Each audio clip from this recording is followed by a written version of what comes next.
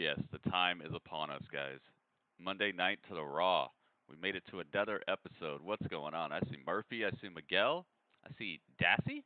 Is that how you pronounce it? Dassey. I see New Zealand. I see We Rupt. I see Ryder. What is going on, everybody? Who else do I see? Ringmaster. Jazzy J.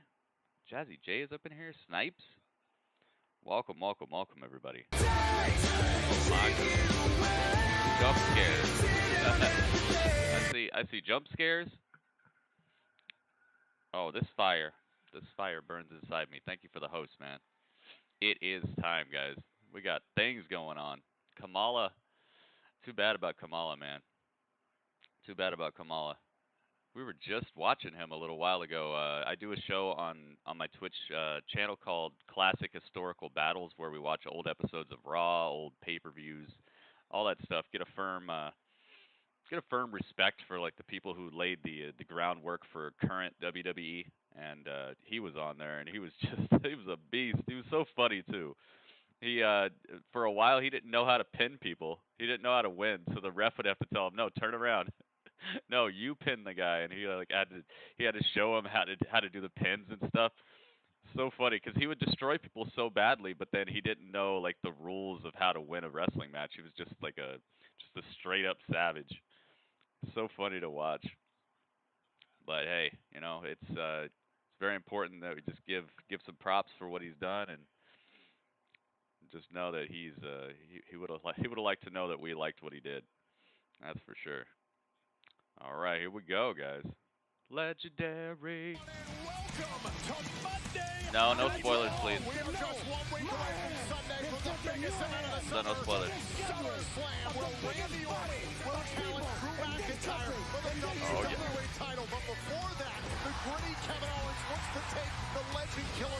Legendary theme song gets me copyright strikes like all day long, so I'm not gonna be playing that too much. Thank you guys so much for joining me today. It's been a seriously not great like day and a half for me, so I'm getting on here to try to give you guys a great day, and hopefully we can all just feel better. It's been bad, man. Noah's in the house too. RKO CJ, what's up, CJ? Luke the Gooner. Yeah, I know Luke the Gooner was gonna be hyped tonight.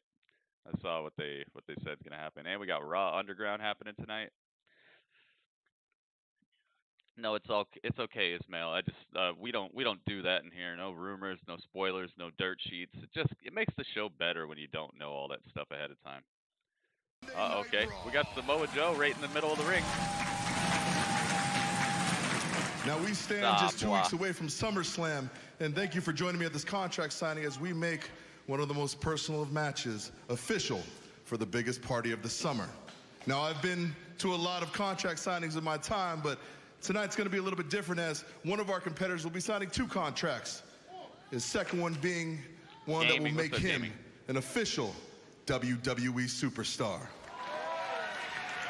So without further ado, I would like to introduce the Goliath in our tale of David and Goliath, a man who I have several vulgar adjectives that I could use to describe, but I've been reminded of my professional duties. So without further ado, let me introduce the self-proclaimed Monday Night Messiah, Seth Rollins.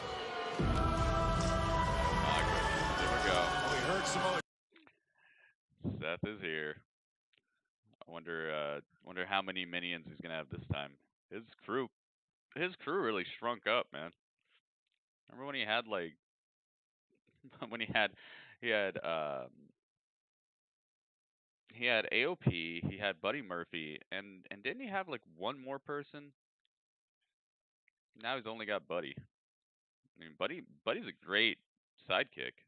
Buddy is no joke whatsoever, but I'm sure he'd like his crew to be a little bigger. He's supposed to be Messiah. He's supposed to have some disciples.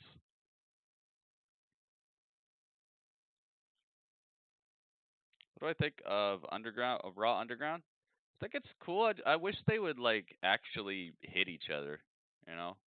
Yeah, Austin Theory, exactly. Like I don't know, his crew has shrunk up.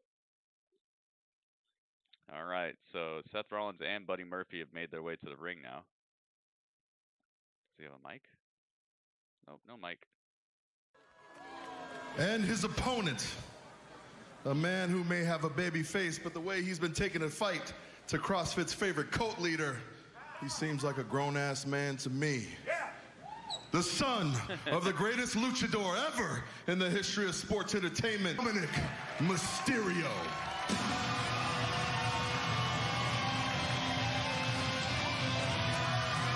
He's got his own theme music. I really want to hear what this sounds like. And Dominik is here. He's just dressed like me in middle school. He does not look ready for a wrestling match whatsoever. Could be surprising though. He's got himself a kendo stick. Messiah and his disciple Murphy by his side. And we talk about the risks that Dominik is. Okay. I'm hearing I was like, yo, how does this tie in? But it does sound a lot like his dad's theme song.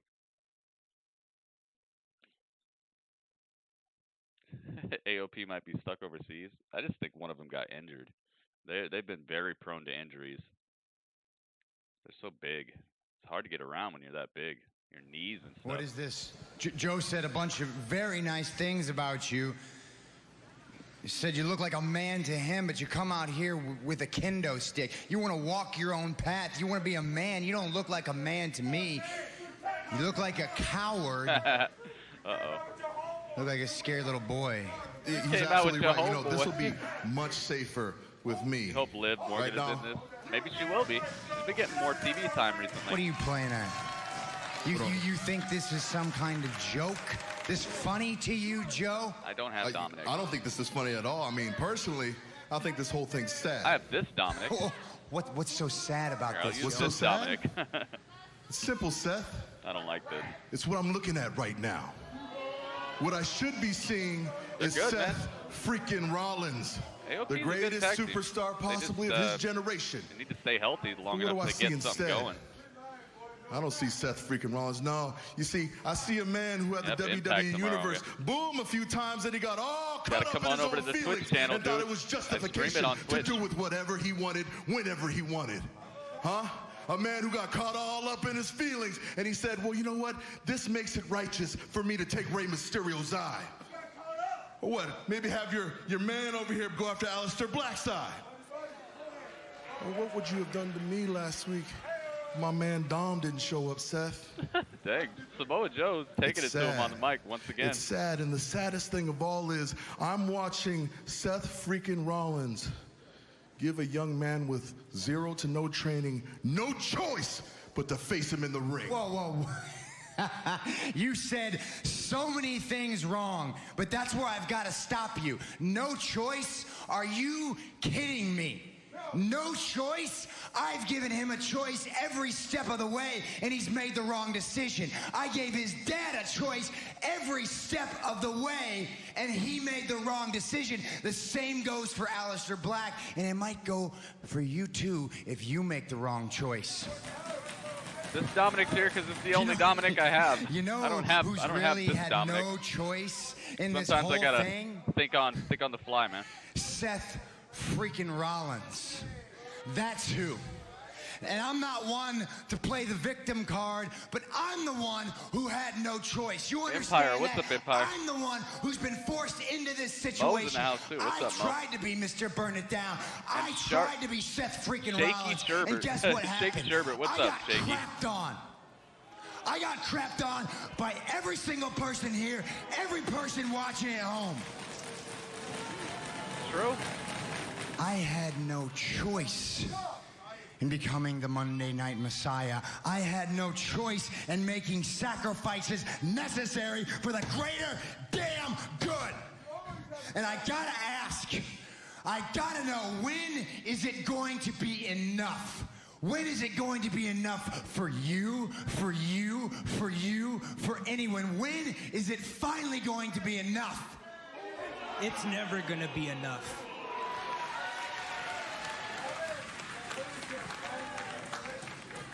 Excuse you? You heard me, Seth. You make excuses for all the ungodly things that you do. Alistair isn't the same. My father's confidence isn't the same. You changed the lives of good men for the worse. And you use the greater good as an excuse, but the greater good that you fight for is for yourself. You are so Okay, Dominik. ungrateful. Okay, Dominik. You are here on the cusp of fulfilling You reckon your that Dominik is dream brutal? and becoming a he'll have to be. WWE superstar. He'll have to be. And you don't even understand that that is all because of me. You should be on your knees thanking me. You understand that? You're right, Seth. This was my dream. But now, my dream is to kick your ass at SummerSlam.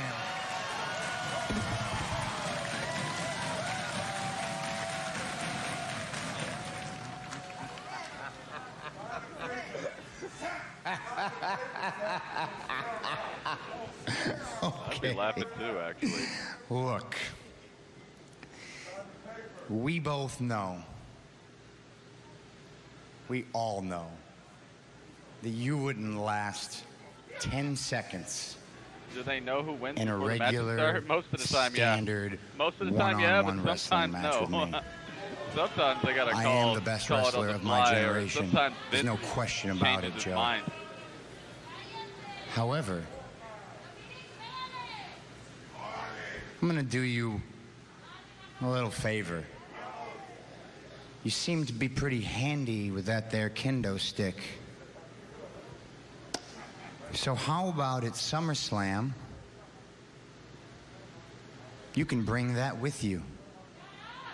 You can use it however you see fit.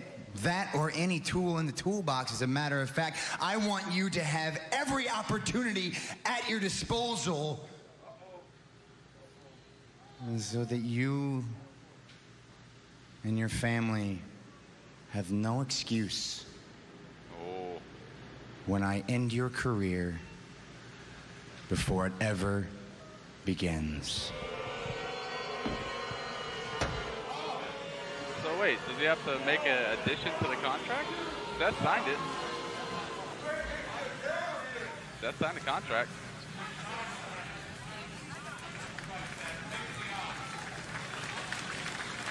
As soon as he signs it, I flip the table.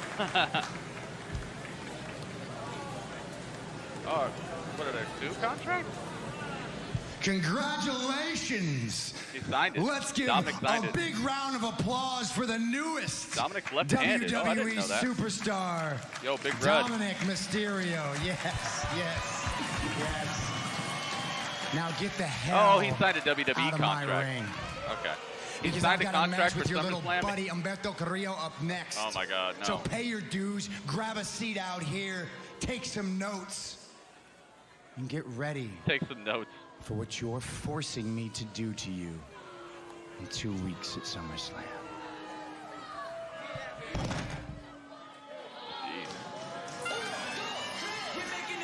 Well, it is now official. All right. Well, Humberto has recovered from his his. You think you know stomp. me? Oh my goodness. Joe.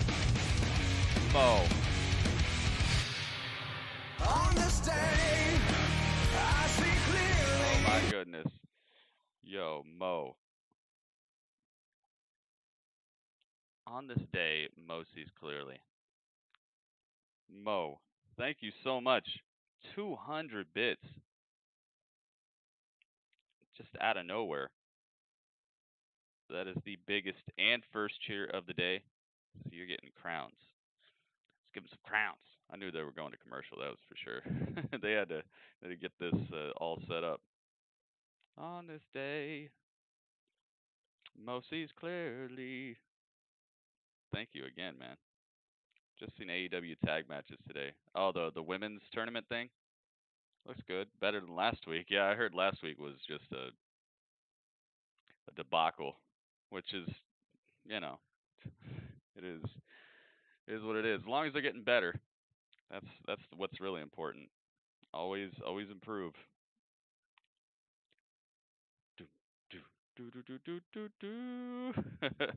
Thank you guys so much for being here. Thanks for hanging out. Imagine Friday Night Messiah. Wasn't he on SmackDown for a bit? What would change there? I think he's cool on Monday. It makes sense. I don't think he was the Messiah when he was on SmackDown though. Has Seth been like the least SmackDown guy of like this generation? I feel like I had seen him on SmackDown less than anybody.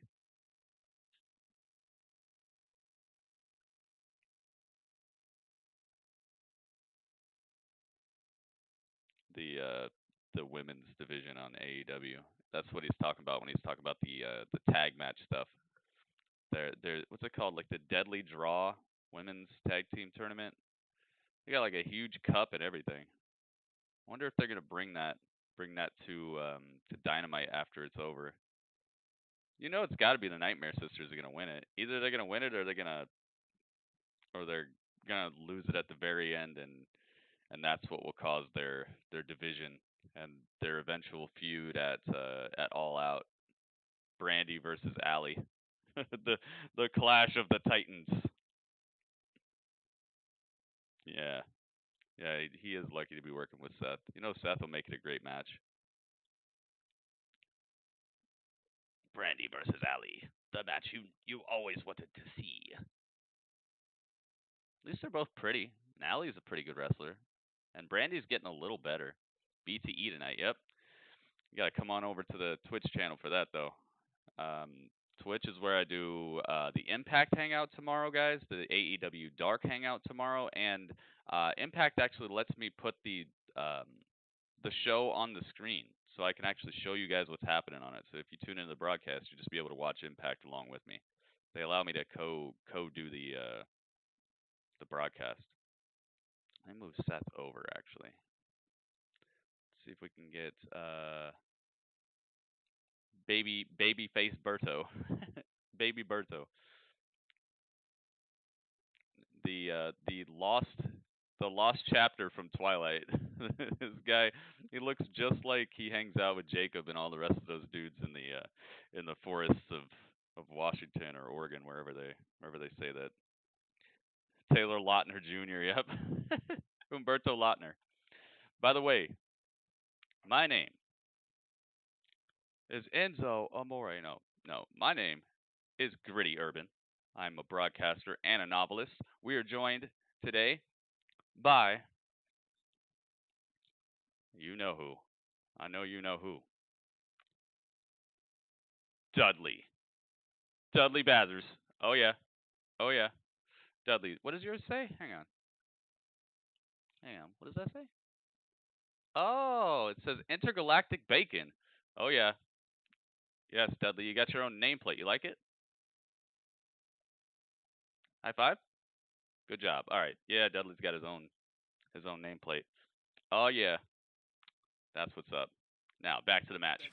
And now you're going to give him all the toys in the toy box, Tom. And now Carrillo after Rollins on the outside, right in front of the disciple Murphy.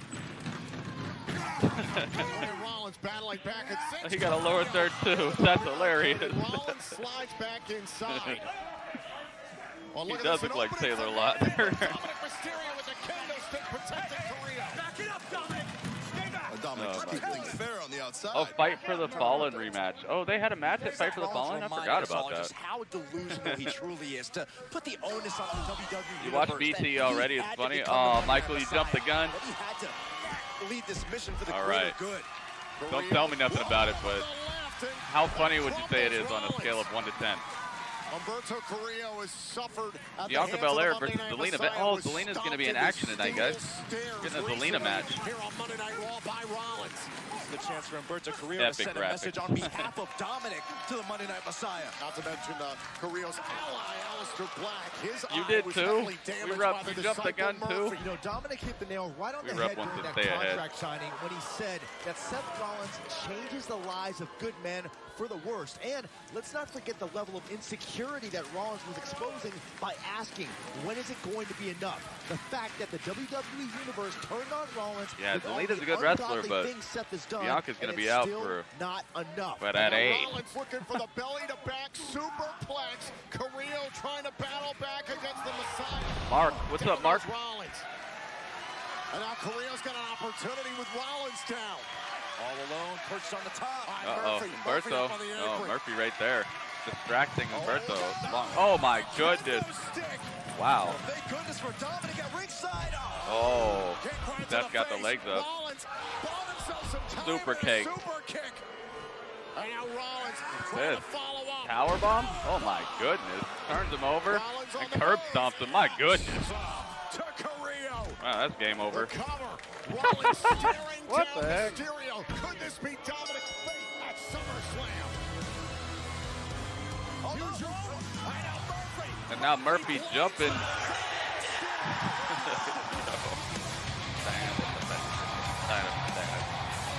Big red nose. Rollins barking orders. Oh my goodness. Yo, Big Red burning it down. Dominik Mysterio. I don't like this. Burn it down. Getting rid of the officials. He said 10 out of 10.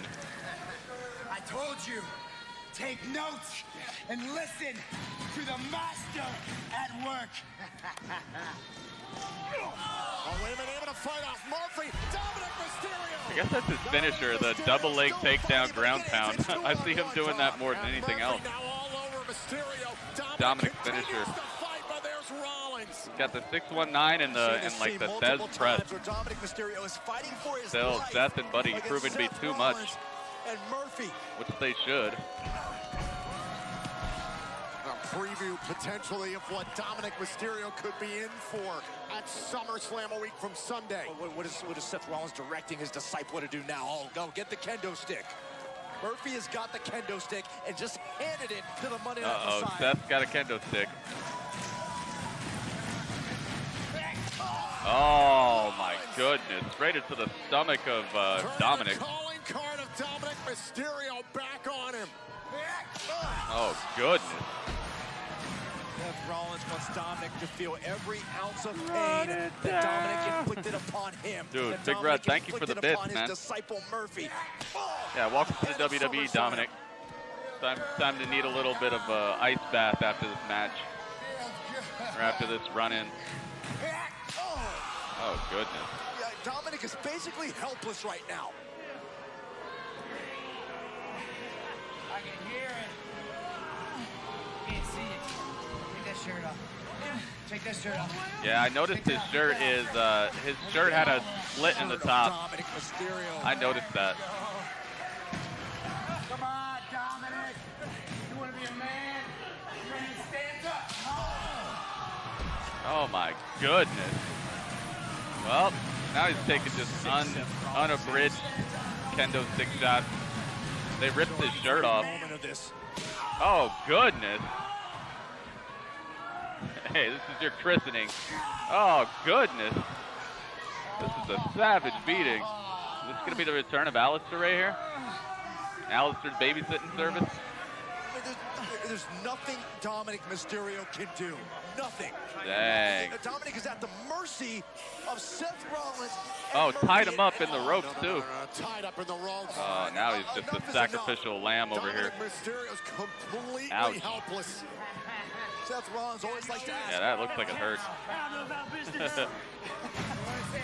Here we go. You want to say hi? Oh, goodness. Hi, Dad. Hi, Dad. You watching at home, Papa Ray? Papa Ray. You watching at home? Just getting destroyed. How's that feel? How's that feel? I bet you're on your knees in front of your TV set, feeling helpless, begging for mercy. Beg, Ray, beg. Jeez, Dominik really wants this, man. Dominik's getting destroyed over here. You coward! Boo. More? Berto's out This here. isn't enough. There's more. There's more Seth Rollins has to do. Buddy Murphy is looking for more tools of destruction. Man, Dominik is just getting just destroyed over here. Alistair isn't seeing eye to eye with things right now. Oh no. Oh no, Big Red. I mean, you owe him something, right? The kid's got to pay his dues. He's a brand new WWE superstar. He's got to pay his dues. He does. Take the backside. We lit him up pretty good. You take the backside, huh? You take the backside. Oh my goodness. Go ahead, Murph. See how it feels. See how it feels. Oh goodness. Dang, dude, they're destroying Dominik. Come on, Murph. Gotta take his bump.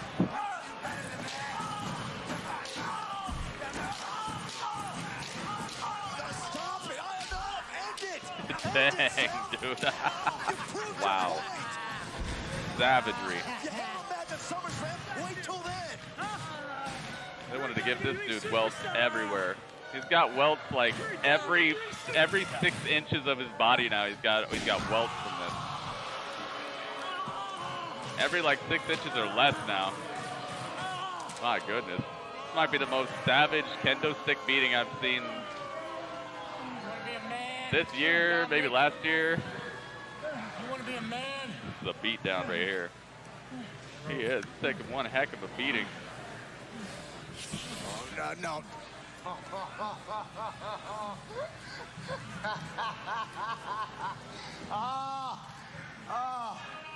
The greater good is a beautiful thing. What a beatdown. To be continued, Ray. My goodness. Just left Dominik laying on the mat, face down. This was disgusting. It was evil. It was corrupt. Look at the welts. The welts on the back of I'm gonna Dominik. have to get a picture of Dominik now, since he's an official WWE signee now. Hopefully they'll put one up on the website, so I don't have to keep putting Dominik Dijakovic up here. He's just a kid. He looks like a kid, but he's not. How old is he? I think he's like 24 or something, 23. He just has like a baby face. Goodness gracious, man. They really lit him up.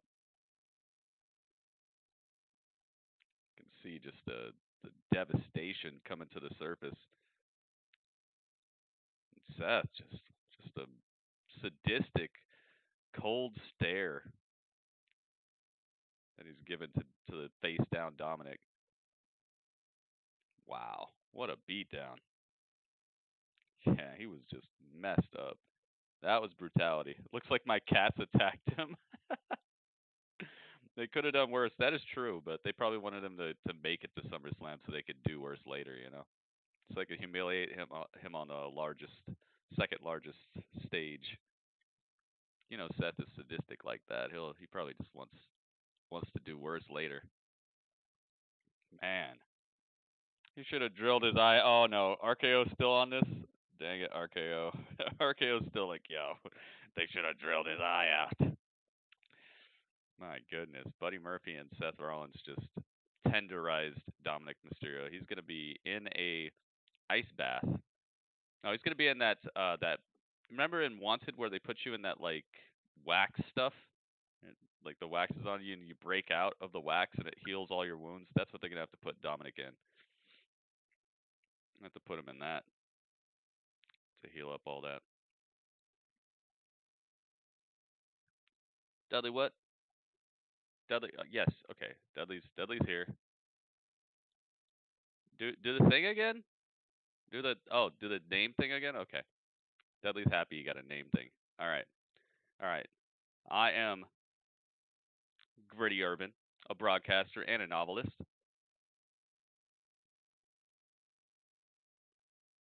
Yeah, that's me. Okay, put up yours. All right. Jeez, man. All right. All right.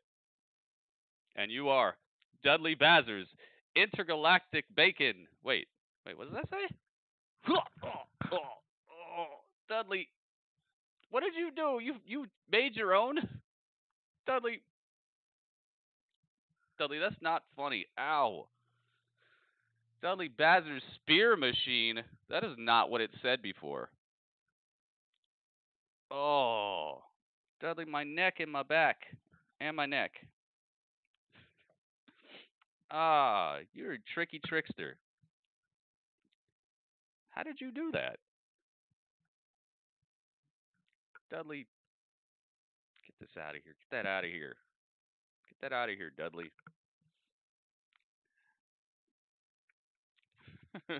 Got him. That was epic. Oh my goodness. Dudley, what is going on, man? I'm back. He deserved it. Daniel Bryan's better than Seth, too? You think so? I think Daniel Bryan's a better overall technical wrestler, but I don't think he's better than Seth altogether. He's also really good on the mic, too. That's a really good comparison. I don't know. They're both like surefire Hall of Famers, that's for sure. Can I get welcomed into WWE by getting hit by kendo sticks? I mean, if that's what you want, and you have like a super famous dad, then maybe. They seem to like that. It's Cody versus Scorpio Sky. Yeah, that should be good. I really wish they would just give this title, but I really think that if anybody's gonna take that title off of Cody, it's either gonna be Darby Allin or it's gonna be Matt Cardona. They really flubbed his first match in AEW. They let him get beat up for like a good third of the match by two members of Dark Order, and then immediately afterwards they like made it seem so not surprising, but not exciting. They just like sucked all the hype out of Matt Cardona really, really easily. WWE Music has already released Dominik his theme song. I don't know. Or Pac. Yeah, Pac would be good to get that television championship, but I don't know. I don't know if I see him as like, yeah, maybe. Yeah, that could work too.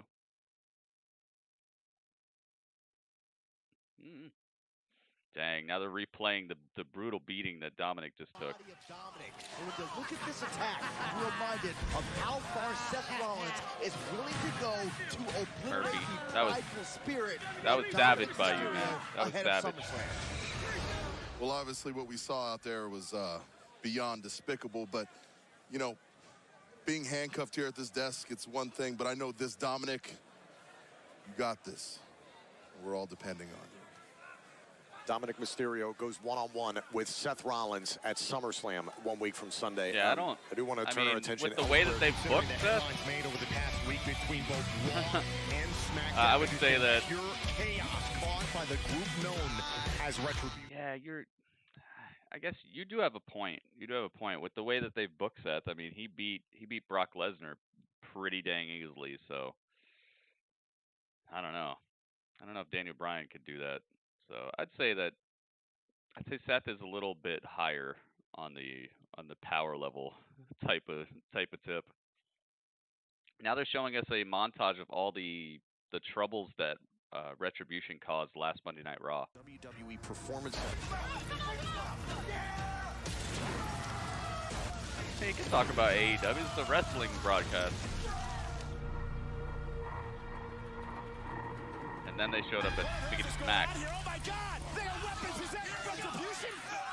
This was scary. The way that they invaded SmackDown. That did sound like Sammy Guevara. That one who got in the camera's face sounded like Sammy Guevara.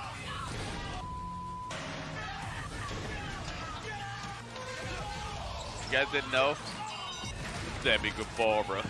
He's the leader of Retribution.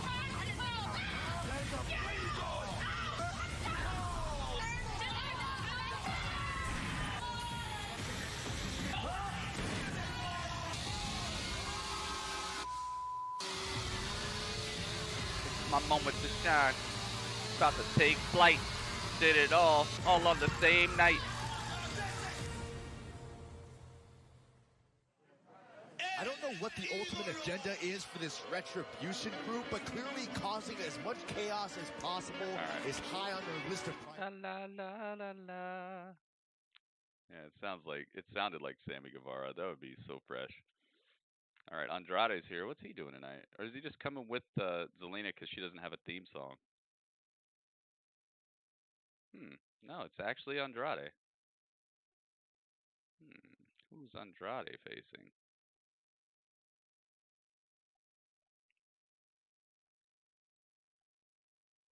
Let's move him over.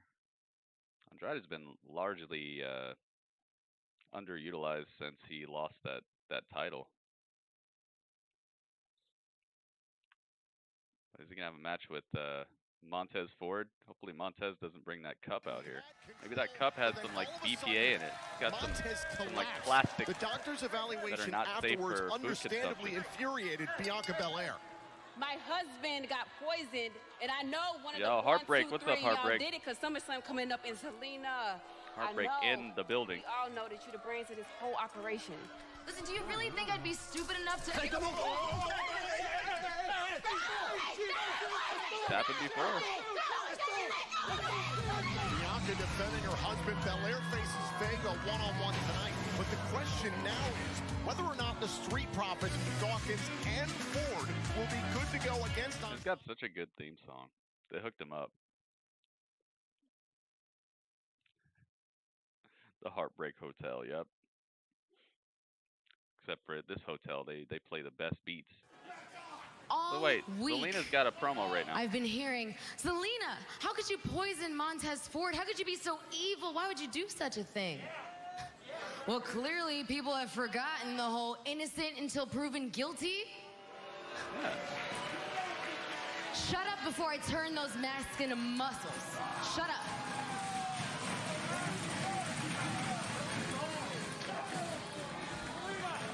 What? I've been screaming this. Listen, I've been screaming this until my voice is hoarse, but I had nothing to do with Montez Ford's poisoning. No. What kind of a manager would I be if I ruined the most important opportunity in my associates' careers? Unlike most women, I don't thrive off of my men's success. I create it. Oh, here we go. Bianca Belair, well, she could learn a lot from me about keeping her men in line and keeping herself in check, because I don't appreciate her putting her hands on me last week. The Street Profits want the smoke, that's fine, they can have that. But we want the Raw Tag Team titles. And I'll say this one more time. I had nothing to do with Montez Ford's poisoning. But Andrade and Angel Garza will have everything to do with taking the Raw Tag Team titles at SummerSlam. I'm not sure if I'm buying Zelina Vega's denial. Dang. It's getting personal out here. Who's he going to fight? Going to fight Angelo Dawkins? Oh, yeah, it's Angelo. He's all by himself. All right. I could deal with that.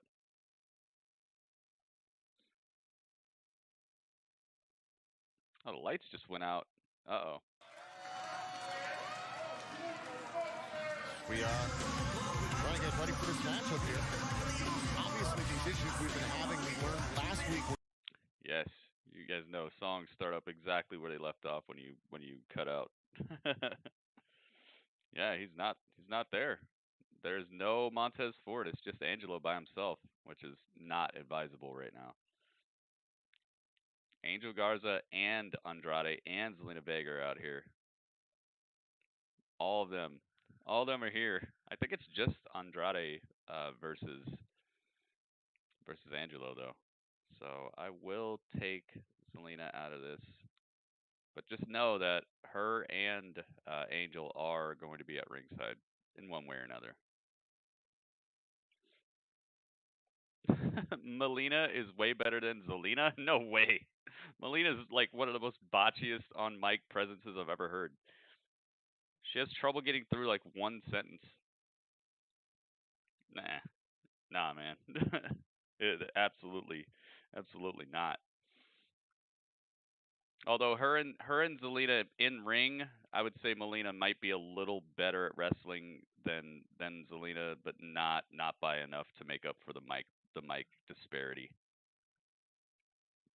Melina can't even complete a full sentence on the mic without flubbing it.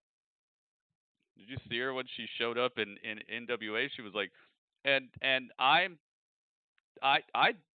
am here now, and I'm here, and like it was just that promotion has so many people that are just so clean on the mic that she stuck out like a sore thumb whenever she took the mic. Way better on the mic? What? No, she's not. Mo, you were watching NWA, weren't you? I could have sworn you saw her show up.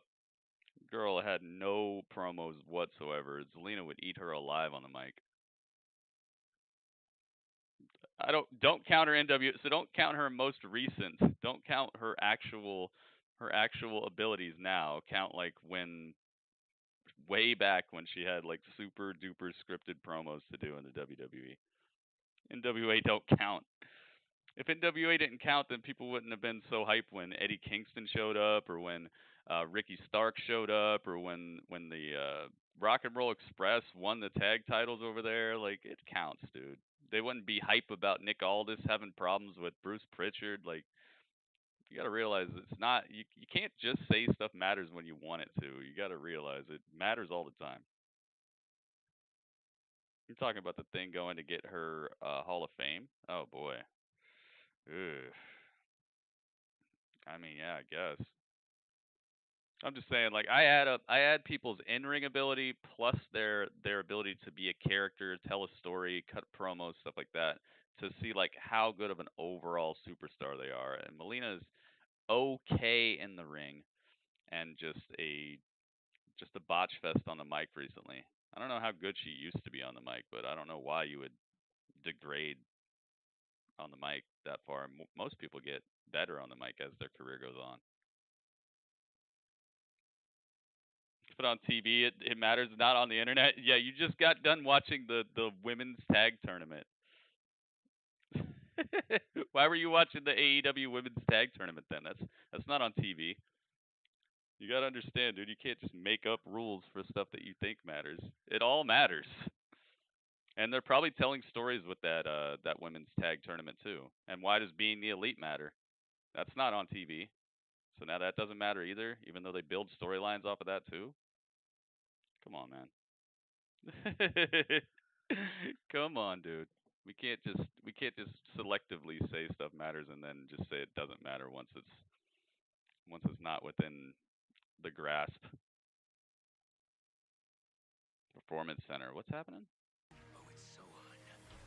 What is this? Oh, it's the Big Show. NWA does need a TV deal. They should just team up with Ring of Honor. They switched people back and forth between them and Ring of Honor so much. I feel like together they could actually make something cool happen. Like if they would just share the same contract but just on different days or something. If they could get, because Impact's on Access TV, I'm sure NWA and Ring of Honor could come together and get a network to see that it's a good idea to sign them up. Maybe they could have like a Thursday show or something. You know, that way we'd have wrestling pretty much every day, right? You'd have Monday Night Raw, you'd have Tuesday, you'd have Impact, and Dark, of course. You'd have Dynamite on Wednesdays. You'd have NWA and Ring of Honor. Maybe make it a back-to-back show. Maybe make it so each show gets an hour, but they're back-to-back, so they're like kind of connected like that. And then on Friday we'd have SmackDown. I think that's a good idea. NWA does need a TV contract, though. I missed that so much. NWA was so good. Eddie Kingston and MJF, the best on the mic. They're two of the best for sure. I was pretty Pretty surprised by Drew McIntyre last week. Drew McIntyre had fun. He was good on the mic. But they're Raw Underground today. Not yet. Not yet, Strumberg. Angelo Dawkins just served him up a 17-piece. I think they save it for like the near ending. Like the last hour or so. Oh my goodness, beautiful leaping drop kick by Angelo Dawkins over here. Oh, why would Zelina Vega come out here and say, yeah, it was us, we're responsible? Of course not. Who else has a bigger motive than these three? Of course, 1 week from Sunday, streaming live on the WWE Network. What about AEW and NWA? Challenge the Street Profits. I mean, yeah, they could. Titles, and now they have before. Remember when Cody wrestled Nick Aldis for the Sweet Charlotte for the 10 pounds of gold? That was before AEW was like fully a thing, but. I mean, you know, she is innocent until proven guilty, and I haven't seen very much evidence. Oh my goodness. All that guilty. Much evidence. Have you not watched Andrade and Angelo the last couple months? They're willing to do whatever it takes to get ahead. Well, and that's not Zelina Vega. I mean, you know, if yeah. crazy stuff, I wouldn't think you would hope that I was that type of person. Big Falcon tank. Half the time, Joe. Big Falcon. Pummeling Angelo Dawkins right now. Now Andrade with a quick drop Big kick to the back Falcon. of the neck. And don't forget, Vega faces Belair tonight, immediately following this match. Big Falcon bid. Thank you so much, no man. way Angelo Dawkins is fully focused. What's going on? How you doing today, man? Considering what happened to Montez Ford. Thank you. 45 bids. Time, Byron, how nasty the former United States champion could be. It seems like Andrade stepped it up a notch. With the AEW and NWA work together. I was going to say, that's a heavy influence on his career. I mean, Andrade is pain and precision personified. Yeah, Throne Goon. That's why I'm saying it'd be such a good thing for Ring of Honor and NWA, because Ring of Honor is notorious for just creating tomorrow's superstars, and NWA they're notorious for utilizing anything they have and making it look so like real and down to earth. I think that would be great. Plus, they already work together. And now Dawkins on the move, and an elbow. Just not in depth like that. Back elbow, but Andrade's still on his feet. Oh, Fisherman. Wow. Fisherman suplex. A small sense of I was scared Nakamura was coming to Raw. That would be awesome if Nakamura started just wrecking fools on any show. Oh, 360, no. There's absolutely no way that Angelo Dawkins is as good as Andrade is. Andrade should win this match, especially with all his people surrounding the ring.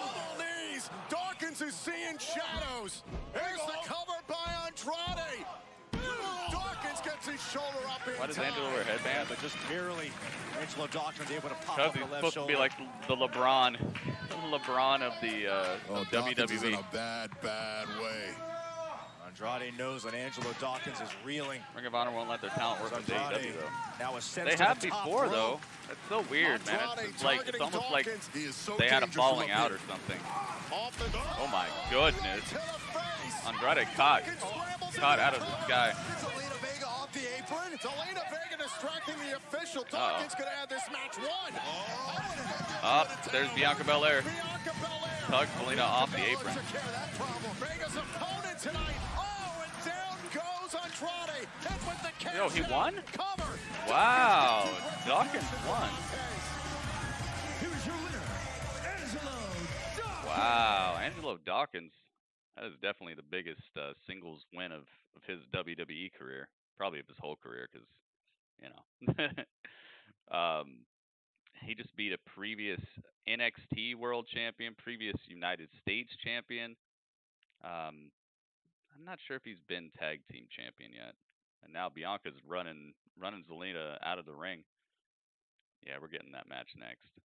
Zelina versus Bianca Belair is next, and they just went to commercial. Let me see here. Where's my Bianca at? Bianca.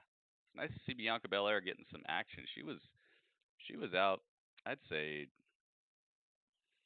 what would you say, like as long as Shayna's been gone? Hadn't seen Shayna in a long time. But now she's back. All right, Zelina, you're going to have to Yeah, let's move her over. Let's move her next time.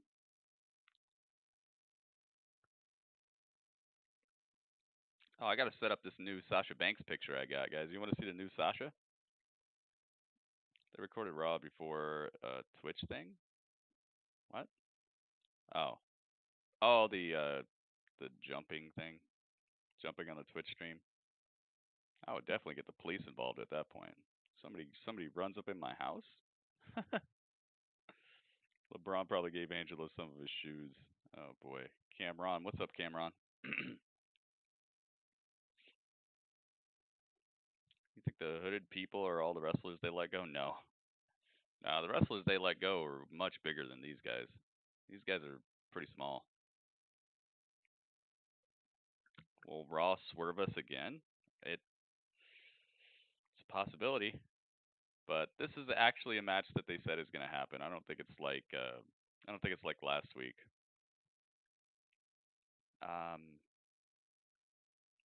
Oh yeah, I was going to show you guys the new Sasha. New Sasha Banks. All right, this is the old Sasha. She's so happy. Now let's get the new Sasha. Let's see if she's still happy. Let's see, did I put it in this folder?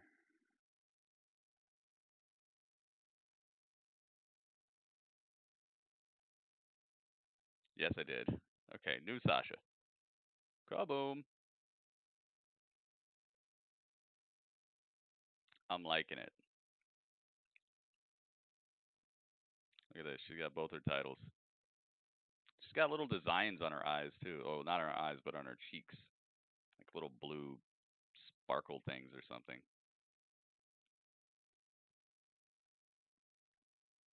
New Japan Pro Wrestling don't like AEW because Kenny Omega and the Young Bucks and Cody Hangman Page left her.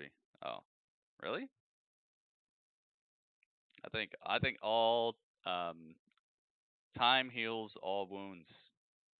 Think about all the wrestlers that Vince McMahon should have never brought back, and they're right back, and they're in the Hall of Fame and stuff. Hopefully it'll blow over, and they'll find a way to work together. Because I think that would help a lot of wrestling companies to keep stuff fresh, and it would just bring up the whole entirety of wrestling if we see other superstars from other promotions and they have one crossover story maybe a year or something, or invite New Japan to Survivor Series or something. Can you imagine if Okada and Tanahashi and freaking Kota Ibushi and Evil was there? Evil Sonata. I mean, come on. If all of them were a team and it was like a fatal four-way type of thing, so it's Raw, SmackDown, NXT, and New Japan. Can you imagine how many people would watch that? I think it would be like the most watched SummerSlam of the past decade at least.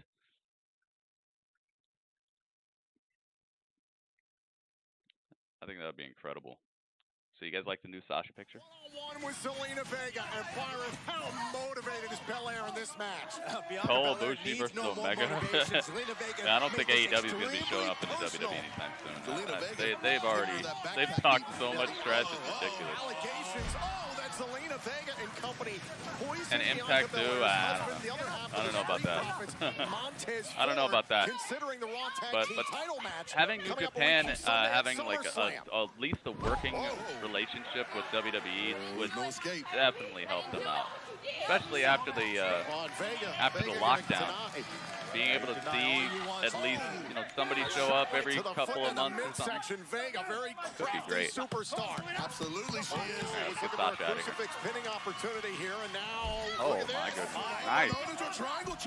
Wow, Zelina turned a sidewalk slam type of attempt right into a triangle. In the ring as a competitor. Oh, she does. Covered. Vegas competed with some of the greatest in the world, but the EST he here can get tonight, inducted if he's in TNA. Oh, you forget Billy Gunn got inducted and he was already AEW. You get inducted if you're in some other company. Belair driving Vega into the canvas. Billy Gunn was out there. He got inducted with the rest of them, but he was already in AEW.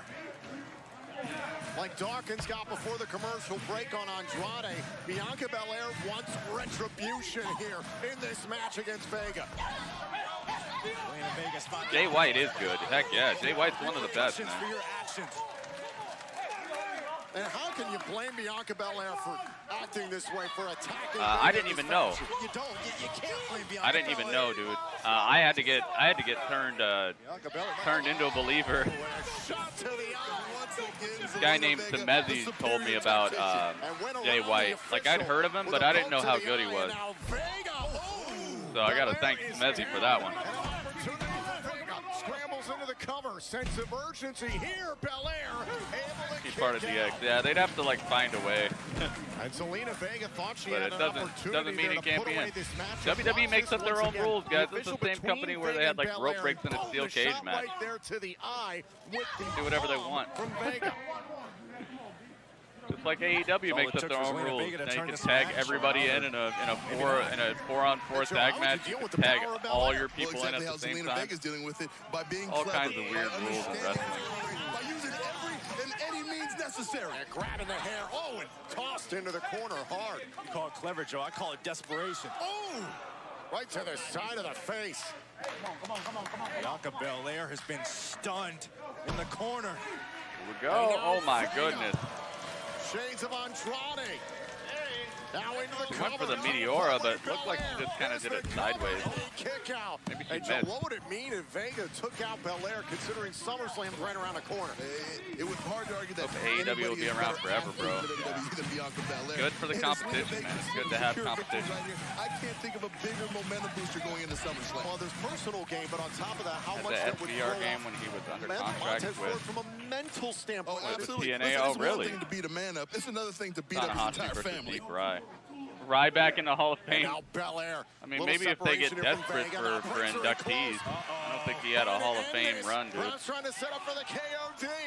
Maybe he would have to like come back or something. He'd have to come back and just go on some sort of real awesome run. Zelina Vega. Oh, now Vega. Only way Ryback hits the Hall of Fame in his current iteration with the run that he had is if they just get real desperate to fill up some sort of Hall of Fame class. The guy did not do enough. But then again, I mean, they're putting people in there who didn't really do much anyway. So.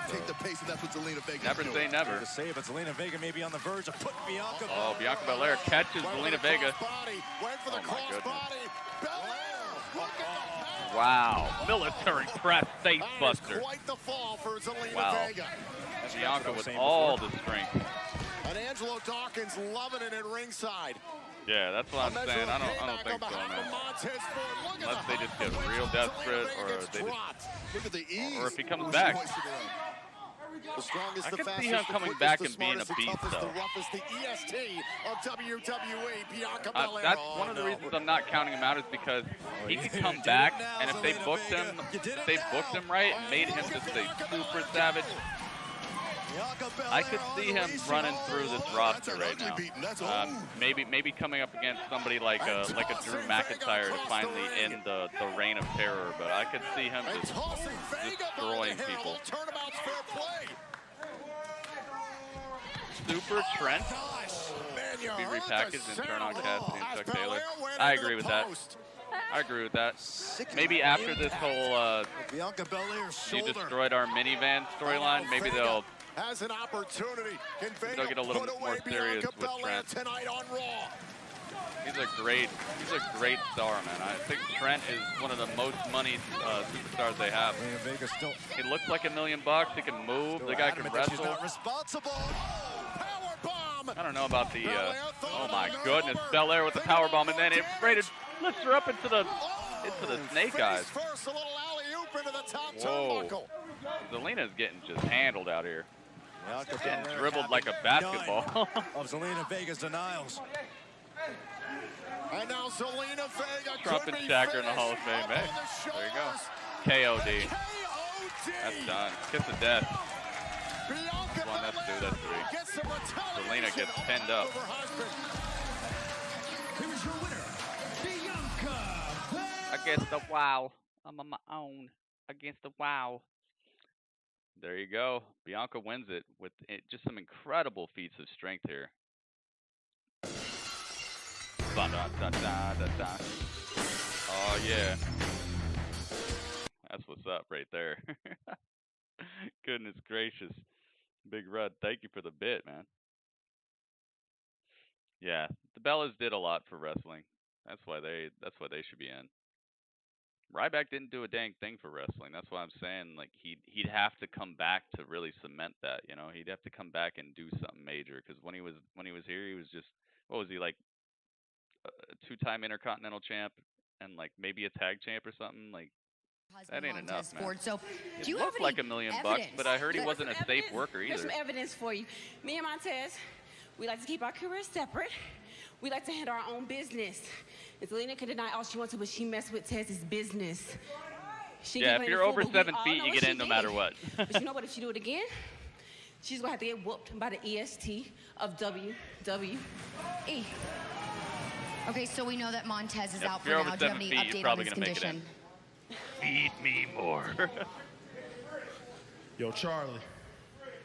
We the Street Profits, and SummerSlam is 2 weeks away. Garza, Andrade, y'all really think Tez is gonna miss the biggest party of the summer? No way. Nah, fam. That ain't what we doing, dog. Because we causing a ruckus and we bringing the red cups. I mean, Tell him why, fam. What's that got to do with because the Street Profits are up and we want the smoke. I truly hope the words of Angelo Dawkins are accurate. I truly hope that Montez Ford will be ready to go come SummerSlam. That was pretty good. Is it sad that I kind of like the Bianca Belair and Zelina Vega match more than the Angelo Dawkins and Andrade match? I like seeing stuff like that. I like seeing just like once in a while. It's good to see an all-out, just somebody who's got it, you know. Versus MVP. This was the title clash. that was now they're supposed showing what to happened happen at the pay-per-view. last week, last were Monday. some production issues through parts of this So match. MVP versus tonight. Apollo. However, the bout wore on. Eventually, Can't wait to see Apollo with this new title, and not this finally one. able to create an opening against MVP. Cruz would set this up and hit his toss powerbomb on MVP. Super and effective. Despite the threat of Lashley and Benjamin at ringside throughout the match, Apollo retained his title, proving Cruz to be the true United States champion. Well, MVP has blamed the turbulent events on Raw last week for costing him the He was United monumental States in the Middle East. championship. Oh yeah, So dude, with I his want Hurt Ginger Business back. cohorts by his side, MVP has decided. Oh yeah, dude, we got the Hurt Business backstage. Up next, the Hurt Business. All right, so let's. Maybe Apollo will come out and interrupt, but I don't know if I would if I was Apollo. I'd just do an open challenge tonight if I was Apollo. Although with the retribution around, that might be a bad idea. Do they call pizza the Double H? Did Pizza Hut just advertise a pizza called the Double H? Yeah, Kofi can make it as a single wrestler. Hopefully Biggie. Hopefully this is the start of Biggie really doing something to where he could get inducted as a singles wrestler as well. Xavier, I don't know. He might have to go into the Impact Hall of Fame. Xavier's cool. He's a good wrestler too, but just he's got a ways to go before the singles induction is going to happen. But definitely New Day. New Day is already, as long as they don't do anything weird, you know, as long as there's no strange controversy that comes up where they have to get canceled or something, I think they'll definitely be Hall of Fame bound. Cesaro and Sheamus, yeah, that was a pretty good tag team, but I think Sheamus will make it by himself. Cesaro, I don't know, man. It seems like they just don't like him as much, you know. The H pizza. I think it said a double H. Did it say that? I think it said that the pizza's called the Double H. What happened to the Triple H pizza? I bet you Triple H is like, I want a pizza named after me. He's doing awesome with Shinsuke, yeah. Yeah, Sheamus by himself, I could see him being a singles inductee. Who else could get in who's not already in? Like I said, I think Seth is a surefire Hall of Famer at this point. As long as nothing weird happens there. I think Seth is surefire. I think just from how hard they went in on Becky, I think Becky, Charlotte, of course, Bayley, Sasha, Mickie James. Is she already in there? I think I'd put Mickie James in there. Is Beth Phoenix in there? I think she is. Time to play the game. No, time to bake the pizza. Roman, yeah, Roman. They'll make sure of it. He's a great wrestler, and he's got such a great look and a lineage. Like he's almost just guaranteed just off of all that. But they're gonna make sure of it. And I would find that somewhat frustrating as a guy who takes that much pride in everything he does. You could tell the guy takes care of himself. He takes pride in everything that he does. He reaches for excellence in the things that he does. I don't know, man. I'd kind of be upset by that if I knew that I was gonna end up in the Hall of Fame just because of like all the stuff that people think about me instead of what I do. I'd kind of be upset by that. I'd like when he comes back. I hope he comes back as like just an ultra savage. I hope when he comes back, he's spearing people through this freaking plexiglass. Uh-oh, Raw Underground tonight. Mox will never be going back to WWE, dude. Mo, in the history of people who said they'd never be back in WWE, you should see how many people said that and how many people actually hold it up. It's not very many people. Could definitely see Moxley coming back to WWE eventually, maybe 8 years from now, something like that. Time heals the wounds, man, and on top of that, when you look at everybody who said that, basically nobody actually does that. He'd be one of the only people to ever really do it. I know he's a very headstrong guy, but so were a lot of people who said they'd never be back. Different episode of the VIP Lounge. We'll see, man.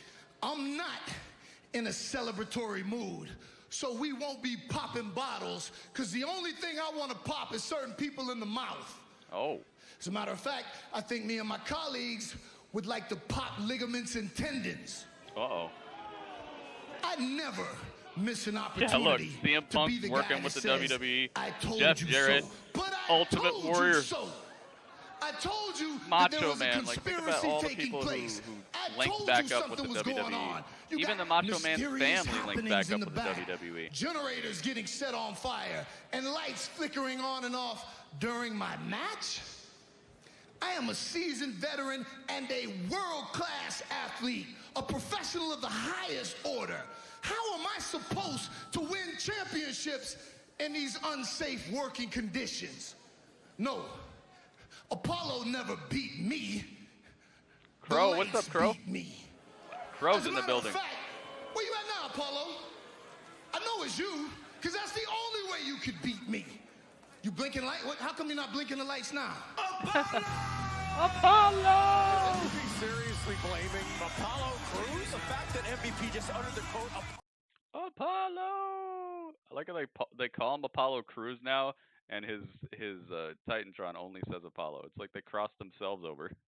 Here you go, MVP. They're like, wait, what's his name now? Always making wait, is it just excuses. Apollo? You lose a match, it's somebody else's fault.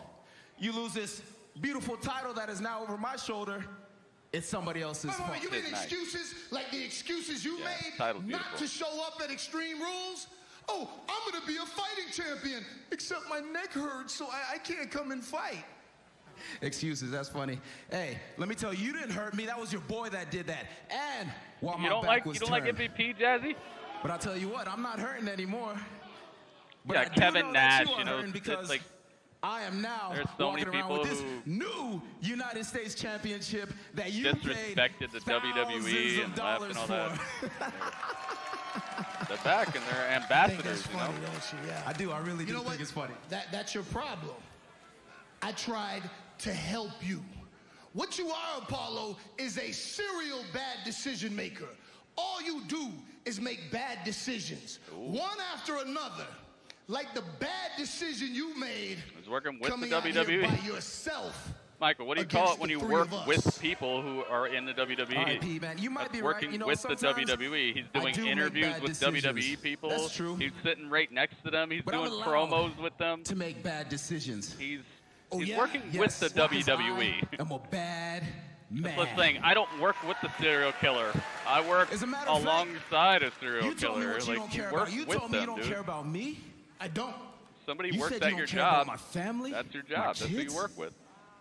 Well, let me tell you what I don't care about. I don't care about Shelton Benjamin. I don't care about Bobby Lashley. You should. But P, I do care about you. And you talk about lights flickering at SummerSlam, I'll make you this promise.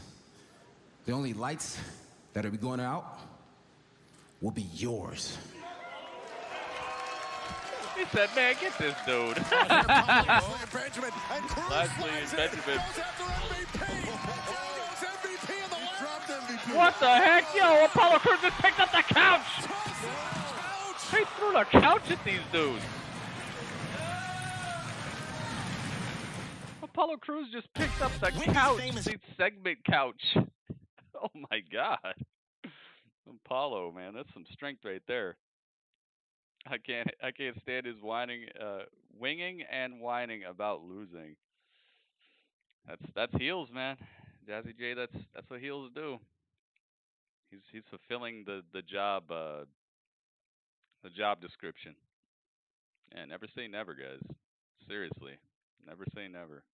Especially with wrestling, it's a business, man. People are in it to make cash money, to secure a legacy, and to make sure that their family is taken care of. Sometimes you got to do those things. Now Moxley might be in a little bit better position than a lot of these other people that we listed, though, because by the time that those people were like up there in years, there wasn't anywhere else to really work. So it was just kind of in their best interest to come back to WWE. So they didn't really have too much reason to hold that grudge, because it just meant a paycheck, and it meant being illustrious. It meant being inducted into the Hall of Fame of wrestling. So I can understand kind of where people are coming from with the whole Moxley thing. He's not going there or whatever. But you know, maybe Moxley will have a little different situation where AEW will still be popping in 10, 15 years, and he won't have to step foot back in WWE. But I don't know. He did a lot of good stuff in WWE, and he was definitely a mainstay. He sold a lot of merchandise. He made a lot of his fortune, a lot of his household name, just visual recognition. He made a lot of that off of the WWE. So no matter how he got treated, maybe he'd like to just end up in the Hall of Fame there anyway.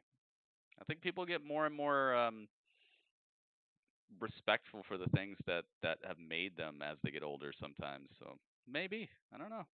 We will have to see. Household name? Yeah, for real. I don't think anybody knew about I don't think anybody, not anybody, but I don't think a lot of people knew about Jon Moxley or Dean Ambrose before he touched WWE. I would say WWE definitely made him what is possible for him today. All right, you're getting timed out. Who's Sting in the WWE? The thing is, Sting didn't really have problems with the WWE as far as I knew. He was just so loyal. So that's why I didn't list Sting, because he wasn't one of the people who were like, man, F WWE, I'm out of here. He just was not there.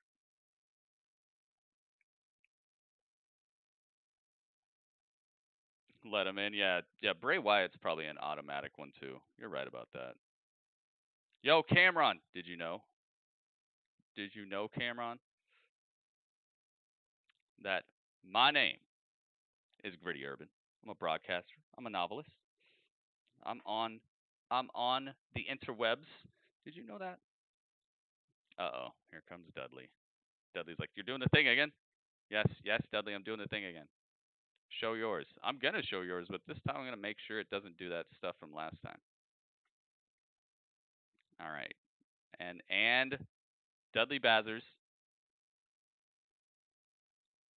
Yeah, it says intergalactic bacon this time. It doesn't say what it said last time.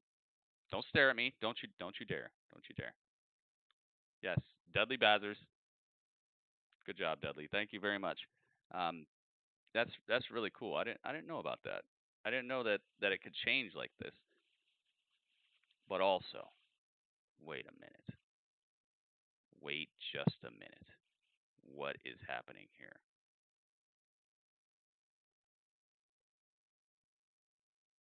Oh no. The Salted One is here? Oh my goodness. The Salted One. And he's got a message. What's his message? The Hurt Business is open. You're going to put the hurting on people too? Oh, hang on. They can kind of see your face. Okay, there you go. There you go. The Hurt Business is open. And business is good. That's what he says. Don't ever think that the salt won't come for you. Dang. Salted One with a very, very strange message. All right, Salted One. Get out of here. All right, he's gone. The Salted One has spoken. I didn't expect that. Here's the cover by the champ and a kick out by Benjamin. But how long can he keep the Barbarians at the gate? How long can he keep the Hurt Business from hurting him? I don't think it's going to be very long time. Well, listen, I guess they'll just keep complaining. The trashy one. No, it's the salted one. Apollo Crews. Apollo had to deal with that same situation, the same production issues. Right to the midsection, Benjamin. There you go. I don't think Cameron knew that.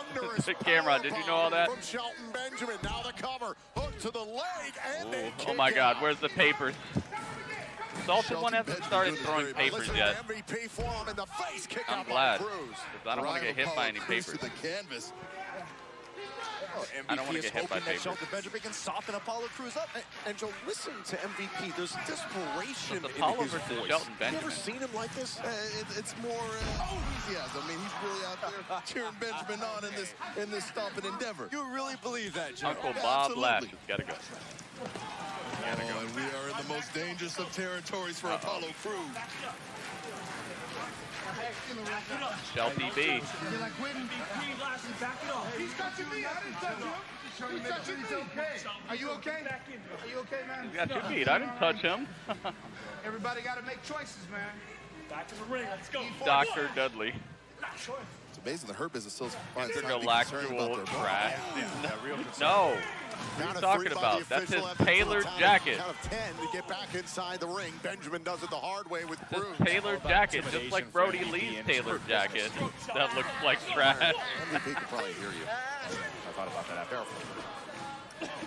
Shelton Benjamin Roll it out is with going to be ticked WWE off after Superstars in losing the 2K 24/7 Battlegrounds. championship last week in a triple threat just match. So advertised Benjamin's got plenty of motivation in his Mo's own right. favorite game. Look, times are not well for the Hurt Business right now. There is desperation. Not just with MVP. Dare I say, all three members of the Hurt Shelton Business. looks like $1 million bucks. Oh, and Shelton Benjamin just wearing down Apollo Crews. And don't forget about the net. I like MVP. Heck yeah. Apollo Crews. He's one of the best on the mic, the too. hands of that man, the almighty Bobby Lashley, the hefty thanks to his bag. full Nelson called the bulging disc. That's what prevented the initial United The States Apollo title losing match. at Three SummerSlam. rules Cameron, did between you see it? Crews. Did you see the? Did you see the Apollo Crews to sit at home and watch MVP parade the around, graphic? trying to tell the world that he's the real United States champion. Oh my goodness! Wow, explosive leaping, crossbody from Apollo Crews out of nowhere. Didn't even look like he had the footing to do Yeah, that. that crossbody came from desperation, That but was Apollo impressive. Crews, he's finally made himself an opportunity. Both these men been dishing out plenty of punishment. Now Crews with a kick to the back of the neck of Benjamin. And Benjamin grabbing at his left knee as he went down. Opportunity is Ah, wide open Cameron. for Ah. Crews. Now Crews trying to stay on. Oh, the power. Benjamin drives him into the corner. A very good job there by Apollo Crews staying alert. Now into the corner, crashes Oh, down. losing would be a failure of the Benjamin's story barely a little bit. Heads up. Because what he's Oh, no, what he's no. proven Toss power is that bomb. he's just good. You Now know, Benjamin I like it. in with a power slam. I feel like he's worthy of this. You know, I feel like he's And earned this. Apollo Crews with the standing moonsault. Nice moonsault. Shelton kicking out of that. I'm so glad, dude. We got Shelton Benjamin on TV. We got Bobby freaking Lashley on TV. And we got MVP on TV. And we got Apollo Crews on TV. This helps everybody. This is so epic, man. Oh, beyond I'm so glad. People talk trash about Raw for days and days, man, but this honestly is everything that I've, not everything that I've wanted, but this is everything that I've wanted for these athletes. I feel like they're making this title into something to look at. Ooh, nice roll up. He got him. Ooh, just the odds, baby. The odds. Now he's gonna get jumped. Oh God, not again, not again. Don't hurt him, don't hurt him. Yeah, don't hurt him. I need him healthy. Yeah. So that I can beat him and take that championship at SummerSlam. Oh, MVP saves Last time Apollo. he couldn't make it. I need him healthy for SummerSlam. Dude, that's incredible. See? I told you, man. I'm just trying to look out for you, man. That's all. That's it. See? Good. Oh, God! It's Gary cracked MVP so hard. It sounded like a thunder crack. Dude, have you ever heard thunder crack? Like when it doesn't go... When you hear that... It sounded like that. My goodness. Oh, my goodness. Dude, that's what's up.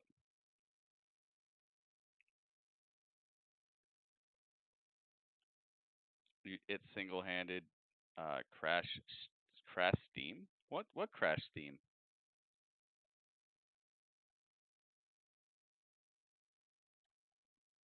Uh-oh, moments ago. Wait a minute.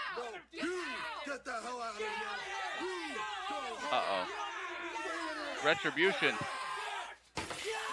Oh, they just broke the window.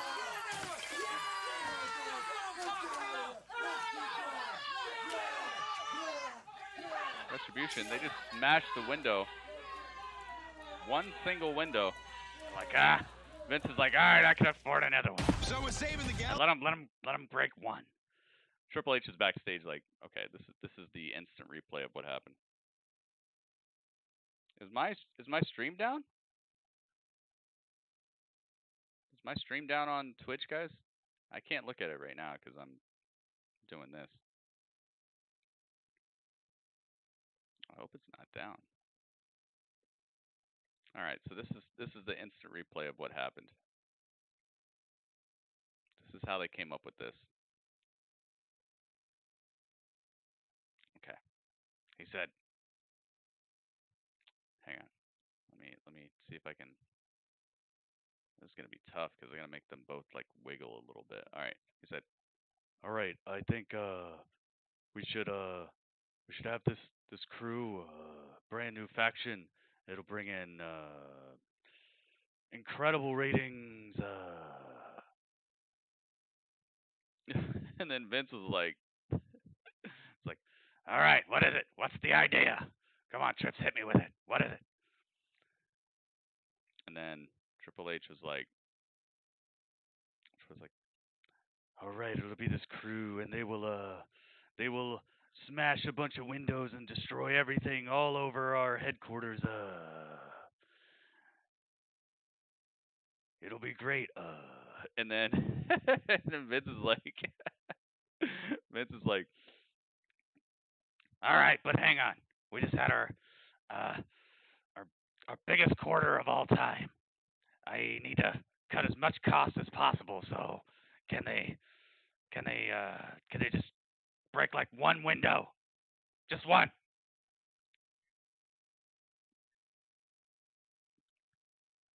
And then he's like, and then Triple H is like, well, I think that won't look very convincing if they only break one window.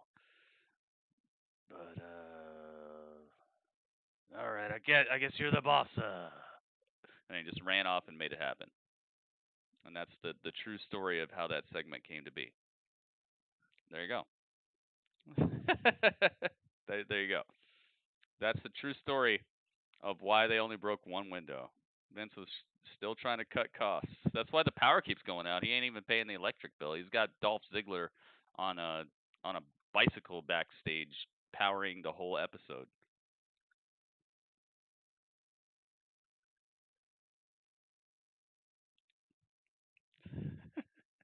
There you go. He's got safe light repair. Don't worry. Yeah, they got that fixed in 20 minutes. I bet you that glass is already fixed. Orton, Drew, Seth, Lashley could squash those little dudes. Yeah, even if it was like 2 of them, they could squash those little dudes. If Matt Jackson could take out the whole Dark Order himself, then it would take only Seth Rollins to take out every single member of Retribution right now, even if they had concrete blocks. Oh, here we go. Backstage. And making her return to Monday Night Raw, Mickie James. Mickie James. Hey, Sarah. Mickie, it's been a while since we've seen you, but I got word you have a big announcement for the WWE Universe. I do. I'm so excited to be back. I got a brand new album coming out. To help lead this locker room, but if the girls think that I don't have gold on my mind, they are sadly mistaken. Wait. Oh, God. Lana? Oh, my God. I'm sorry. You must be really delusional, Mickie. I mean, how are you going to lead the women's locker room if you don't even have a TikTok? What? Yeah. I mean, don't get me wrong. You are one of the best in-ring competitors. However, we have Natalya, who is the best in-ring competitor. I'm not sure if you're aware or not, Mickie, but I am the most winning woman in all of WWE history. Okay. You may as well just call me the Serena Williams of the WWE, and, Mickie. Natalya. Yep. Oh, my God. Best of all time. B-O-A-T. Hashtag BOAT. I love that. Boat? That is so good. You are so good. John, wow. Natty, I would expect that from Lana because, let's face it, it's Lana. But you, seriously? I mean, you have a legacy all your own. You've worked so hard off of your family's coattails. Seriously. Oh, and the thing about boats, Lana, they sink. Oh. Hashtag that. See you next week. See you next week. That was so rude. Dude, are they a tag team now? Hey, I'm cool with that. More tag teams, the merrier, especially if you're not using these contentious to say the least. Get them out here. A lot of conversation as of late here on Monday Night Raw, considering hashtag boat, because both these women have so much fictitious parts of their bodies that they probably would float no matter what. Welcome everyone to Raw Underground. The trash has been talked. I have respect for them in the ring, but man, they really did something to their bodies.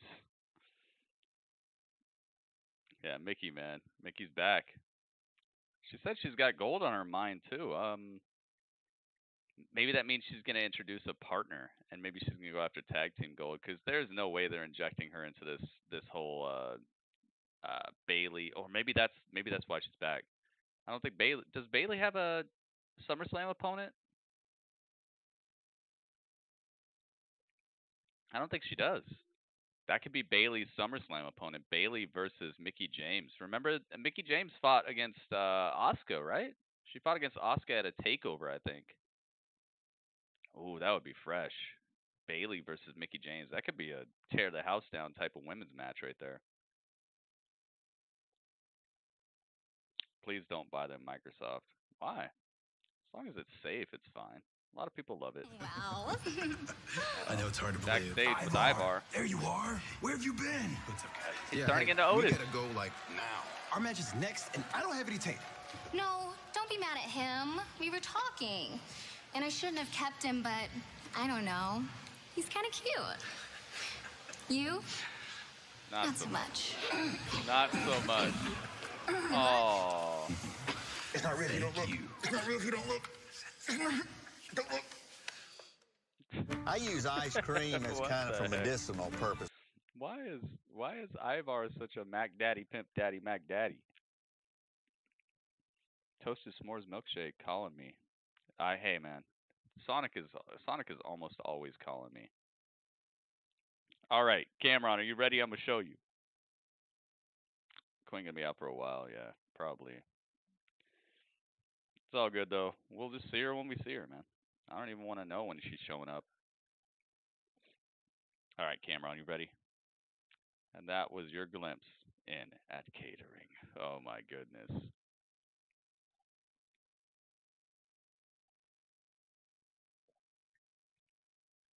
Hey, I bet you they keep catering busy, man. All right, here we go. Cameron, you ready? Here it goes. And I've checked. I've double checked and triple checked, so now I know it's gonna work out well. Okay. Welcome to the broadcast. My name is Gritty Urban, also known as Gritty B Urban, but we're not gonna sweat the small stuff. I'm a broadcaster and a novelist. I'm also joined by my co-host, my cohort, my co-bacon in charge. Oh, he's here. And his name is Dudley Bazers. Dudley Bazers. Oh yes, Dudley. Dudley got his own graphics. He's reading it. Yes, yeah, intergalactic bacon, Dudley. What do you mean? What happened to the other one? I triple checked it. I made sure the other one wouldn't exist. Dudley, what's this button you're pushing? Dudley, don't push this button. What's that button do? Dudley, oh my! I see what you. Oh my God, Dudley, that's not what it said. Dudley, that's not funny. Oh. Dudley, I'm uninstalling this button you pushed. Where was that button? You took the button with you? Oh my God, dude. No, this is not good. I'm in charge here. Dudley, I'm in charge. You don't get to just change things whenever you feel like it. Oh, my neck. Oh. How did he get a hold of this? What is this button? Where is this button? Where are you, Dudley? That is it. I don't know what's real anymore. I don't know what's what anymore. Niners fan for life. What's up, man? Niners fan. The Niners. That's a team with some really cool colors, man. I wish a couple teams would let me redesign their jerseys. I feel like I could make the 49ers jerseys extra epic, dude. I would have some shovels. I would have the shovels on the shoulder pads coming down, but they'd be golden, but they'd have like a red outline on it, but I'd make the jersey white itself. So they'd have these shovels. I'd make it so the 49ers logo, it's the classic 49ers jersey logo. So it's the round one on the helmet, but I'd make it so like you could see the shovel on the face mask. Like you could see the outline of it, like that red outline of the shovel that's on here, and then there's gold in the middle. I would hook them up, man. I'd make them look extra fresh. I have this hair that's just hanging. I can't grab it. Where the heck is this hair at? Ah! You ever have a hair you just can't like get it? Niners for life, baby. Oh, they're showing what happened to Dominik Mysterio. Hi, Dad. You watching at home, Papa Ray? Huh? You watching New Zealand, you told him about the button? I think he invented the button.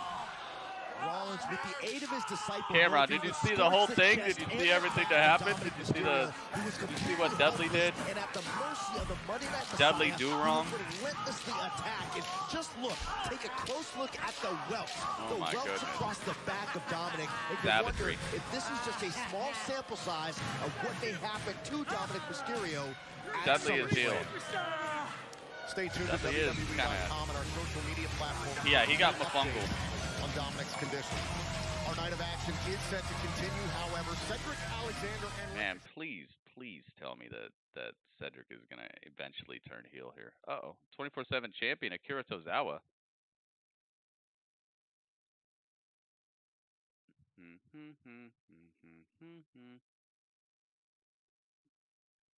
Okay, Akira is in the. What is this? Just everyone gets some TV time match? What is the meaning of this?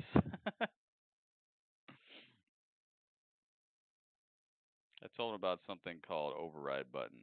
Didn't think he would actually do something. Well, you thought wrong. You thought wrong. So it's Akira Tozawa and like all his ninjas, I guess. Pre-order today, guys. Hey Mo, did you know you could pre-order Battlegrounds? WWE 2K Battlegrounds. Pre-order and receive the Edge totally awesome pre-order pack. Pre-order WWE 2K Battlegrounds today. So this match. All right, so it's Akira Tozawa and a bunch of ninjas, I guess. All right, so I guess I could bring out Retribution again and just, oh my goodness, ninjas are getting clocked. You're getting clocked like a Timex, like a Rolex. How would you handle this ninja fight? Oh, there's so many ways I would handle it, and that is one of them right there. Great double team maneuver there by Alexander and Ricochet. Okay. Here comes another so ninja. Akira Tozawa's got a bunch of Down goes that ninja. Bunch of ninjas with him. Ricochet and Alexander, they were part of the triple threat match a number of weeks ago, as well as the Viking Raiders were attempting to get a Raw Tag Team title opportunity at SummerSlam. Obviously came up short, but trying to build themselves back up in the tag team ranks. Sports entertainer. Well, that knee knocked out a guy in Raw Underground last week. Hey, Tom, it was like a knee buffet. So who's next here? And we got Eric and Ivar. Well, a good general always sacrifices the soldiers first. Oh, absolutely. I mean, because I was just... What the? The one ninja's not doing it. Okay. They have a plan, or? Ninja and Tozawa are leaving? Oh, my goodness. It's over. Experience. Cover. And there's the victory. Viking experience. Game over. Ninjas lost. The team of Ricochet, Cedric Alexander, and the Viking Raiders. Done. Hey, it's very, very important that at least. What's going on? Yo, one of the ninjas was our truth. Ninja betrayal. We have a new 24/7 champion. One of the ninjas was our truth. I get it now. Our truth. Oh. Keep your enemies close. Keep your enemies closer. Oh my goodness. Joyous day for R-Truth, who finally gets his baby back, winning the 24/7 title. And now from one champion to another.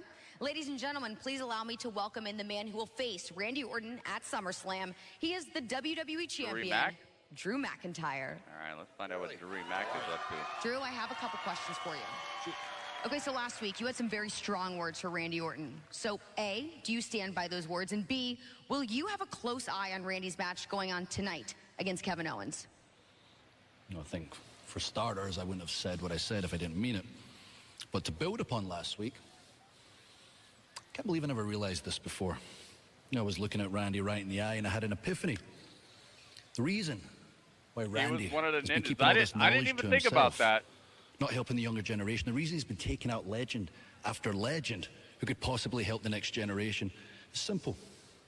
Self-preservation. Randy Orton wants to make sure he's on top of WWE as long as he possibly can. When he ripped the torch from Mick Foley's hands many years ago, he understood one thing. That's why he said this death grip on the torch. He realizes the second he lets go, he's a thing of the past. Randy, you asked me last week for a couple of original thoughts. I gave you a few. Here's a few more. SummerSlam. I'm going to rip that torch from your hand. I'm going to kick you in the head as hard as I possibly can. And you're going to realize, mate, that evolution has just passed you by. Oh, dang. Drew, actually, hold on one second. Uh-oh. What if Kevin Owens rips the torch from Randy Orton tonight? I guess if that's the case, Kevin and I will be having a long talk about the future of Monday Night Raw. Really? Yo, how crazy would that be? Billy likes sausage. Mom likes pepperoni. Uh-oh. Now they're going to get the... Oh, it's the triple it. No, it's the double it. I thought it said double H. It looked like double H. It's not double H. It's the double it. I thought it said double H box. I thought they were like doing a play on their WWE promotion. You know, I thought they were doing like the. Remember when HBKFC happened, where Shawn Michaels was the colonel? I thought it was something like that. Hey, it could happen. Mick World. Remember that? Remember those commercials? Hey, it could happen. Mick World. Everything could happen in Mick World. Uh-oh. All right, here. Let me get back into my chat over here. Marcus, what's up, Marcus? You watching Raw, man? Have you seen what's going down? Selfie King is in here as well. The king of all selfies. Wow, I didn't know there was such a thing. You probably got all kinds of techniques of how to get selfies. I came up with my own type of selfie. Maybe you can help me to understand if it's good or not. Selfie King, would you be willing to rate my personal style of selfie? Because I made one up, and I want to know what you think about it.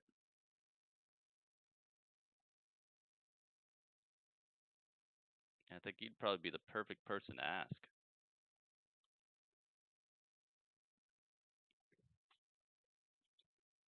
You're not a dog person. Why not? Dogs are cool. I mean, most dogs. Most dogs I've met are pretty cool. All right, let me get that.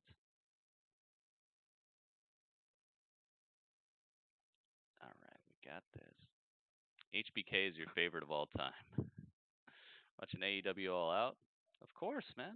What? Come on. Come on, man. Come on. Of course. We'll be doing it right here live. Live on stream. Ever since I got shown how to actually get these pay-per-views for a more reasonable price, it's been much easier for me to afford them. Back when they were like $60, I was like, I don't know, man. I don't know if I can swing that. But now it's pretty all right. It's a commercial break right now, by the way, guys. If you could, please leave a thumbs up on my YouTube video, guys. Everybody in here who is over on the Twitch channel, if you could take a second to come on over and leave a thumbs up on the YouTube video, I would highly appreciate it.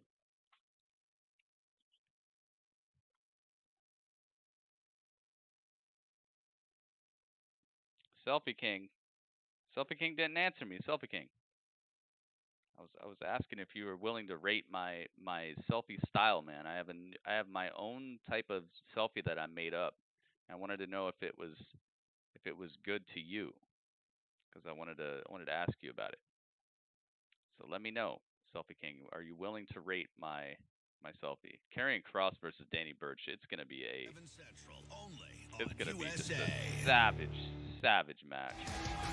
And we are back here on right. All right. Night Raw with a score to be. Here we go. Who's my favorite on Raw? Seth Rollins. Seth Rollins is my favorite wrestler right now, period. I think he's the best on the mic. I think he's the best in the ring. I think he'll slay anybody. But there's a lot of really good people as well. Randy Orton's my second favorite. I have a lot of respect and a lot of anticipation for a lot of superstars right now. I like Sammy Guevara. I like MJF.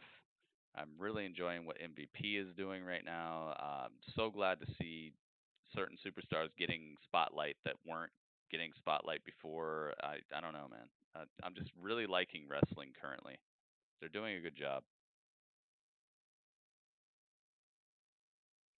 Only person you follow on Instagram is Braun. That's probably like the worst person to follow on Instagram from what I hear. I hear that dude's just like a gentle giant. I think following him on Instagram is probably one of the worst things to do. It's like following somebody who's supposed to be a monster who just like is so like huggable.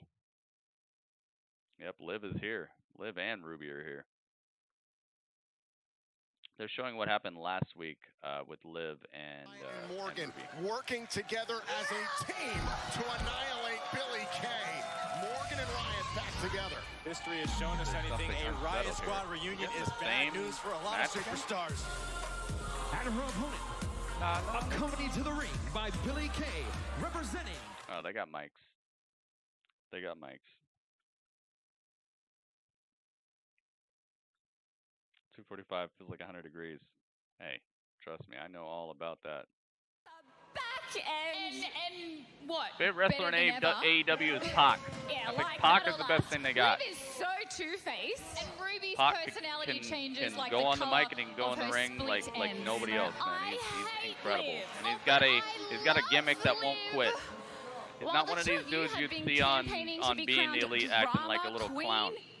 We have been shaping our futures, and our futures are iconic. You're a liar. There's always some guy in the crowd talking trash. Oh, okay, so it's Liv. It's Liv by herself versus Peyton Royce. All right, here we go. Match underway. Who do you guys got? Who do you think is going to win this? Go right off of the bell. Think Peyton's going to win, or you think Liv's going to get it? Royce off her feet. Look at Morgan go. Oh, this is more of an enemy versus my enemy situation. You know what I mean? These ladies, I mean, they're not on the same page yet. There's a lot of friction. Live, Trent's the man. So Think Trent's the best they got? It was as genuine as anything you will ever see. The way Ruby He's Riott asking me who much my favorite is. I don't think Trent's the best they have. Back outside the Like ring. Pac would eat him alive on the mic and eat him alive in the ring too. Pac can do every single thing, dude. The guy is, he's compact, he's strong, he's believable, he's a savage, incredible on the mic. He's got a great gimmick that just bleeds. She was making those same points about Liv Morgan not too long ago. So he's got everything, man. You don't even have to do anything to make him the top guy. All you have to do is just let him win and it's over. There's so much you got to do with Trent to get him up to that type of level. Goes back to ever since the Iconics lost Peyton, you think Peyton's winning? They would do Maybe. anything to keep their name in the spotlight. Byron, it's nearly a year at this point. It doesn't matter. Yeah. Do I have to remind you that Pac wrestled against Kenny to almost a 20-minute match, and he won, didn't he? And he won, didn't he? And a kick out by Royce. The Iconics can't seem to write a new chapter from their past Wrestled the success. best wrestler on the planet and won. I think that makes him the best, right? And he didn't even cheat. Do something. I can see if he cheated. He didn't even cheat. He just straight up won. This division, as the Iconics love to say they do. That makes him the best, right? I'll Liv Morgan down hard in the corner. Oh, down goes Peyton Royce. Oh, yeah, defend herself. Oh, and Ruby Riott there to back up Morgan. Jericho has the best, like, legacy that WWE easy to has cut right corners now. when you have Not somebody the else. best. And the official Pac would eat him alive in the ring right now as well. Maybe not on the mic. Oh my God, there's that finisher. Now this cover. Yo, Peyton wins. Peyton wins with that finisher. Wow, Peyton wins. Here's your winner, Peyton Royce. Wow. Yeah, Peyton Royce got real lucky on that one. Dang, Peyton with her finisher, her brand new finisher. It's like a, it's a suplex, but you turn him over. It's kind of like the, I wouldn't call it the Crossroads. I call it like the Final Cut. It's like the Final Cut, but when she did it before, it looked a little bit better. She might have toned it down a bit just to make sure she wouldn't hurt somebody, because the move looked super savage last time she did it. This time it looked more subdued. Pac is all talking overrated. All right, I guess, Mo. He's still better than every single person in your promotion that you love so much. And he beat the best wrestler on the planet, so who's overhyping him? I didn't see him beating AJ Styles over here, or beating The Undertaker, or beating Stone Cold, or beating Goldberg.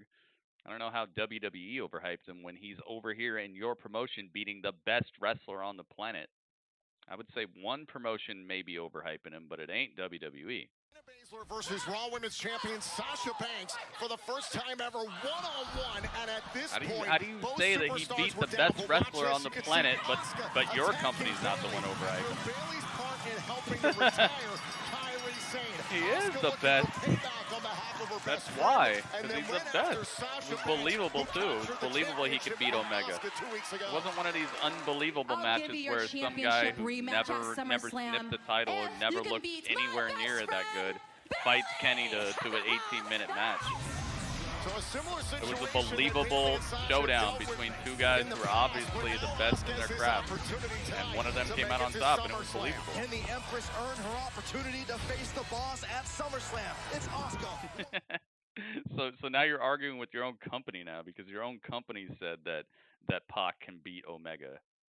So AEW says Omega is the best wrestler on the planet, and they also let Pac beat the best wrestler on the planet. And you're saying that WWE is the people who are overhyping Pac. If you would, sir. Absolutely. Thank you very much. Appreciate it. You gotta listen to what you're saying, man. Raw Underground is next. Oh yeah, we got Underground coming up next. We're gonna check it out, man. We're gonna check it out. That's one big dude. Yeah, the guy guarding the door, he's gonna turn out to be like the final boss. He does one big flip. No, that's not all he does. Mo, you're just trolling now. You're just trolling.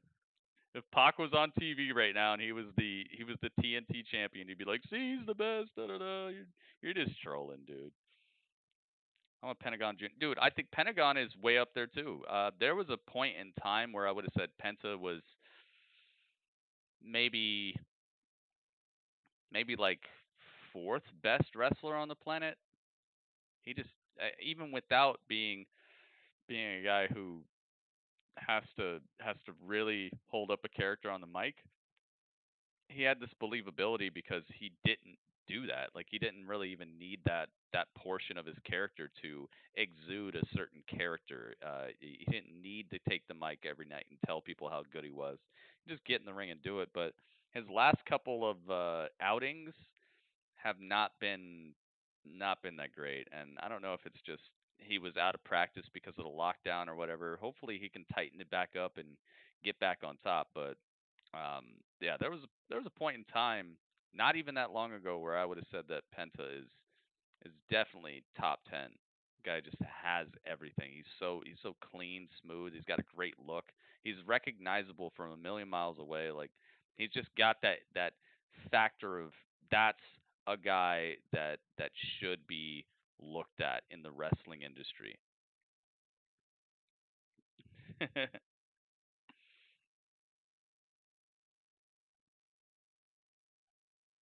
Lucha Bros are part of the best 3 tag teams right now. Not right now. They were. Not right now. Their last like 2 or 3 outings have been very lackluster. But in the grand scheme of things, like overall, yeah, I'd say overall. But right now they got a lot of tightening up to do.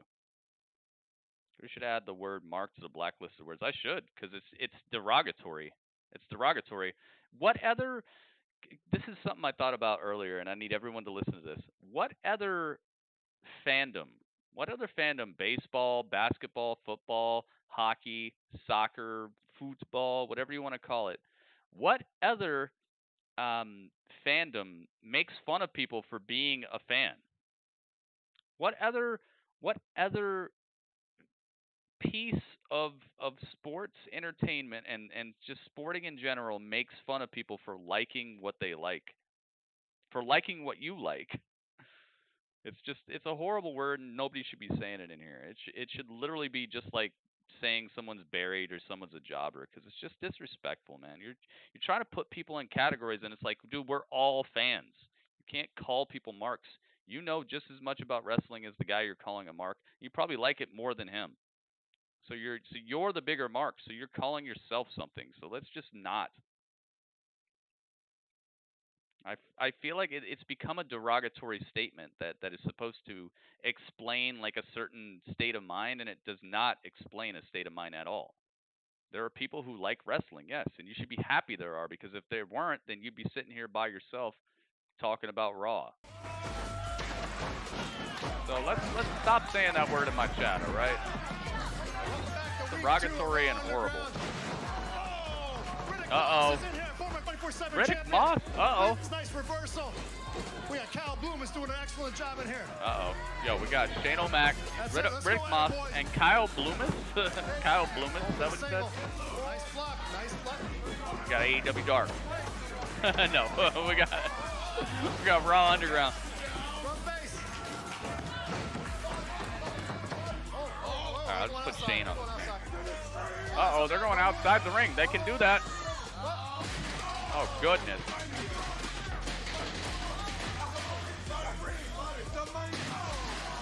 Slammed into the wall. This is actually a more believable fight than what we saw last week. This is a much better...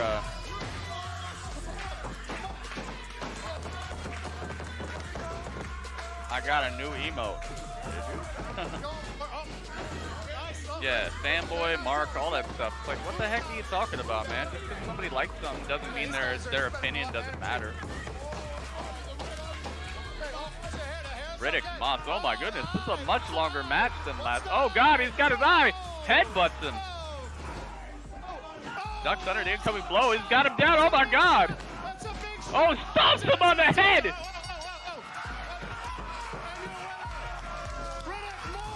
Riddick Moss getting super hyped. Riddick more hyped for this win than he was to get the 24/7 title. Holy moly, do I got Riddick Moss? Well, the hits just keep on coming for Shane McMahon and Raw. Riddick Moss just super stomped the guy. Tonight here on Monday Night Raw from Raw. And now here comes Asuka. My goodness, dude. He literally went for the kill shot. He went after this dude's head. That was a much more believable fight than what I saw last week. Last week, I did not make it a secret. I felt like they should have thrown more believable punches. People should have been willing to take a couple shots. I know nobody wants to get a concussion or whatever, but you can take a punch or two across like the back of your head or right across your forehead. Like, this doesn't hurt that bad when you get hit here. Even in your cheek. You can get hit in the cheek without really causing much. You just don't want to get hit across like the tip of your jaw. You don't want to get hit in the temple because that can knock you straight out. If you get hit in the tip of your jaw, that can knock you straight out. If you get hit in the temple, that can knock you straight out. But if you get hit like in the top of the forehead, you could take a punch or two there without getting totally destroyed. You could take a punch to the back of your head pretty easily without getting destroyed. And you could take some punches like right behind the ear without getting destroyed. There are ways you could punch people without it being super devastating and all automatically concussing you, as long as the other person cares to deliver it with not the full-on extent of trying to kill you, you know? They got to do stuff like that if they really want to make it look good. Tonight, I liked how much it was just lockup based and slam and roll out and slam somebody into the wall, slam them into the side of because those are spots that you could take and not really risk too hard. So this first match of Underground was leaps and bounds better than half the stuff we saw last week. Last week I was like, I liked it, but I thought that the fighting could have looked a lot better. This week I was feeling it a little bit better. Why did that look like cheap version of Dolph versus McIntyre? Because it's backstage or something. I don't know. Waleed, welcome back, dude. I like that. Riddick Moss. It's a good way for some people to get some TV time as well. What do I think of Raw? It's all right so far. I'm gonna give my rating after Raw's over, man. We do the review show. That's when we can really get into it.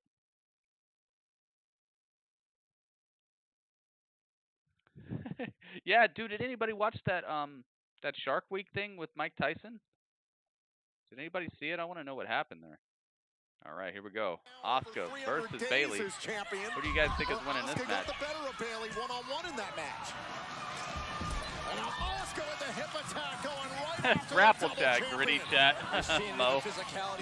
Gritty chat. Just about getting to SummerSlam. Oh, goodness. Challenging Sasha Banks to the back off the snap really there and going a for kick out. And look at Asuka jump and go. Joe, this could be over early. I'm gonna watch it. My best friend loves Shark. I mean, this is a different level of aggression than we've ever seen from Asuka. Also about revenge. I do like Shark. Yep, Asuka versus Bayley right now. And if Asuka wins this, that means she gets a title shot versus Sasha Banks at SummerSlam for the Raw Women's title. Superstars, you pick your friend gritty over chat. the competition. Well, maybe you do, It's Tom, a gritty but, chat, too. I can't Other say superstars. Forgot about it. Maybe not yourself. Oh, and Ringmaster thinks Asuka's going to win. We Rupp thinks Bayley Asuka's going slows to win. down Asuka.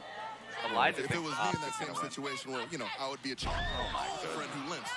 Look at all these Driven titles. face first into the canvas. Bayley and a kick out by Asuka. And imagine how It happened, frustrating Mo. this would be for You were Asuka. close, though. She couldn't get her hands I on Sasha appreciate it, Banks Mo. at Thanks for SummerSlam. letting people know. I think of the last couple weeks, going back to the horror show. That's why Mo has the Rules, wrench, when man. Bayley decided to dress up as a referee. Got the almighty wrench. Steal the Raw Women's Championship from Asuka. And I think Bayley is starting to Yo, I want to slowly try something understand new tonight, just guys. how I hope you'll big the stick target around is after this. on the backs of both We're Sasha definitely Banks gonna and do Bayley. being the elite. We're definitely Off gonna the do some suplex, other here's stuff the cover tonight. to keep But I Asuka want to from try the something new back tonight to and see if kick it works. When every week you come out here and you talk about Here's a lot better today besides the point of fighting. Oh god. Asuka kick out. going the winners Oh god. divisions on Raw, Oh boy. on SmackDown, coming up with new names every single week. Of course, that Oh my god. Dude, my audio is being very, very fun. Ears a lot better today besides the point of bite pain. Oh boy. What? You get bit on your ear by a shark? Or by uh-oh, the lights are dimming. Dude, Retribution is messing stuff up. I'm an Asuka fan, but they're really pushing Bayley, so I don't know. It's gonna be a good match though, bro. The thing is, I think that Mickie James will mess this match up because Mickie James says she has her eyes on gold.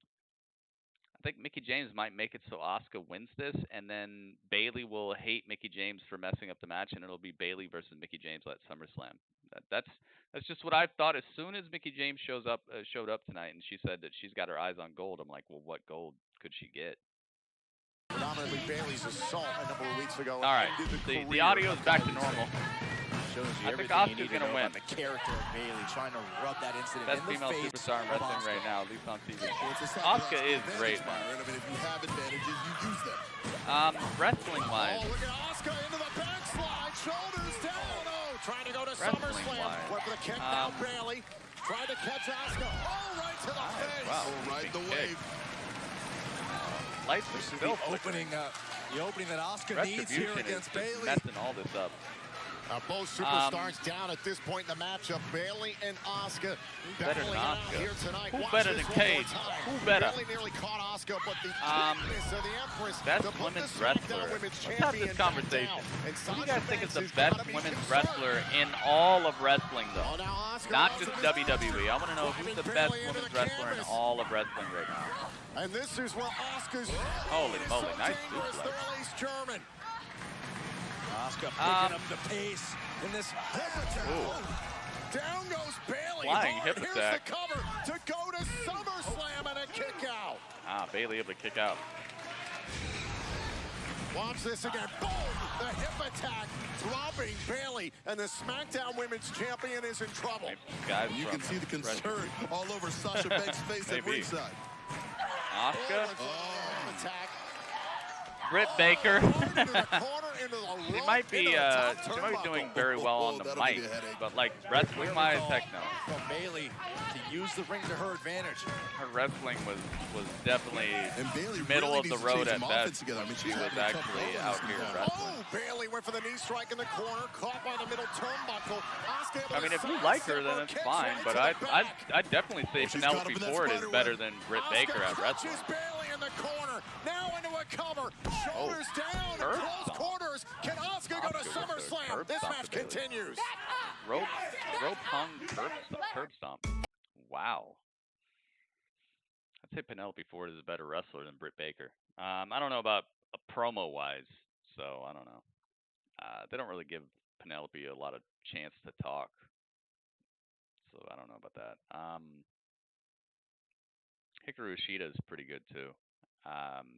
Asuka is great. Charlotte is great. Bayley is great.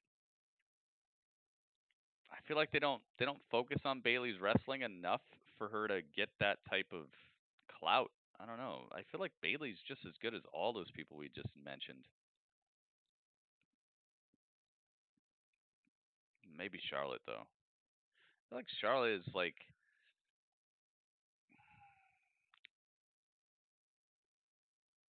how do I put it? Yeah, maybe Charlotte. I'm trying to like quickly play through a match with Charlotte versus like Penelope Ford or Charlotte versus Hikaru Shida, and I just really think Charlotte's just so much more clean right now.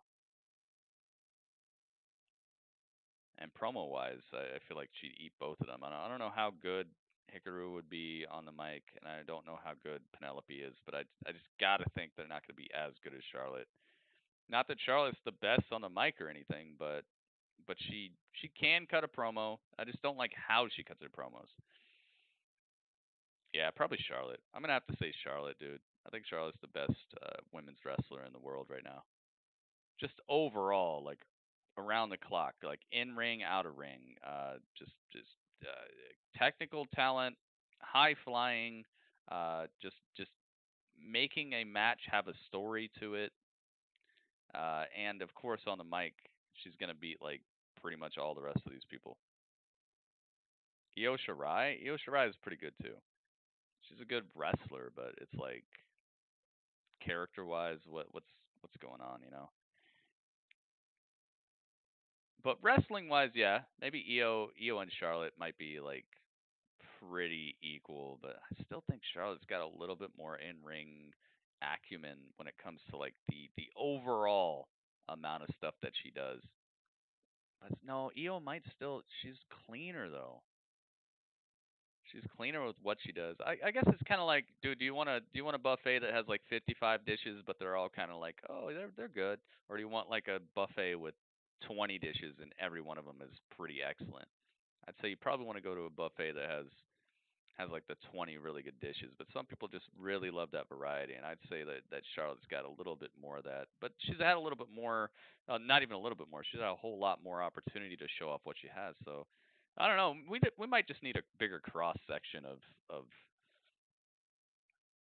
just performances. I think with time, Io could definitely stand out more than Charlotte in ring, but you know, the language barrier might be where the character building takes a hit. Enemies you've been making will all have a chance for retribution. I stacked the odds. So they keep saying retribution. You hear this? A triple brand battle royal to determine Bayley's opponent. Kyrie's cool too. Yeah, Kyrie's good. Opportunity at the SmackDown Women's Championship. Friday Night SmackDown. This Friday, 8/7 Central, only on Fox. And we are back here on Monday Night All right, we're back on Raw. Champion Bayley Dakota Kai, yeah, Dakota Kai's really good too. Asuka will challenge Sasha Banks for the Raw Women's title at SummerSlam. Oh, Beth Phoenix, yeah. Mo, dude, Beth is incredible. Thank you. Thank you for bringing her up. Nervous as Asuka. And also, yo, John Cena, what's up, man? John Cena's in the chat, guys. I know you probably didn't see him because you can't, but he's there. Oh, incredibly difficult. Because let's face it, I have the Roddy Piper glasses. I could see him just barely though. But yeah, Cameron, thank you for bringing up Shirai. Mo, thank you for bringing up Beth Phoenix. And Ring, you're probably right. You're probably right, dude. Beth Phoenix is awesome. I think it makes Matt Riddle a woman. Oh man, I don't know if that's happening. He's the bro.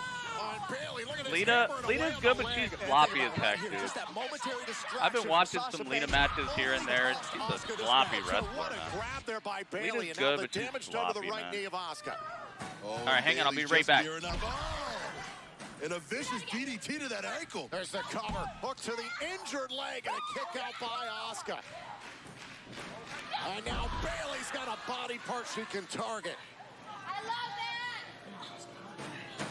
Here's Sasha Banks in the background, egging on her best friend Bayley. You got this, Bayley. Bayley's had her own issues to deal with as the SmackDown Women's Champion. Oh, now they're showing her. It's all about trying to get into the head of the Empress.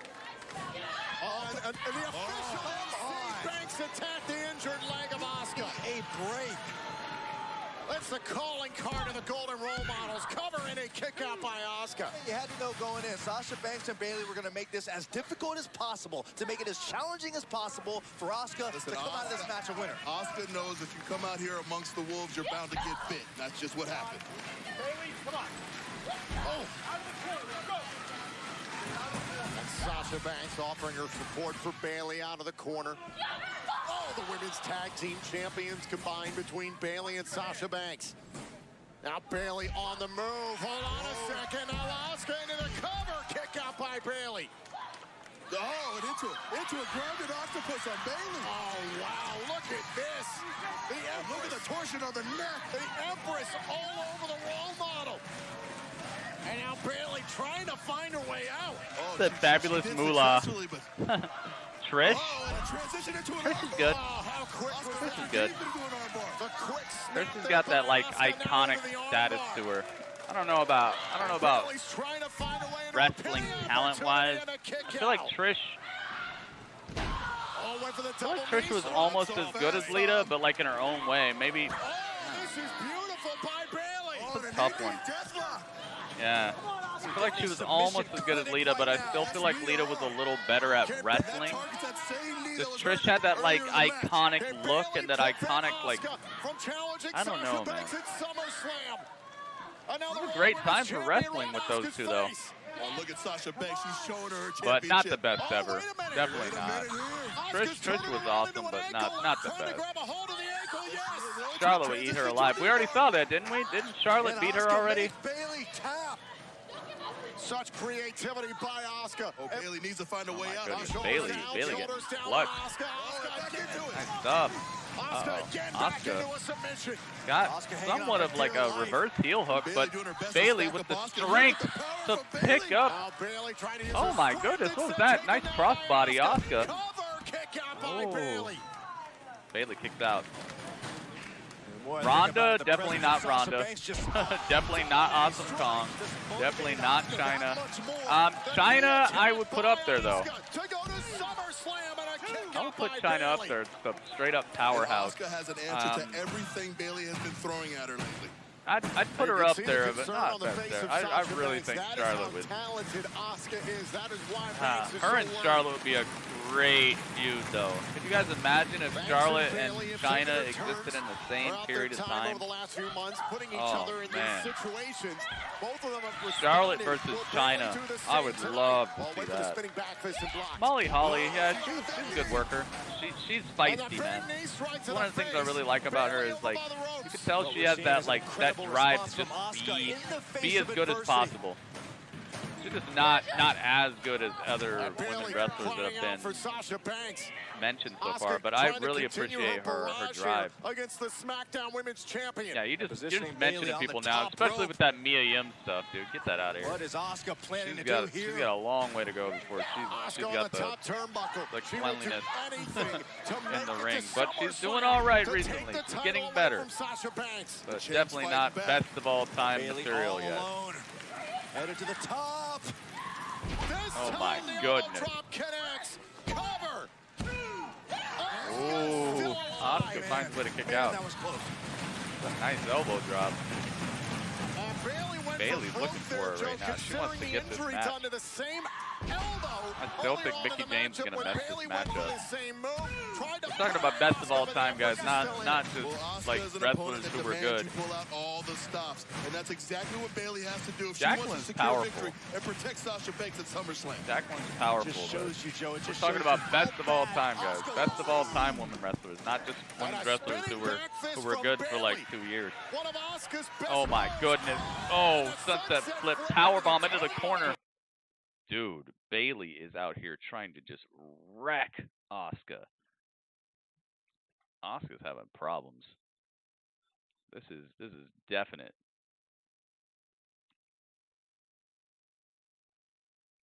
We don't need you to announce stuff, Waleed. Please, just chill, man. Just chill until you hear the outcome on my stream. Sunset bomb into the turnbuckles. Asking Kairi Sane, the pirate princess, the best friend of Asuka. Oh, Asuka! Flying over! No, transition into the Asuka lock. Asuka lock on Bayley. Asuka lock in the middle What of do the we ring. got? This is done with. Oh, Asuka does win. Asuka does win. Nice stuff, dude. Asuka finds the way to crack up Bayley. And that's it, dude. Match is done. Asuka finds a way to win, and she makes sure that she is going to SummerSlam with that win to face Sasha Banks for the Raw Women's Championship, the title that she kind of didn't really lose. I mean, I guess she did, but I guess, you know, there were shenanigans involved,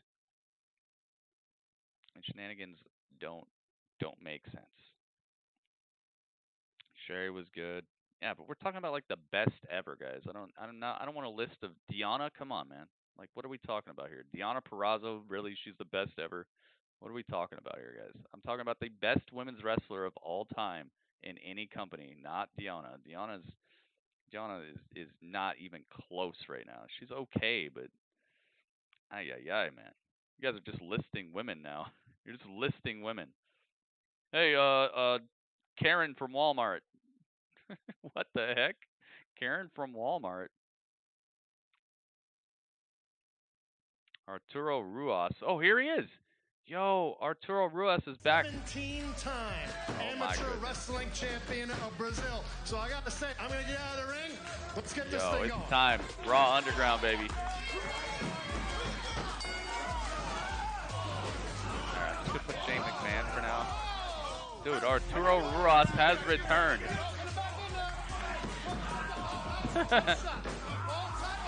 Yes, the girl from Impact who dresses up like Wonder Woman. Talk about the best of all time, guys. Not just some girl you saw wrestle. Uh-oh. Yo, Arturo Ruas is back, guys. I've been asking about this guy for a month. Remember he had that really cool package in NXT. Oh, God. He's delivering just sharp elbows to the side of the head of his opponent.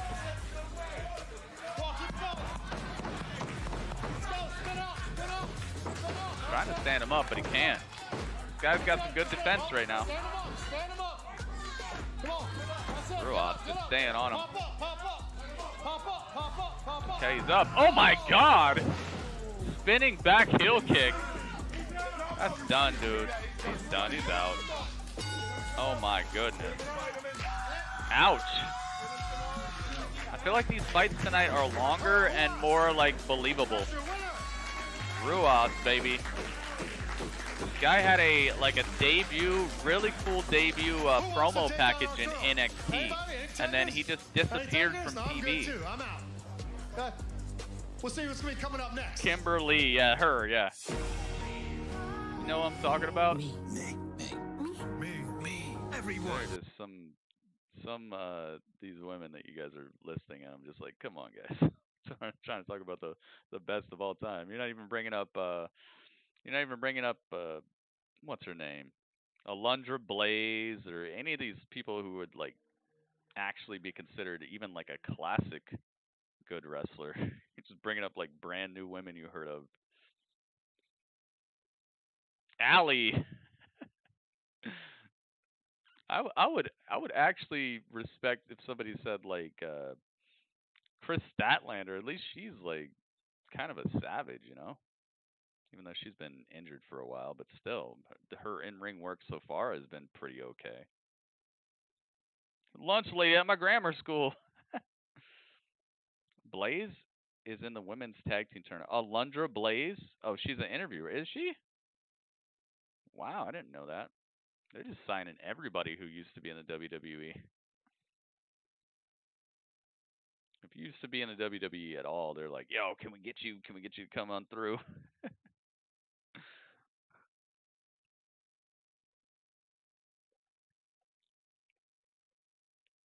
But hey, at least they're making some sort of investment into this tag team tournament, because the fact that they stuck it on YouTube instead of putting it on their weekly show and just stretched it out until All Out shows a lot of the problem with the investment level. And I know why they do it, because their viewership doesn't care about women's wrestling.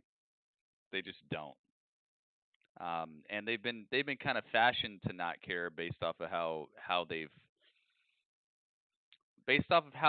have highlighted it or not highlighted it. The viewer base of AEW has been conditioned to not really care about women's wrestling right now, and I can understand if they put that on their show.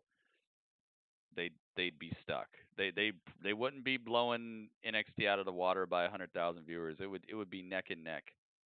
It would be absolutely neck and neck if they put that tag tournament on TV. So I can understand why they didn't do it, but it's sad. At the same time, it's very sad because they know they have to keep that away from their audience. Because if they do, then people are going to just flip the channel real quick. So it's just a fact of life, but it's sad. It's a sad fact of life. I love women wrestling in AEW. Sure you do. All right, who's in the tag tournament, Michael? You got 10 seconds. Tell me who the tag teams who wrestled today are. It's just non-existent, man. The women's division in AEW, it's been absolutely the bottom, the pits.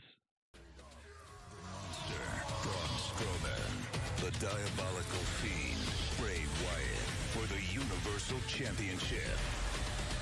WWE SummerSlam. You know, because you watch it. That's what I'm saying. It's like it ain't the main thing. Oh, here comes Dabba-Kato. Again, everybody, week number 2, Dabba-Kato. It was amazing what you did last week. Let's see what you can do this week. Let me get out of the way. Ring the bell.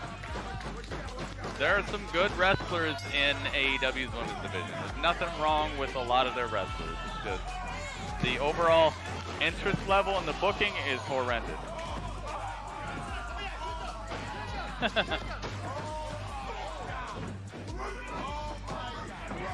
I'm not talking trash about the wrestlers. I'm saying the overall interest level and the knowledge that they have that the people who watch them won't normally watch the women's wrestling. That's why they're not putting it on, dude. You can tell. Goodness gracious. Dabba-Kato is just taking this dude apart. What is this? Oh my goodness. He grabbed him by the junk. He grabbed him where the sun don't shine. Oh goodness. And then knocked this dude out. Dude, Dabba-Kato. I watched it today. I watched it. Yo, Shayna's here. Shayna's here? Shayna is in the underground zone. Let's give the ring to Shayna Baszler, if you wouldn't mind. Shayna. No, you fight Shayna. How you doing? Shayna is in the underground, baby. Shayna Baszler. Oh, me goodness. Now. I'm getting out of the ring. Who's Yo. gonna take on Shayna? Who's going to take on Shayna? Yes, please. Any takers? I see a woman. I see some females. Hey, chill. Come on. Yo, let's go. Who's in there? Uh-oh. Oh, she just gets out of the ring and starts clocking people. Get in the ring. I'm going to fight you. I pick you. Oh, my goodness. Takedown. Ground and pound. And now another woman is in here. Now Shayna versus 2 girls. Takedown. Double leg takedown. Shane's losing his mind out here. Now there's 3 girls. Shayna getting choked. Shayna trying to turn the beat around. Nice. Ooh, nice drop down judo. Uh-oh. Nice stuff. This girl knows some things. Oh. Dude, I did not expect to see Shayna out here. This is epic. Shayna 3-on-1 right now. This is awesome. Yo, let's go. They try to take her down. Beating on their back. Oh, a hard punch. Dude, that judo toss is so vicious. As soon as she gets you with that, it's like, this girl right here is buff though, this blonde girl. She looks strong. Oh my God, it's over, dude. It's over. She's tapping. Shayna, oh my God. This is the type of stuff I'm trying to see, okay? This is what I'm trying to see. This looks so much better than last week. Tune in to find out. Dude, this looks so much better than last week. Shayna Baszler taking no prisoners in the Raw Holy Underground. moly, man. Yeah, it seems like Shayna Baszler is built for Shane McMahon's Raw. Uh-oh. Uh-oh. Retribution just flipped the car in the parking lot. Look what we did. Look what we did. Retribution is here, guys. Now that looks believable. Oh my goodness, dude. This Raw Underground was way better than last week. More destruction. Dude, and now we're getting Randy? Dude, I can't handle all this hype at once. It's too much hype. Randy, and he's got Ric Flair with him looking like $1 million. Can you imagine having Ric Flair as your manager? Oh my goodness. Yo. There he is. Oh my goodness. It's RKO Mania. Yo. RKO CJ. He is the man. Oh my goodness. Goodness gracious. RKO, thank you so much. I got called out. You never see it coming. I don't like how that's the subtitle here for SummerSlam. Now I'm worried about what I won't see coming. What won't I see coming? How much of a legend do you have to be to have Ric Flair as your manager during the pandemic? What a legend. And then to go to commercial. Here's something being looked over. Tagline. Never see it coming. Cameron, yes. Retribution needs to stop for good. Why? Why should they stop? I like that, dude. It brings an air of unpredictability to the show that makes it so that watching is rewarding because you're seeing something that's unexpected. You're seeing something that is unexpectable. Like you don't know where they're going to be next, what they're going to do next, and you don't know when they're going to actually inject themselves into a match. Because that is one thing they haven't really done yet is do something that has influenced like a title race or a title shot. They haven't really messed up people's chances or done anything to create an actual enemy except for an enemy out of the WWE itself. So it's interesting to see where they'll try to inject themselves. Are they going to be more on the side of like good change for the WWE? Are they trying to make it darker, trying to just cause chaos for no reason, or are they trying to inject their own ideals into the way that things are booked, the way things that are done? Like there's so much that isn't explained yet that it's very refreshing to have that thing where it's like, what is gonna happen, you know? They destroyed SmackDown ring last WWE. They did. And that's cool though because that shows that they're going to actually do big things. They're going to do things that are going to move the needle one way or another and maybe force the hand of management to do something about it. And maybe they're going to get themselves some sort of big match or maybe WWE is going to have to draft their own like extermination squad or something to take them down or to hunt them down or something. Maybe there's a whole lot that they can do with this right now. Or maybe one of the people who's leading it is a disgruntled ex-employee, or it could mean so many things, and it can be so fun. I'm trying to just watch it for what it is and not get too far ahead of the story because there are some cool things they could do with this. I love when factions are introduced because they can swing the narrative of the show one way or another and make it more interesting, or they could mess it up too. I just think it could be fun, man.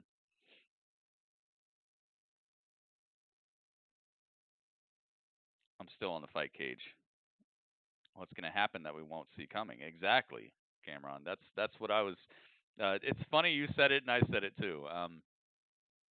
And that's been the tagline for like 2-3 weeks now. So they got something planned, and I feel like that showed up right before Retribution showed up. So maybe Retribution is going to crash SummerSlam, or they're gonna do something, or maybe maybe Randy has some plans. I don't know, man. What could you never see coming? Man, I don't know. I'm excited though because SummerSlam it's like their second WrestleMania, and a lot of times it's even better than WrestleMania. So I'm hoping for the best, man. I really liked this Raw Underground, and I really loved that Shayna Baszler was on there. Dabba-Kato was destroying Riddick Moss. He actually looked like a devastating force. It didn't look super staged. Of course, I saw some punches and things that weren't delivered with the utmost, the utmost bloodlust, but I think it was okay this week. Compared to last week, this was night and day. This was a much better episode of Raw Underground. Here comes KO.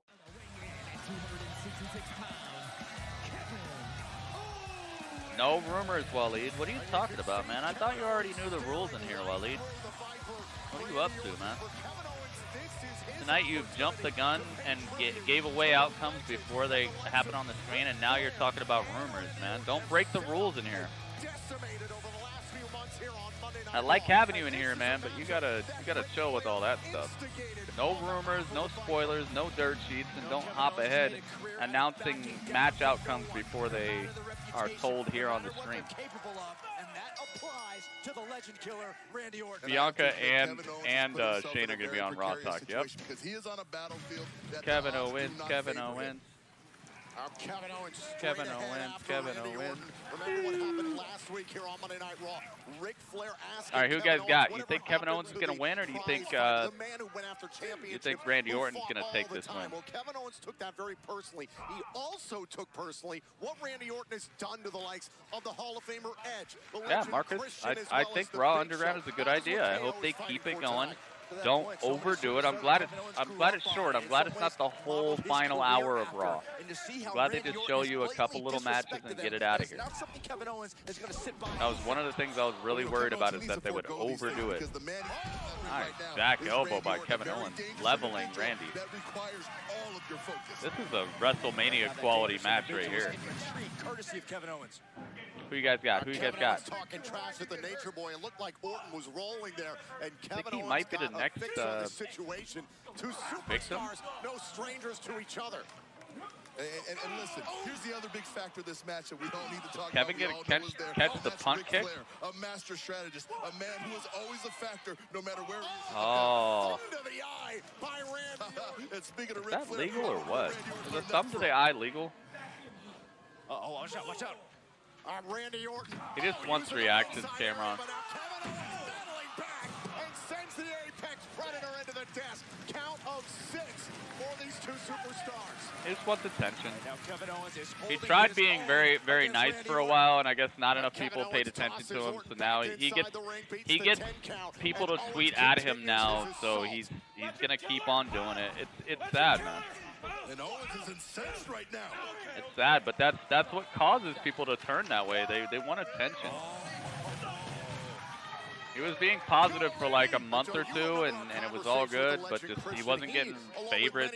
Well, not favorites, but he wasn't getting people to tweet at him for his positive opinions, and now he's getting attention for being extra negative and calling people out. So he's gonna keep doing it. Sad, man. You gotta be who you are. Be yourself, man. Find people who actually care about you when you just be yourself. Kevin Owens, nice cannonball, senton in the corner. Randy feeling the pain over here. Looks like Kevin Owens has some damage to his right shoulder. I don't think that's going to stop Kevin Owens at all. And another blow. Orton's in trouble. Yeah, Orton is laid out. How's that, Rick? Just a flurry of cannonball sentons has put Randy in a little trouble over here. I will say Randy is looking kind of feeble, but he's got the dirtiest player in the game at ringside, and he's got one of the most devastating finishers to ever exist at his disposal whenever he wants. So I'd say Kevin is in the lead, but only by a little bit. Just a little bit. Exactly, Cameron. But that's the thing, dude. The thing is, this is why I've tried to build this stream the way I've tried to build it. I want people to feel important for being here and being themselves. I want people to understand being you and hanging in here is it's going to be the best place for you to be if you're just going to do that. You don't have to go searching for people on Twitter to call out. You don't have to go trying to make outlandish claims about wrestling just to get people heated so that they pay attention to you. All you have to do is just come in here and talk. Come in here and talk about who you like, and you're going to get attention. You're going to make real life friends and not just people who are equally negative and love seeing the world burn. That's why I've tried to create this type of stream. And it's not always positive, of course. Of course I'm going to get mad. Of course if I feel disrespected, I'm going to say something. Like I'm a man, right? That's what men do. Not even just what men do. That's what people who value their own self-worth are going to do. When you get disrespected, you're going to say something about it. So of course, it's not always going to be the most positive environment, of course. And on top of that, we're sitting here watching wrestling all day. So we're watching people getting punched in the mouth and get bloodied and beaten with bats and all that stuff. Of course, it's not going to be the most positive environment. We're literally watching people who are pretending to try to kill each other. So there's going to be a tinge of negativity around what we do here, but we can still find a way to agree or find a way to at least have fun together, even though our opinions differ. Let me lighten up my camera a little bit. We don't have to go calling people names and doing all kinds of stuff like that. That's why I want you guys to stop calling people names. Stop calling people marks. Stop calling people fanboys. Stop calling people followers and all that stuff. Just don't. There's no need to even say it, guys. We know what you mean. You don't even have to say that stuff. Let's just be as positive as possible. Talk about what you like. Don't talk about the stuff you don't like. Unless you have a solution, then just don't talk about it. I absolutely hate seeing people just talking outright trash with no solution. Because that means that you have no solution to the problem. You're just complaining. So say something that you like, you know? Talk about what you like, because that's something that everybody can do. I like grilled cheese sandwiches. I like a nice cold Coca-Cola in the bottle, the ones from Mexico. I like the Mexico ice cold bottle Coca-Colas. You know, talk about what you do like. If you're having trouble articulating a way that something could be better, just don't talk about it then, because all you're going to do is make people mad, and you're just going to look like a negative Nancy.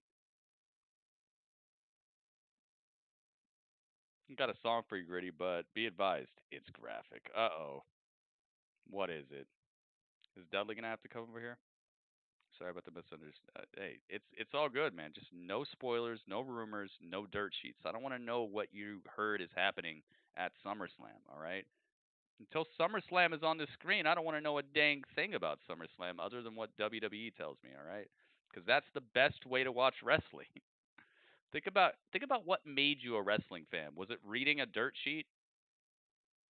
This is the problem that people have with wrestling right now, and this is why wrestling has fallen off the planet in terms of popularity, is because think about what made you a fan, and now think about what you're hearing all day. You're hearing negativity, you're reading Twitter, you're reading rumors, you're reading spoilers, you're reading dirt sheets, you're finding out about angles before they happen, you're hearing about debuts before they happen, you're seeing The Undertaker swimming in a pool with his wife in a zebra or whatever. Like you're not liking wrestling as much because you're way out in left field from where you used to be. Just watch wrestling for what it is, and you're going to enjoy it a lot more. And that's why I try to make this a place where no rumors, no spoilers, no dirt sheets. And the closer you get to that, the more you're going to like wrestling. I promise you. I absolutely promise you. Oh, but Randy Orton isn't done. Try it out. I guarantee you're going to love it more. This is how sadistic Randy Orton is. Classic Randy Orton. Logic? Enjoying the process. Not his new album, no. Torturing his opponent. Not his new album, no. Here we go again. Damage shoulder into the steel. And Randy Orton once again rolls back inside. Watch it for what it is. You're going to love it a lot more. Deeper and deeper you get into it, the more you're just, all you're doing is just filling space. Just filling time. Are they able to beat the count back inside the ring? But to what avail? The move that Randy Orton is in. Randy is taking control of this in the commercial break. I don't like when that happens. When you go to commercial, one guy's in control, and when you come back, and the other guy's in control. This is not just about defeating Kevin Owens for Randy Orton. This is a chance to send a message directly to the WWE Champion. He didn't kill a dang thing. You don't have to listen to him. Stomp. Just absolutely hobbling Kevin Owens. That's like saying Arnold Schwarzenegger killed real acting. You don't have to watch Arnold Schwarzenegger movies. His career here in WWE. You don't have to watch Keanu Reeves acting. You don't have to watch that other dude who was in Avatar, who's like one of the worst actors in Hollywood. You don't have to watch him. Watch what you like. Stop letting these people infiltrate your happiness. Unfollow those people. Stop pressure listening being to those applied people. by Orton. Randy Orton did at least offer I hope one KO wins. similarity Yeah, me between too, man. himself and the WWE champion Randy's Drew just so McIntyre. heelish right now. I'm glad they didn't save this for the main event, though. Here's the cover to put away Owens. No. Similarities end drastically between Randy Orton and Drew McIntyre. They want to make money with what they got. They got sources that they can listen to, and they'll spoil stuff all day. Respect for those who They don't care about the integrity, anything but their favorite company. They'll straight up give up the rest of Kevin these Owens, he things is not in a good way for money. whatsoever. Randy Orton squeezing the air from his lungs. Fine, they got families to feed or whatever, but just don't listen to them. Back up to his feet here against the Viper here on Monday Night Raw. Ooh. And Kevin Owens with another right money. Who is Meltzer? Don't even look him up, Shroom Jones. Don't even look him up. Don't even look him up, dude. If you want to watch wrestling and just watch it for what it is, don't look him up. Kevin Owens managing to get the better of that exchange. And from darkness came daylight. The equivalent of the first time that you start saying like, how much can Kevin Owens now fight through the pain? You'll never get rid of it. The damage that's been done The to word the like shoulder. infiltrates your speech pattern in such a way that you'll never get rid of it as soon as you start saying it. That's Dave Meltzer. Just don't look him up. Don't look for him. Don't Google him. Don't listen to him. If you want to enjoy wrestling for what it is and actually have your own opinion about stuff, just don't do it. Oh my goodness. Oh, it's backdropped on the Raw announce table. Oh. Dude, that's a heavy-duty little TV there. It took a whole Kevin Owens to it, and it's still working. Watch this one more time. No, it's not through Dave Meltzer. Frame of Kevin Owens dropped on the desk. Count of 5 here from the official, and now Orton tosses Owens back inside. And the Apex Predator continues the assault into the cover. Hook to the saying, if you don't want to be spoiled on stuff, you don't listen to him. Continues to fight. Oh, and the frustration beginning to show on the face of Randy Orton.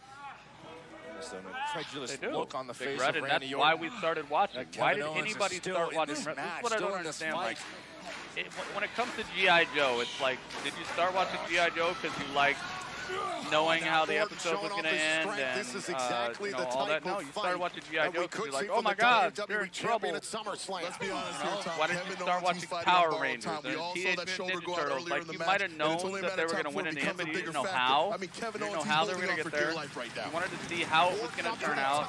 You didn't study the script ahead of time. And why did you start watching wrestling? Oh, yeah, because if anybody smells blood in the water, it's Randy Orton. Now you're mutating your enjoyment of wrestling by knowing everything ahead of time. That's why you're not liking it as much. Kevin Owens, very nice battle he's having here. I'll tell you one thing, if Randy is having, nice senton by Kevin Owens. I'll tell you one thing, if Randy's having this much trouble with Kevin Owens, he is absolutely not beating Drew McIntyre. Come on, Randy. Absolutely not beating Drew with this type of performance right now. Kevin Owens has new life in this match against Randy Orton. But how much damage was done to that shoulder? How much damage was done on that Thank you, Mo. Thank you. I couldn't delete it. Don't be disrespectful, man. We don't need to say F this guy. Looking to strike. Looking at salivating. Then the legend. Here we go. Stunner? No. RKO! Dude, he just no-nonsense reversed the stunner. That's done.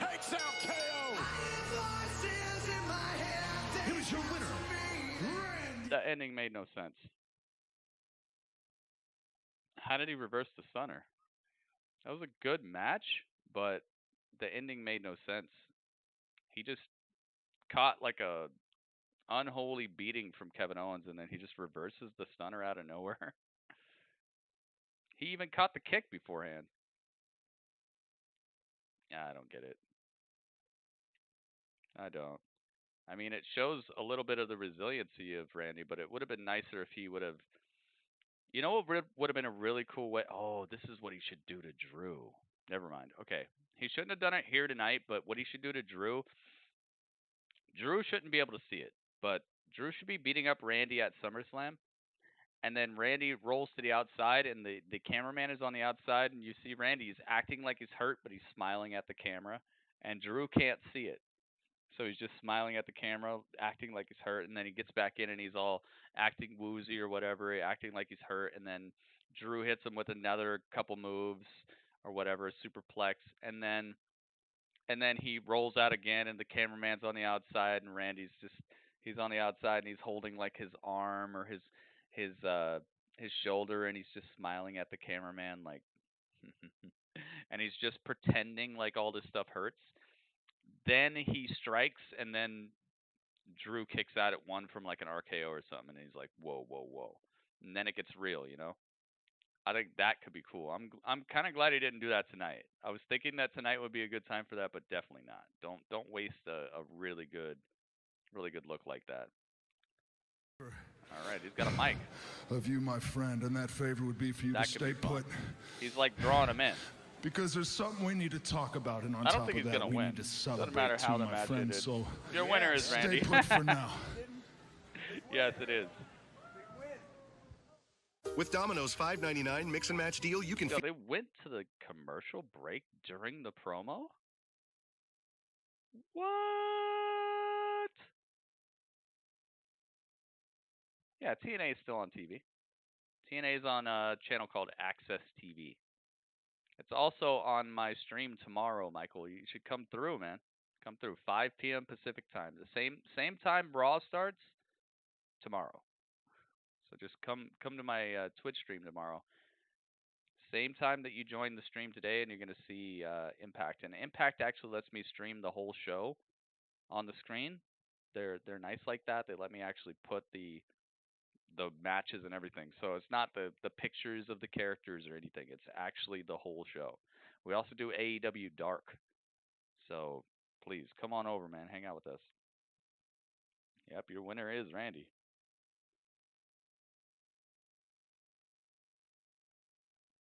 Yeah, I would like that if he would. He better not do that. Mo says don't do that, but some people are saying that'd be a good idea. I think that'd be a great idea. I think that'd be a great idea, and that's something that nobody has done to Drew yet. People have tried to just straight up destroy Drew. People have tried to cheat to beat Drew. People have tried to bring weapons to beat Drew. People have tried to just straight up out-strength Drew. Like, they've tried everything, but they have not tried playing possum and making Drew think he's got this in the bag, and then taking advantage of his overconfidence in the win. And I think that that's exactly what a snake in the grass would do. I think that's exactly what a viper would do. Take advantage of that. Set it up to where he thinks he's got it in the bag, and then that's when you strike. I think that'd be a good storyline for the match, and it would also prove that Drew could take the RKO, because Drew's not just gonna catch an RKO for no reason. Drew's gonna be dominating. He's gonna be a very dominating superstar. And I don't think he wants to run into like 3 RKOs. So if he catches one, I think it's going to be out of nowhere for real. Yeah, Drew's power level is ridiculous. What time am I watching BDE? Right after the review. Oh my goodness. Yo. Big Rud. It's still doing a dang thing out here. Big Rudness. Big Rudner.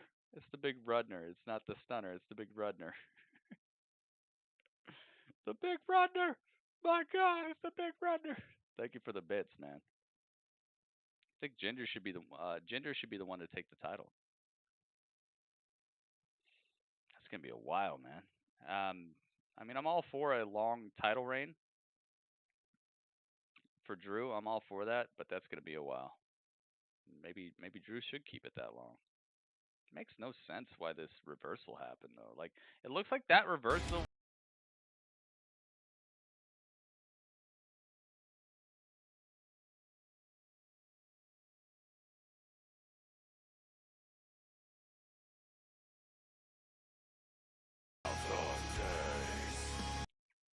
Falcon Days. Yeah, we got Falcon Days. Oh, Randy's still got the promo. Okay. I just can't. I can't be angry at the Nature Boy, Ric Flair. I can't find it in my heart, but Big I have Falcon, every thank you so right to much. be pissed off at you because this match with Kevin Owens wasn't necessary. I was only in this fight with KO because your ego got me into this fight in the first place last week. But I can't be angry with you, man. You're the nature boy, Ric Flair. That's what you do. You are the dirtiest player in the game. I've known it for a very long time. I have learned so much from you. I grew up with you around, and for the past 20 years, you have been there. You have had my back. You have been right there. Taught me everything you know. You better not. And you're one of the reasons why I'm in this ring still after 20 years. Dude, Big Falcon, thank you so much, man. I can't be mad at the nature boy. Man, do you remember, I think it was back 2002, 2003, Peoria, Illinois. I got myself in a little bit of trouble, to say the least. And nobody came to my aid. Nobody came to help me. Nobody was there by my side except one person, and it was you. You came and you bailed me out of the predicament that only my dumbass 22-year-old punk ass could have gotten myself into. You were there. You were there, and not only did I respect you after all that, Rick, I loved you. Oh, no. But I don't respect you anymore, Rick. Oh, God. I don't love you anymore. Oh, no. I don't respect you, and I don't love you because you are a liability to me in my career and everything that I'm trying to get done right now. No. You are a liability, and I realize this because I look back all those years ago. Do it, Randy. You know what? Drill I know his why eyeball you out. took a young Randy Orton under your wing. I know what you were thinking. You were thinking that I could be the son that you wish you had. Oh, my God. It's like that? Whoa. Yo, that's deep, man. Oh, what's that, Rick? Oh, no. What's that? Are those tears? Dude, Come on, you old ass man. All the energy you can muster in your old ass is just enough to push a couple tears out. That's all you're good for anymore is crying. Go ahead, cry me a river. Sob like a little baby. Go ahead, let's see it.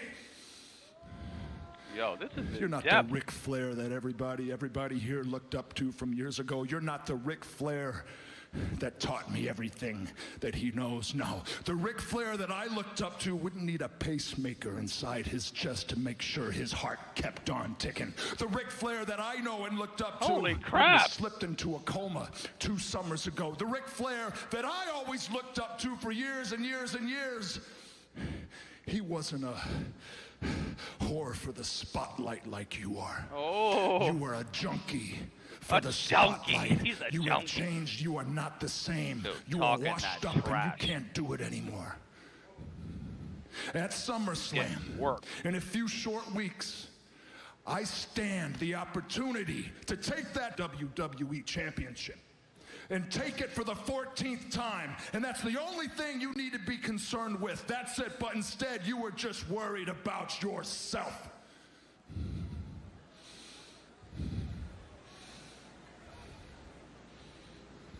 Oh, he took the mic from him. I'm taking this very personal. And I hear you. But I want to tell you a couple of things about me. Number one, get him, Rick. That Ric Flair that you came to see, to be with in 2001, he's not here anymore. You're right. Do I like the spotlight? Yeah. Do I like to call you the greatest because you are? Yeah. Do I want to be part of the spotlight? Yes, who wouldn't? I'm 71 years old. I'm on Raw. Do you know what that means?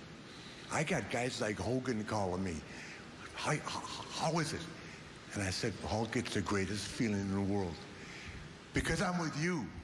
I'm here because I do want your approval. And I do want to be with you.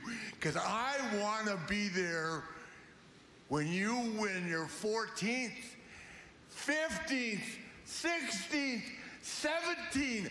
I want you to break my record. Listen to me. Not John Cena's record. My record. My record. Yo, get him, baby. Let's go. Your dad knows it. Driving 3,000 miles a week for 150 bucks. Okay? For how many millions of miles in the air, flying one city after another. You know what that's about because you did it with me. And you were home when your dad was on the road. No cell phones back then. You know what I went through. That's why I want you, who's crawled from the bottom to the top. You're the greatest performer in the business today. And I love being here with you. But I'm going to tell you something right now. You want to see me get emotional? You know why I can't get mad? You know why? Because after 31 days of being in intensive care and being in a coma for 12 of them, I woke up and all I wanted in life was to tell the people who I hadn't told that I love them, and to make sure everybody that I loved knew how I felt. I called around everybody that mattered to me, because you have to be this close to where I was to know what that feeling is. And I'm not trying to take anything from you. I'm just walking down the aisle with you, man, having a good time. All I am right now, I'm Charlotte's dad and want to be part of Randy Orton's life. I've been there, man. I ain't Ric Flair anymore. You're right. But I'm a big fan of you, and you're the guy to break my record. That's all I want. So give me the mic. Oh! Randy gives him a hug. Randy gives Ric Flair a hug.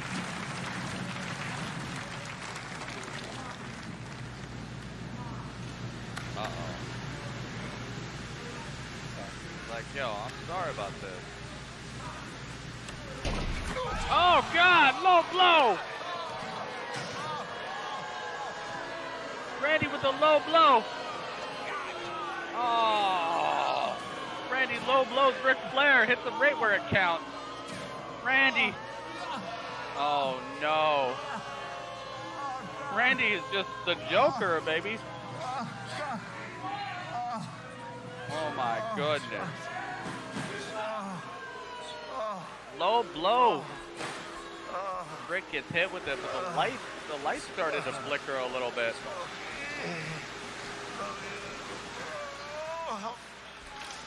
Oh. Ric Flair catches the, oh no. Randy is looking at him with that sadistic look. He's looking at him with that sick look.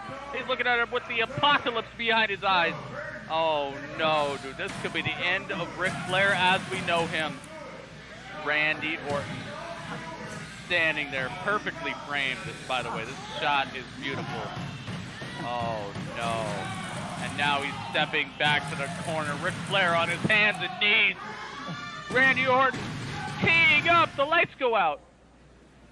Lights come back. Randy's looking for it. This could be the punt kick that goes down in history as the worst punt kick of all time. Randy's getting too hyped for this. Randy's going for the punt kick. The lights go out.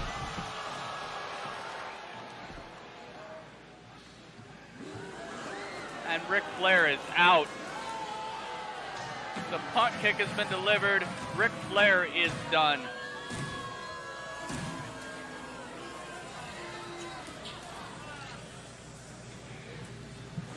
And he just rests in peace him. He just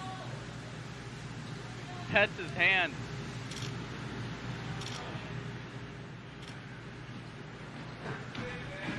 Wait a minute, here comes Drew McIntyre. Son of a bitch. Even red. Even red. Get some pain. He had to do it, man. He had to get rid of him. Even him. Even him. Son of a bitch.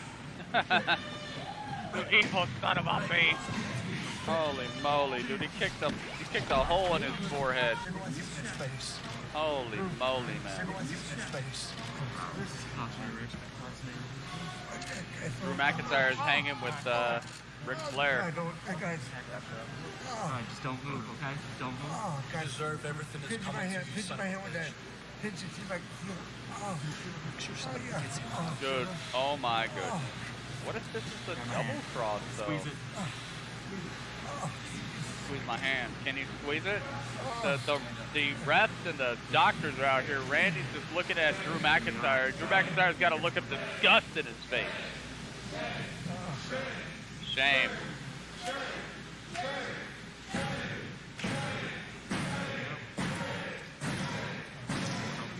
Randy loves it. Randy just looks like he's soaking up the hatred.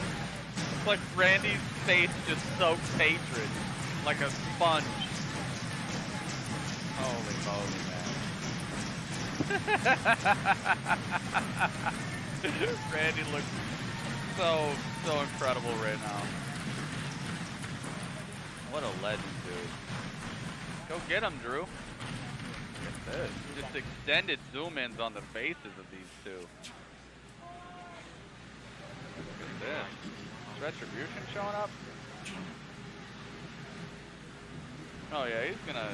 Everything that's coming to you, Randy, is SummerSlam. I'm gonna hurt you. I'm gonna hurt you. I'm gonna hurt you bad. You evil son of a bitch.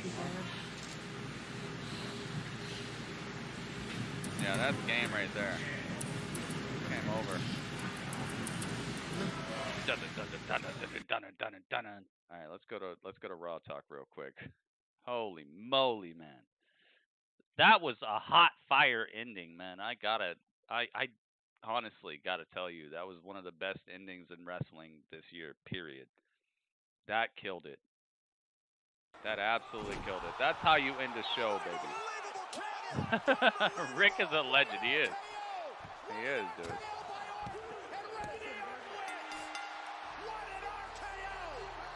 Oh my goodness. Yo, RKO CJ. Holy moly, man. My goodness. RKO CJ, what is going on? He's over here just making it rain. Thank you so much, man. We're going to Raw Talk real quick, guys. So if you want to boot up Raw Talk, please do it and go live. That's where we're at. You're a nifty Hang ninja. on, I'll give some props real quick. Yes. That's my second job. You know what I'm saying? I'm working on it. You know what I'm saying? I tricked everybody. So yeah, I know how'd you tricked decide everybody. that was the strategy you I tricked everybody. I'm a strategist. I'm a strategist. Yes.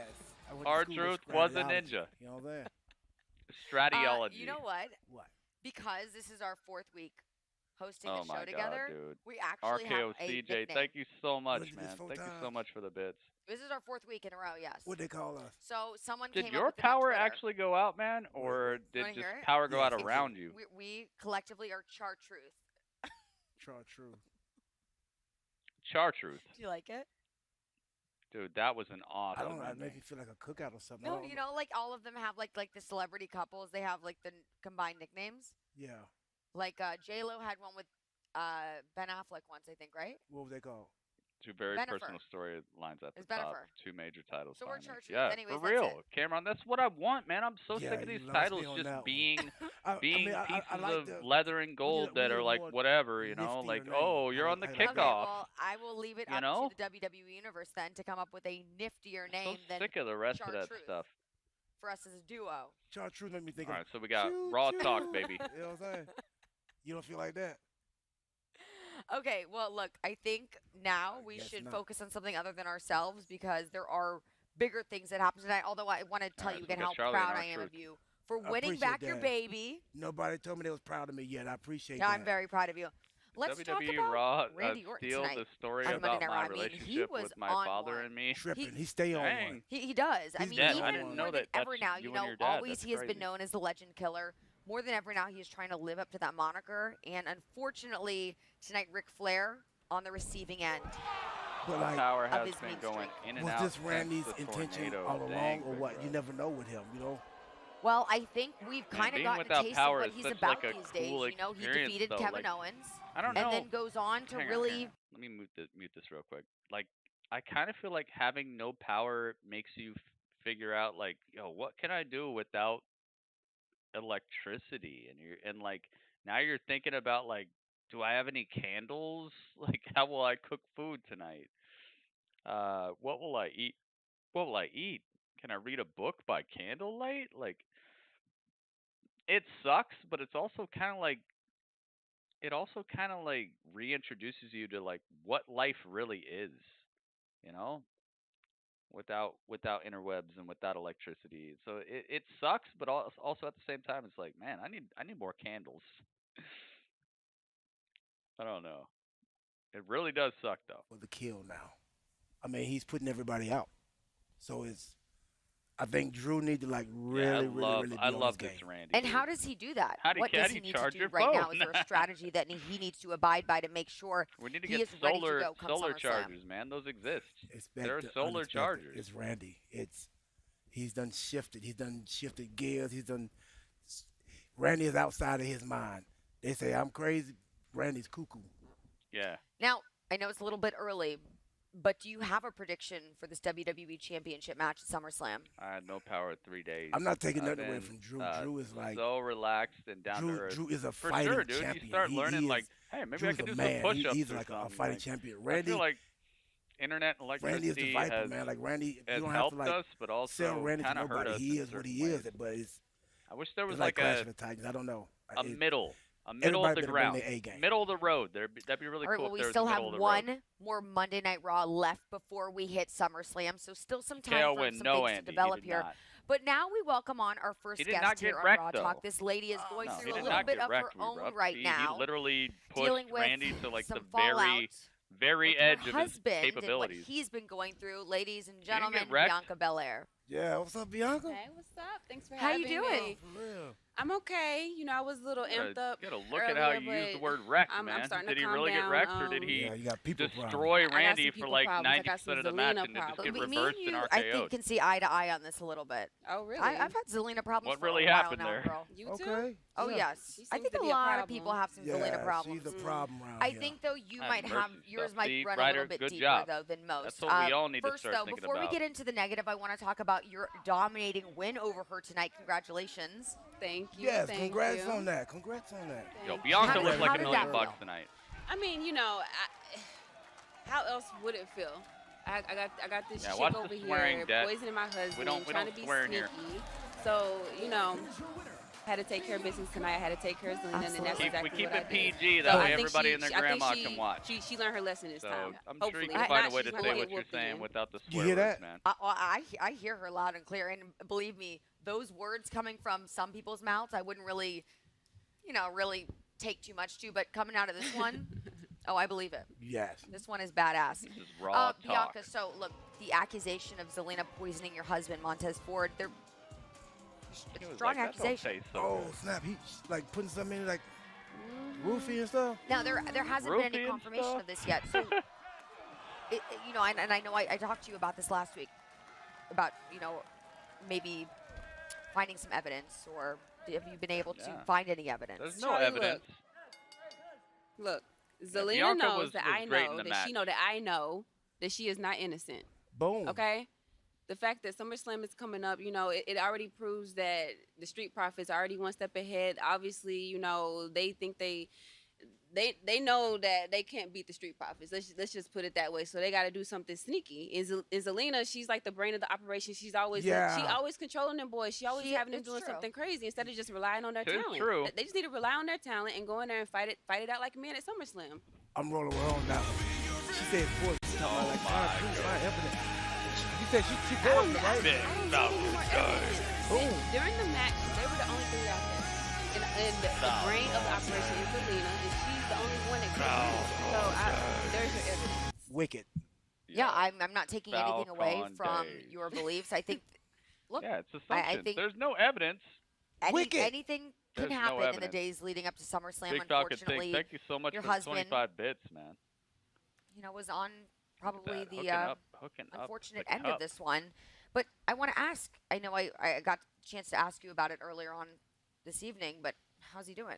challenger for the title. He's doing good. You know, he's strong. That's why he's I would my say husband. Mickie James You is know, back, I'm and I always think gonna be Mickie with a James will strong probably man. challenge Power couple. Bayley now. Supporting the king, you know what I'm saying? He's What I'm doing, talking about. he's doing But good. maybe- You know, I'm taking good care of him at home, but he's gonna be ready for SummerSlam. He'll be okay though. He's gonna be. I'm gonna make sure that he's okay. And even if he's not, like, he's talented enough to go out there and pull out a win alongside with Angelo Dawkins, his tag team partner. I don't know if I like like that. what kind of liquid she used, but like Pepto would be good, like for his stomach when he come back to work. For his stomach, right. all that jumping and running around and stuff. Pepto, easy on the stomach. There you go. Boom. You pharmacist, add it to your resume. Yo, I just know what I know. R-Truth, the pharmacist. Farm truth. Pharmacist truth. Now, I know that he has a lot of bigger things to worry about I right now. honestly and don't getting think back that to Zelina health, had anything to but do with has he it. spoken I think at all it was about the Retribution maybe crew. some doubts that linger in his mind leading up to his title Either that, defense or at it was SummerSlam Shelton against Benjamin and Andrade Bobby Angel, Lashley, or and is they're he going to feeling try to extremely scoop these confident right titles now? at SummerSlam. We don't. I think in it our was somebody household, else. I we really don't think it was doubt. these We two. don't do I that. don't think it was. There's I no don't think it was such word. Andrade We don't use and can't. Garza. Oh, okay. We I don't like that. doubt. Boom. That's as simple as I can put it. You know, I always have my man's back. You know, he was down and out right now, so I had to come through for him. But he's gonna be ready for SummerSlam. You heard? So But she there's killed it. no Yeah. doubt about it. Like, I don't know why you keep asking me this. Right? question. Yeah. I'm saying that. Uh-oh. Like, Wait a minute. Wow. Uh-oh.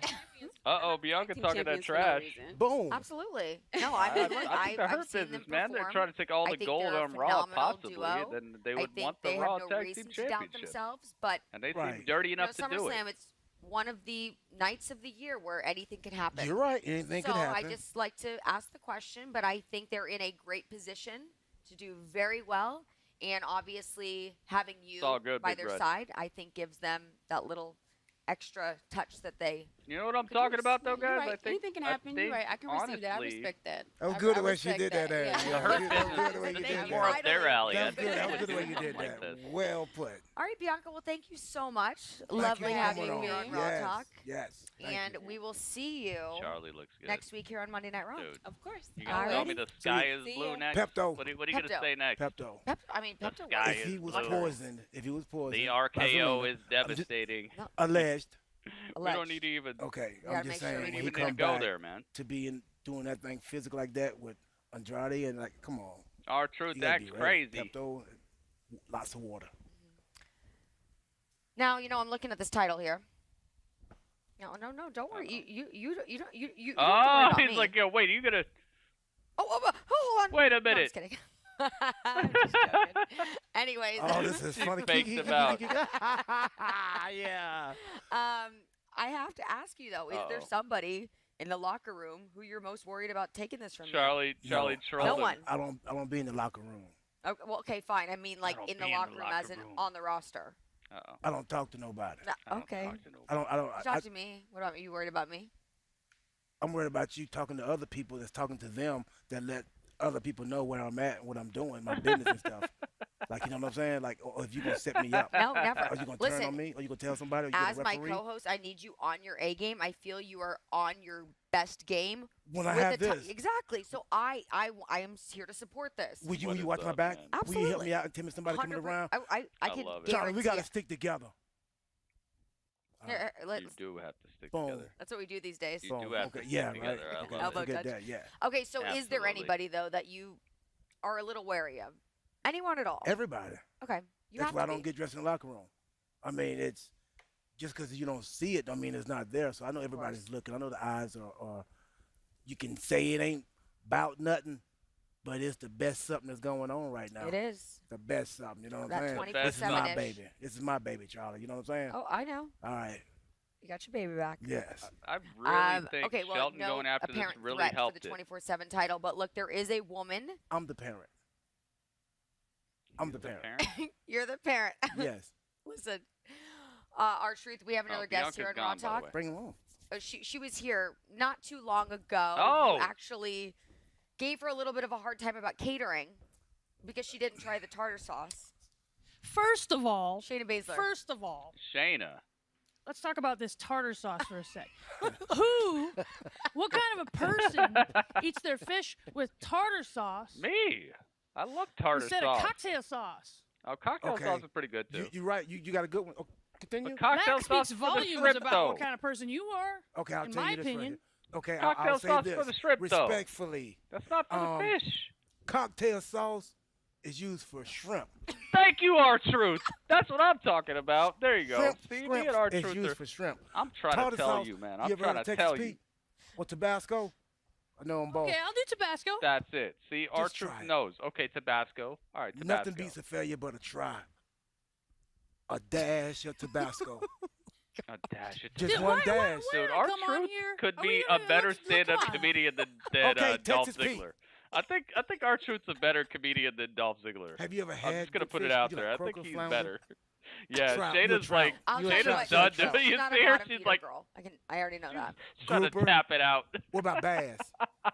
I can see you liking some bass. Yeah, I can see you Yo, liking some Okay, bass. look, we could talk fish Oh all man, night. this is a test Right, I'm right just now. trying Maybe we will, I'm trying to but help her out. let's get a little bit Yo, more this is into the over discussion. with. I want to hear about Oh my Like god, sushi. I love it. Underground. Dude, That's this sushi. is fantastic. If you're talking about raw food, Sushi. you don't eat that. I know you don't eat that. Listen, Truth doesn't even want to talk about Raw Underground. I do. Raw Underground is finally Yo, this is finally over with. where I can show people Look exactly at how buff she is. the Oh my- unedited oh my version goodness. of me. Oh my god. Th- She th- couldn't this even is, do like, it, dude. I all love these it all so these guys much. are like tough guys that think they're tough, so they want to Dude, do that was Raw awesome. Underground. I am tough because that's what I came up in. That's what I do. You see how buff she That's is? that was my bread and Oh butter, my God, tartar dude. sauce, if you will. She I couldn't like even that. talk. I've She been, was like, I've been doing I that. tasted that. Yeah, see? I'm flying high. I know last time I came here I was crabby because all the girls are scared of me and I just wanted to Crabby. beat someone up. Well, fish wrap. crabby. Oh no.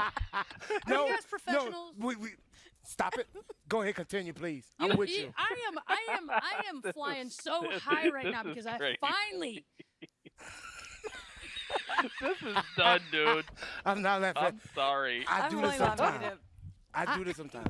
This You is flying what high. this is I'm what with you. happened to freaking Talking Smack. flying. No, don't get rid of Shannon, my you Raw flying. talk. Tell me about it. This is what happened to Talking Smack. Do you- It got do it you got have any- too fun and they that took it spoke out. for itself. I am on Oh my cloud God. 9. I was able to. You saw what I did in there. Stop. I love it. You doing it? What is this show? Ask me a question, for pity's sake. Okay. Do you have any remorse for what you did out there on Raw on the ground? What? Your intentions are really to hurt somebody? I mean, it's not. I can't, man. I can't. Let me can't. ask I'm you losing a it. question. Why It's have you all never breaking asked down. me This to is be what on a happened game in show? Talking Smack. No, not my Raw I talk. want to know the I answer to want that, Raw too, actually. talk. Keep I me don't in the want pink to. Don't think zone. I'm good to go enough? the way of, No, of Talking you Smack. better enough. You way no. good enough. How many times have you thought about asking me on your game show? I'm not in charge of that department. I Well, wish I that's would. it. Well, I wish you I know, was. actually, I'm going to take Shayna's side on this one. Sorry. We girls have to stick together. He asked Dolph to be on his game show during the last episode. Oh. No. Wow. I did, and I'm Wow. asking you right now. Oh, I'm I don't not want right your now. pity. I Please. don't want your pity. I don't There's want your no pity. You find a way to ask me for real. I don't want your pity ask. Find a way to ask me for real. Maybe I'll think about it. If I get you some good fish. Oh God. Some good Shayna, fish. I want to know about, when you were She competing can't, in Raw dude. Underground. I know that kind of brings you back to your roots. I know Vince and McMahon you is are like, very what is vicious going on? Why are they laughing? Why are they competitor having day fun? in and day out in WWE. This is not a but show do you for feel fun. Like when you stepped into that Raw Underground ring, that there was something So she inside of you that mashed some kind of girls, came to the though. surface a little She more, mashed some that girls maybe is going to This push is you one to of the another funniest level? Raw Do you talks think I've that ever seen. This is probably the reminded funniest you Raw of your talk. past, anything like that? Oh my God. See, here's the thing. It's got me at tears. Here's dude. the real truth about the WWE. Every other woman in that locker room has to put an outfit, a costume on when they get in that ring. Me, when I get in there, that is the moment that I take all my masks off and I am fully unleashed. I'm telling you guys, I needed that so much. I just needed to beat the holy snot out of someone. Wow. Well, do you think that we can expect now that you've experienced the Underground to be there more often? I'll be there as often as I want. Yeah. Oh. Look at her. She like it. Yes, Mo, yeah, you I mean, I should think be in it there definitely next. I takes would a love to certain see type that. of competitor to enjoy be like, no pyro, being in that type of atmosphere. You You get know, a lot of choked out. people are willing to go, but You get choked out. you're saying it's up to you. You know, you by choice would go compete in that environment, which. And now anybody that Dudley shows should up be in in Underground Underground. has to know that at any moment could be me. Yeah. Is there she anyone should've- you'd like she to should fight see some dudes in that there. environment I want to see her alongside crack you, a dude in half. against you? How can I get it through your head? She should crack like Tony Nese or something. Everybody's body works the same. They break the same ways. Oh, It God. doesn't matter. Put someone in. Do they have limbs? They soon won't. I Oh, don't care God. who it is. I don't care. What is with these questions tonight? You're like coming still with hostility because you just beat somebody. Hostility. I'm not good at this She's time. probably fired up a little bit, you know. Yeah, You get- but the you know, adrenaline is bleeding Let me ask you off, something. like- Let me ask you something. Truth. Adrenaline What'd you bleeding do right off. now if I rolled you up? Dudley has little limbs, but they're hard to get And to. a referee, you gotta have a Hard. referee. Have you read How the you know rule I don't book? have one? Uh-oh. Damn, you're right. Head on a I swivel. don't Head know. on a swivel, Truth. Oh, yo, Oh, yeah, you came with the games. She came with the games. You need It's to like, be careful. why did you invite her?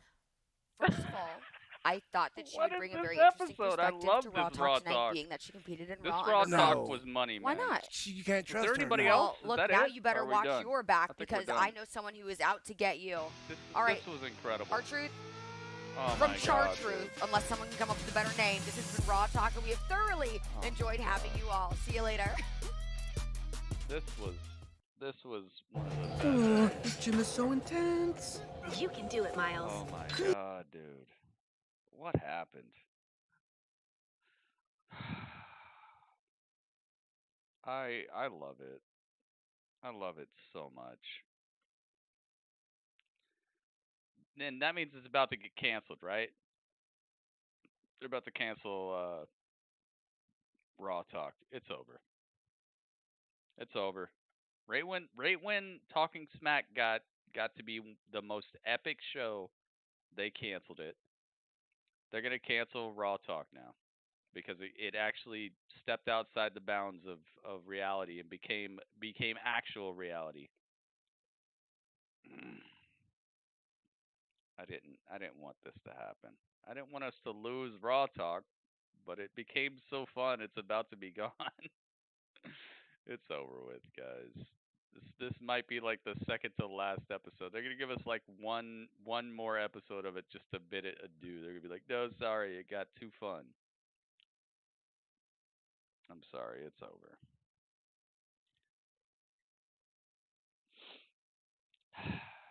So for the what might be the final episode of Raw Talk, I have been Gritty Urban, a broadcaster, a novelist.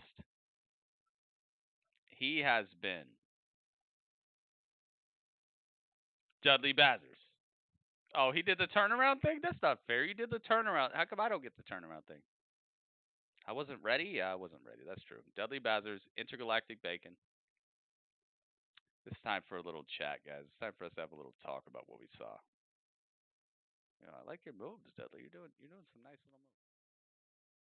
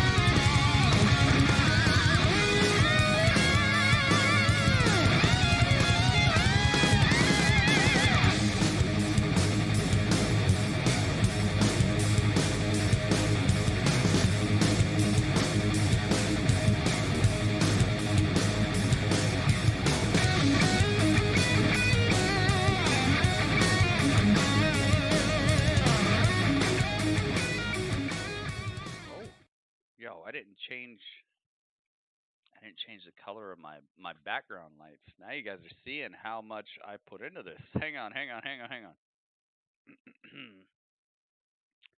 Let's change the color of the background lights. They need to be red for Raw. Raw red.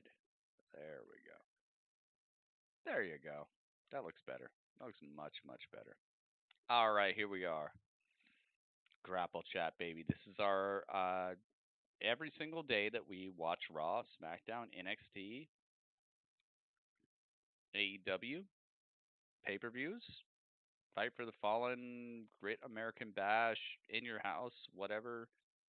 We do a review show. So here we are. Now let me get to my background music real quick. That way I can have a little bit. Let's see. Okay, that's pretty loud. Maybe like right there. What do you guys think about this background music? Is it too loud? Is it loud enough? What do you guys think? What do you guys think? What if Ken Shamrock show up to Raw Underground? Yo, that would be awesome. That'd be awesome. But he's under contract with Impact right now, so. Dude, it would be absolutely in Impact's best interest to form some sort of working relationship. And think about it, freaking Heath Slater showed up on Raw and then showed up on Impact like what, a week later? So who knows? I would love that. I would absolutely love if Ken Shamrock would show up on Raw Underground. Guaranteed. Oh my goodness. What is this?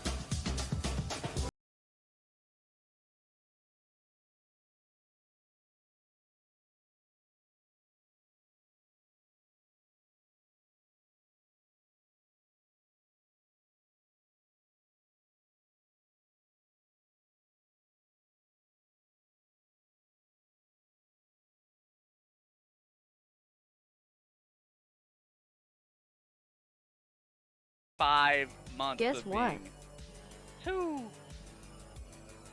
sweet. Too sweet me, bro. It's time. It's time. Oh yes. Oh yes. Too sweet me, bro. You're not too sweet me. I know you see a little bit of red because I had I was hanging out with Dudley, and Dudley had these red hot flaming hot Cheeto fries. So you can see a little red right there. That's because of the red hot Cheeto fries, all right? But otherwise, my nails are looking pretty pristine. My hands are looking clean and ready to go, okay? That red is from the red hot, flaming hot Cheeto fries that Dudley told me were good, and they were okay. They were okay.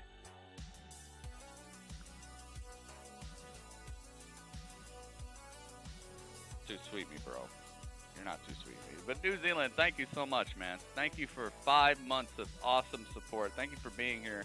You have made, I don't know if you know this, but you've been a good percentage. I don't even know how much of a percentage, but you've been an incredible percentage of like why people have had fun here and why people have had matches here and just all together. Thank you so much for hanging out, man. And also thank you so much for resubscribing for the 5th straight month, man. That means a lot to me. Okay? You know what's up. You know what's up. Alright, so you guys can kind of hear the background music, so it is time.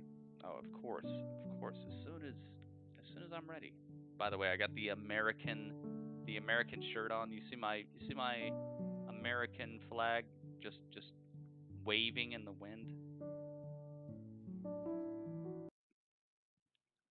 I love all countries. Don't you guys worry. I often wonder what would happen if I was born in like southern India or something like.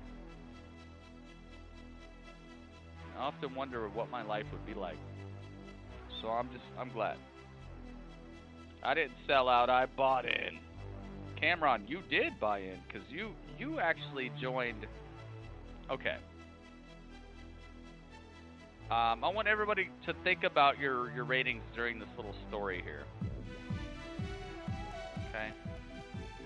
I actually really dislike this song, so I'm skipping forward. I need everyone to think. Okay, just think about your rating for Raw. Think long and hard. I don't want any weird ratings. I don't want any 9 out of 10s. I don't want no 9.8 out of 10s. I don't want no 5.6s out of 10s. I don't want nobody taking this to the high heavens or putting this straight into the dirt. I want people to really think about it. So think, all right? Think. But what I will say, I've thought about what would happen if I was born in any other country. And I must say, I'm just really glad that we are all here and that I have an opportunity to broadcast with you guys, because man, I don't think I'd be here. On top of that, Cameron was in the midst of a draft class, okay? Cameron was in the, like, let's see, okay. So there was, like, the draft class of certain people. You guys know how draft class works, right? Like, there's just, like, a bunch of people get drafted into a league at the same time. Well, Cameron was amongst a draft class that had some definite savages. The people who came before him had overblown characters that we didn't really have a whole lot of oversight to keep them in line, and I didn't understand stuff quite right. So he joined during a time of, like, Titans who just absolutely worked people over because they knew the game better than I did. Then, like, right after he joined, it was the era of people creating multiple accounts to have multiple characters. So he was having to fight against multiple people. He thought he was fighting multiple people, but he was fighting, like, the same person over and over and over again. So Cameron he's had to fight against overpowered people and people who had, like, multiple characters. But since then, I've honed in and figured stuff out, and Cameron was able to emerge out of the shadow of all these weird things that people do to try to get wins and look great on the interwebs for their friends and whoever's watching. So Cameron is possibly, gosh, what could I portray him as? Where has this happened before in wrestling history? Who would Cameron, based on those things, who would Cameron be? I think Cameron would be like the, man, who would he be?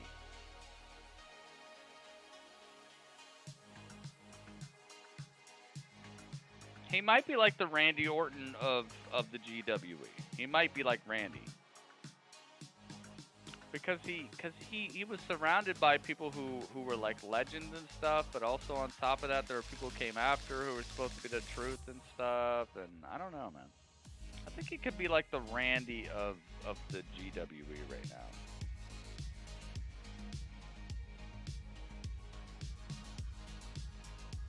I think he could be like the Randy. Like, he had legends around him, and they did some things to kind of help uplift him, but overall, he did what he had to do to persevere, and honestly became a person that we're talking about today instead of those people. So I would say he's like the Randy of the GWE, just out for blood, out to kick some heads off.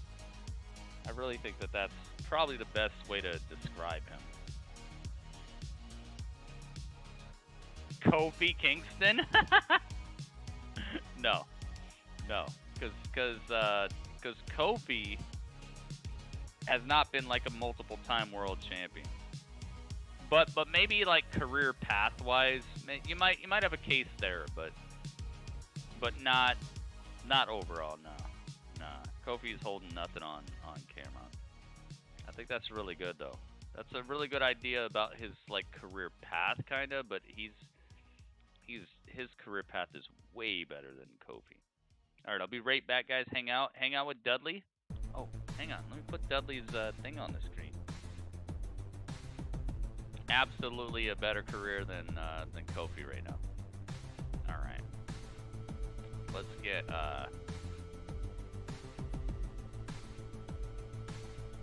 I'm gonna ask you guys for your score as soon as I come back. I knew I was gonna be leaving in a second, so just get ready. Get ready, guys. Get ready. Where the heck is it? It's gone? Where'd it go? Did they make it so none of this actually fits with, what?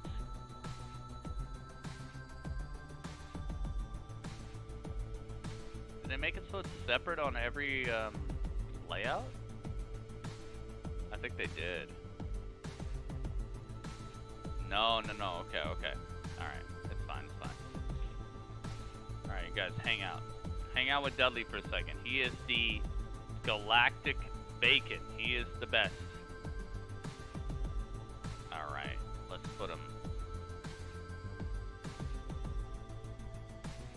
There we go. Alright. Hang on. Hang out with the Intergalactic Bacon. I'll be right back, guys.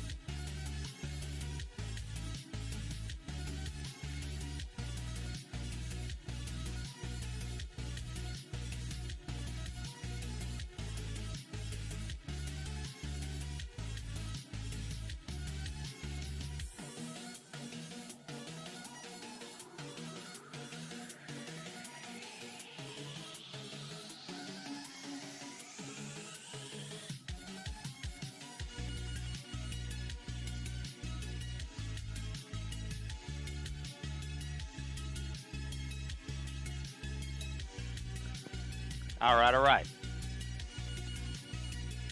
Perfect. So, I'm back. Let's see what's going on. Yes, Dudley, yes, Dudley, you are the Intergalactic Bacon. Wait, what does that say? Dudley Bazard, Spearman. Oh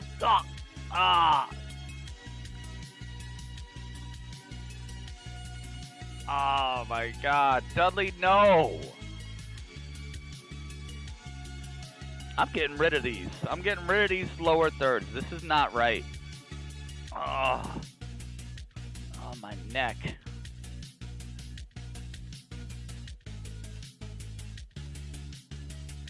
It's supposed to say Intergalactic Bacon. Oh, my neck.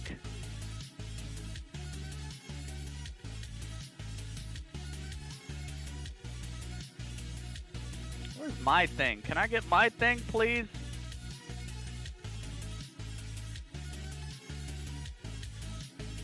I need my thing now. Where's my thing? Ah, my neck. Ouch. Where's my thing? Ah, here it is. Okay. Pretty urban. There we go. Oh, God. Alright, so I got my own now. Pretty urban, broadcaster, novelist, hurting neck.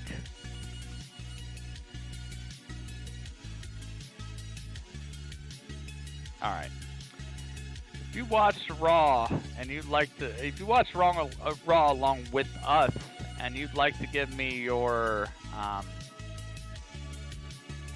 Oh, I gotta update this too. But if you watched it along with us and you'd like to give your rating, please tell me, what did you think of Raw out of 10? Is it an 8 out of 10, a 2 out of 10, a 3 out of 10, a 9 out of 10? What you think? I'm gonna need an ice pack for my neck, that's for sure. That is for sure. Oh my god. Ow. That hurt.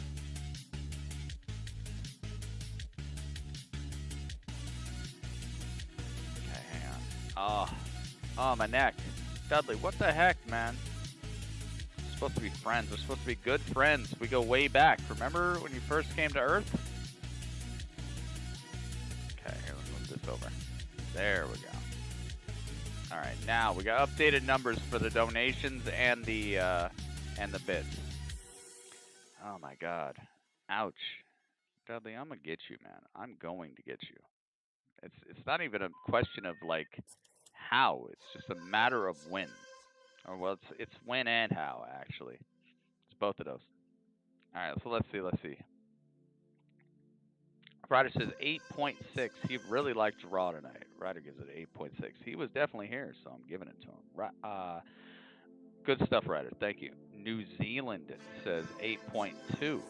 Okay. All right. He was watching too. We Rup says 8.4. You guys hear this background music still? I hope it's very light. 8.4 for We Rup. Thank you, We Rup. Ringmaster 8.5. Oh my goodness. There's some full on endorsements here. 7.9 says Cameron. 7.9. Cameron says it's worth a watch. I like this.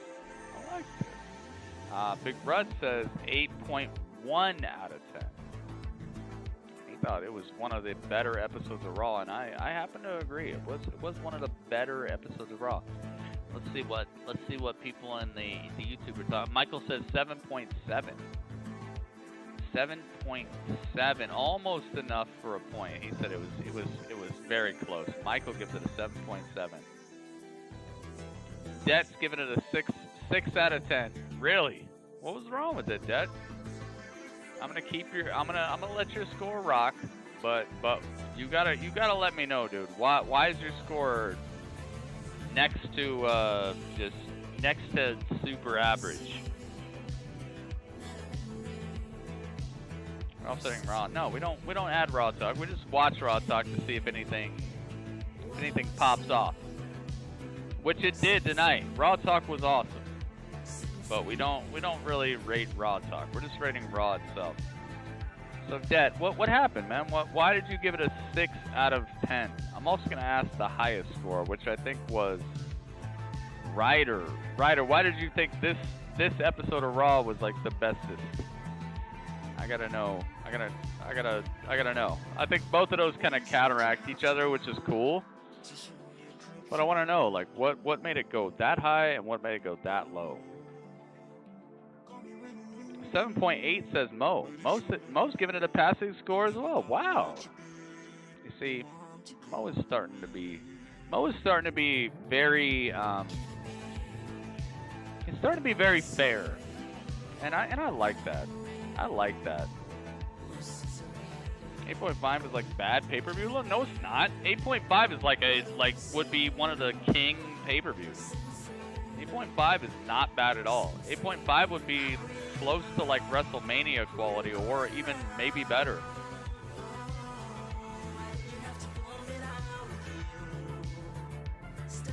I just think Raw could have done more to push talent in the ring, not the camera. What the? All right, man. Yeah, 8.5 is fantastic. That's 1.5 points from perfection. That's 1.5 from perfection. 10 is perfect. 10 would be like a perfect WrestleMania. 8.5 is like, dude, you did it. That's, what is that, like a B+? It's a pretty dang good score. Just remove the decimal. Yeah, remove the decimal and compare it to 100. Like, it's that easy. Det wants them to push new talent. But who, though?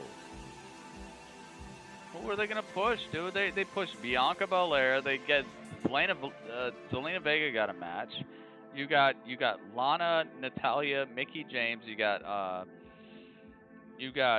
freaking Shelton Benjamin, Bobby Lashley, MVP, Apollo Crews, all the people who are in Retribution. You got all the people on Raw Underground. You got who else? You got Dominik. I don't know who could be a newer talent. I know you didn't say new, but you're saying push more talent, and I'm just thinking like, who is more? Who else is there? Who more is there? You like my 7.7, bro? I guess it's right below a passing score. I would wonder, like, if AEW put on this exact same show, would you be giving it a 7.7?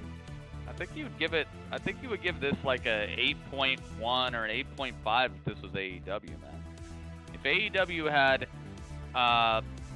the son of Chris Jericho shows up to fight against Jon Moxley, and they perform a contract signing that ends in a brutal beatdown for 20 minutes or whatever, you'd be like, that was the best segment ever. If the world champion comes out to save gosh, who would be the equivalent of like the greatest wrestler of all time if AEW did it? I don't know, Arn Anderson. Arn Anderson gets saved by Cody Rhodes at the end of the show because vindictive, vicious Brian Cage destroys him. He'd be like, "Oh my God, that was epic. He tried to kill Arn Anderson." Like, I'm not sure, man. I think you're just like giving it a little. I like your 7.7, but I'm just thinking like if they just replaced superstars and the exact same thing on AEW, you'd be like, oh, it's an 8.5 or something. So I don't know, man. I don't know. I like your 7.7, but I think it'd be like an 8.5 if it was on AEW, because honestly, it was great angles, man. Yeah, Hurt Business is fine. I don't think they need anybody else. If they do get anybody else, it should probably be Cedric. I could see Cedric in the Hurt Business, but he'd have to just keep his mouth shut. That guy, every time he opens his mouth, he just discredits his entire viciousness, his entire accuracy, his entire in-ring acumen. Like, he just absolutely destroys himself every time he opens his mouth because he sounds so unbelievable, and not in a good way, and he just doesn't look like he's about anything. It looks like he's just coming out here to just wrestle a match. Hey, if you think AEW is better than Raw, I'm not saying anything about your opinion. You think AEW is better than Raw. I'm just telling you, your 7.7 is cool, but I think it'd be like an 8.5 if AEW did the exact same stuff. If there was some mystery crew that's breaking windows and causing havoc, if your women's championship was anywhere near as cool as it is here in WWE, you'd be over the moon. Like, I just think you're a little too deep into your AEW fandom to realize that this particular episode would have been higher up if it were AEW superstars who aren't even as big as the WWE superstars right now. So you literally have people who are more believable in their spots and more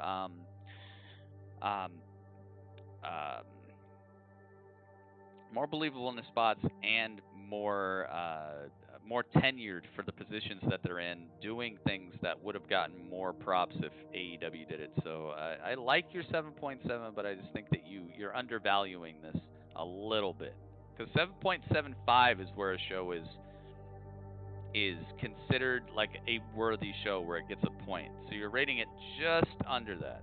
So it seems like you're trying a little too hard to like underrepresent it. What's the mask guys called? They're called the Retribution. Yeah, dude. It ain't. It's not the best thing ever. You got to give the props. So I like the 7.7, but if you're gonna give like a 10 to AEW, and you're gonna give a 7.7 to this, then you got to realize that you're looking a little biased. And trust me, I love that. I love that you love AEW so much, but you got to realize that Randy and Ric Flair moment was better than anything that happened in the pretty much anything that happened on AEW last week, but definitely better than the what's it called? The debate. I liked what Orange Cassidy said, but honestly, dude, that Ric Flair and Randy Orton thing was a classic. It was absolutely classic. It was a moment in history. And then you gotta really give it its props, man. So 7.75 is the cutoff. That's the cutoff for a point. And what we're doing here, the reason that we're doing all this is a thing called Battle of the Brands. Battle of the Brands.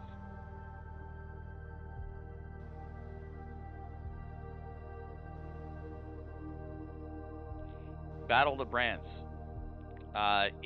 If a show can get a 7.75 overall, then that means that they get a point. Anything under a 7.75 means the show was not quite worth watching. So that's what we do here. And then, so what I do is I take everybody's score and I add them together, and then I divide it by the number of people who give ratings. So when you give it under a 7.75 for a show like this, then I'm like, oh, all right, cool. Cool. Bianca was awesome. Shayna was awesome. Raw Underground was way more hard-hitting, way more believable than last year. There's so much. Not last year. Last Raw. There's just so much about this show that it's like, dude, you really think this was a skippable Raw? Maybe. You can give your opinion all day, Michael. It's just, you asked me what I thought about your 7.7, and it seems like your 7.7 would have been like a 9.1 or an 8.5 if AEW did these exact same angles. If they would have started the show with Jericho's son is here and Jericho wants revenge against Orange Cassidy, even though that wouldn't be anywhere near as well built or anywhere near as epic as what we're seeing here. You'd be like, oh my God, Jericho's son is here? Yo, brand new signing, oh my God. And then that'd be the hypest thing. And then, oh my God, Arn Anderson is getting beat up by who? At the end of the show, and you know, they can cut a promo half as good and you'd think it was the greatest thing. So you just gotta realize you have a bias right now. You're being seen as a biased wrestling fan where your opinion is a little too deep in one area. So you can have your opinion all day, but just realize when you give a show like this a 7.7, I know you'd give AEW like a 9 or an 8.7 or 8.5 or something. Because you're giving AEW extra points for being AEW instead of what they do on AEW. So that's my opinion on your 7.7. I think that would be easily an 8.8 or 8.5 if this was AEW. So it's a good score. I like the 7.7. That's a pretty good, pretty fair score. But you gotta be fair both ways, man. So there you go. That's my opinion. You asked, I'm telling you. You could have your opinion all day, but if you wanted to know, which you did, you asked me what I thought about your 7.7, and I think it would be easily an 8.5 to like a 9 if this was an AEW show, especially because you get that extra hour you were just asking for last week. You got the 3 hours instead of the 2, so you got the extra hour and you got some really cool angles. So next, is there any other score that I missed, guys? Is there anybody else who wants to give a review? Because I'm cutting this off and I'm about to give my review. We did not hit 100 tonight, which is a little out of whack. I wish more people would give their ratings, but hey, gotta deal with what you got.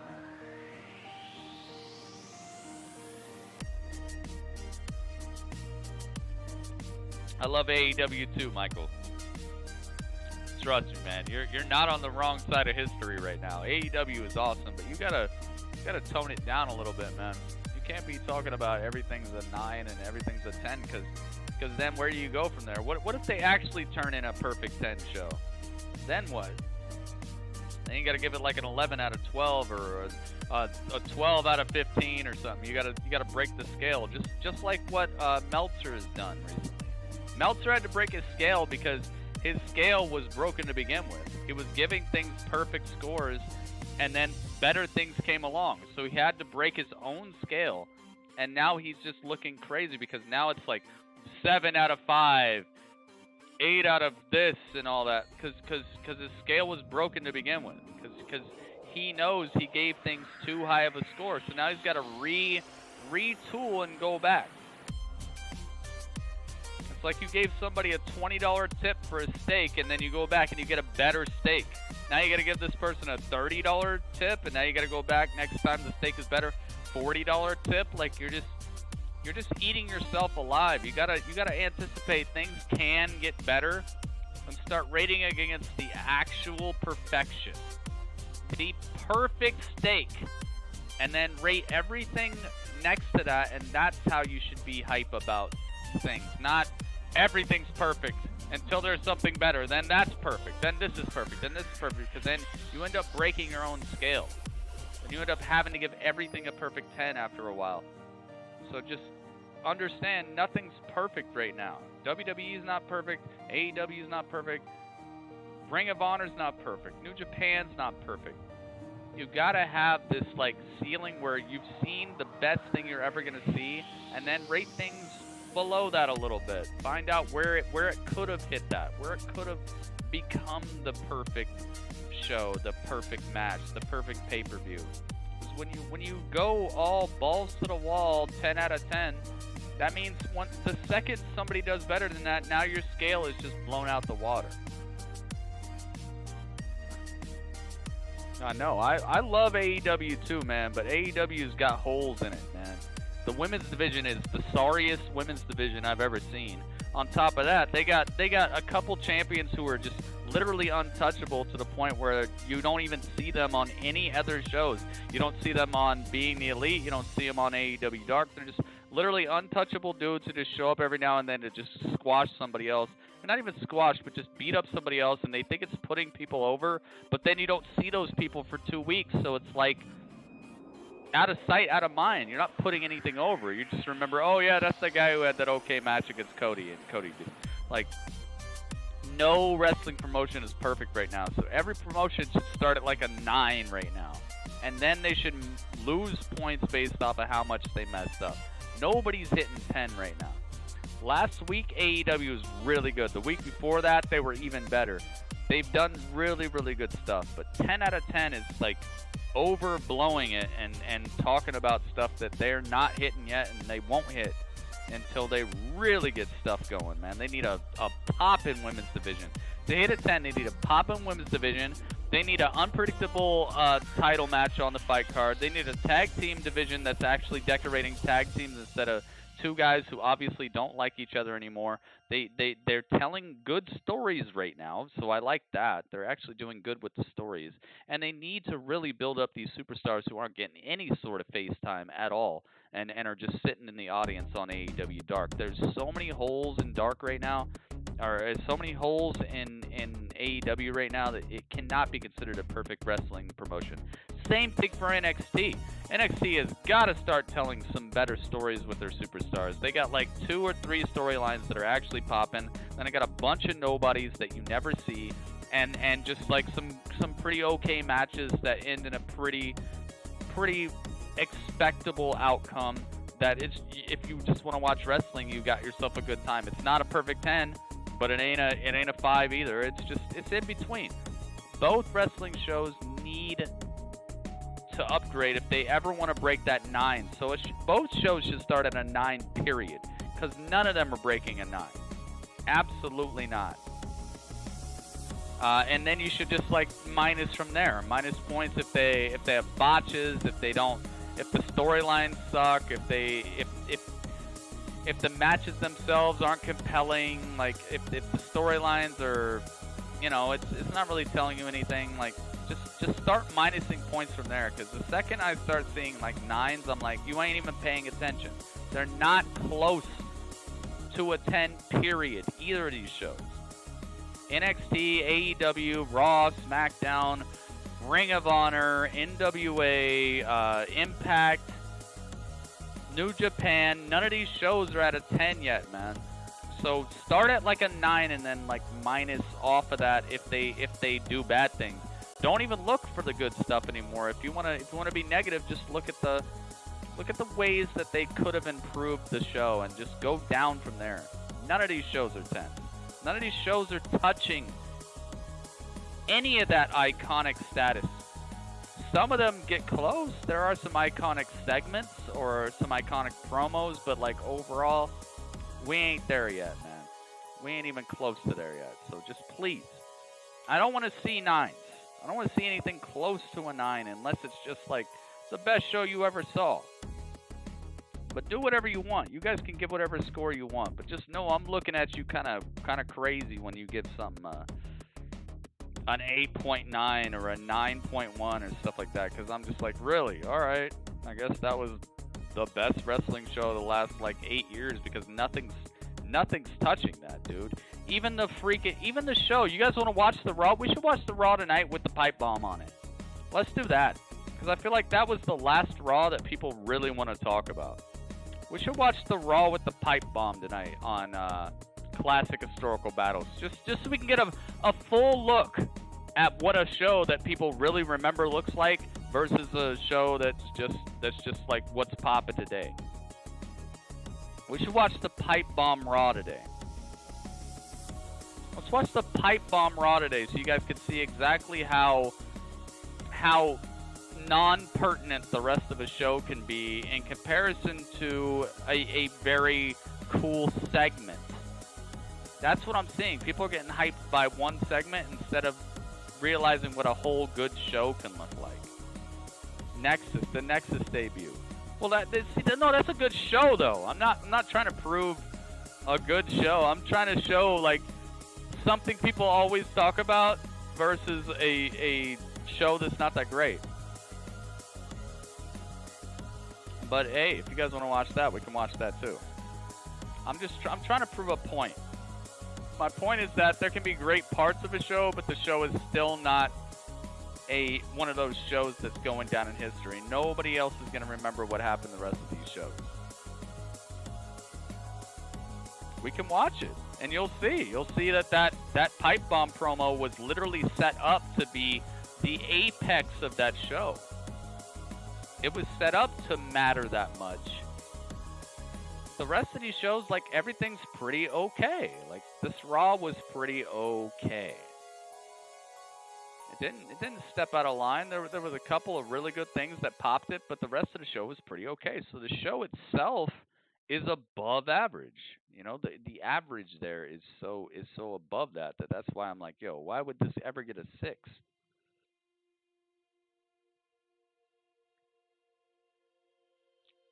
I'm on the AEW team. I know you are, Michael, but you got to realize, like, when you give AEW like a 9 and you give this a 7, I'm gonna be like, yo. So if this is my question to you, Michael, if AEW did every single angle that we saw tonight exactly the way that we saw it tonight, would you be giving this a 7.7?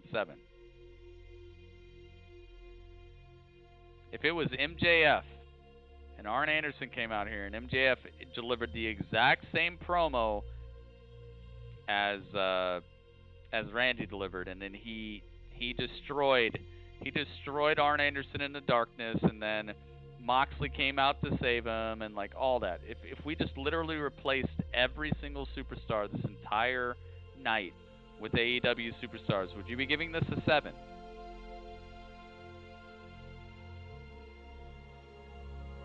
I would probably rate it lower than Raw too, because it wouldn't be as good.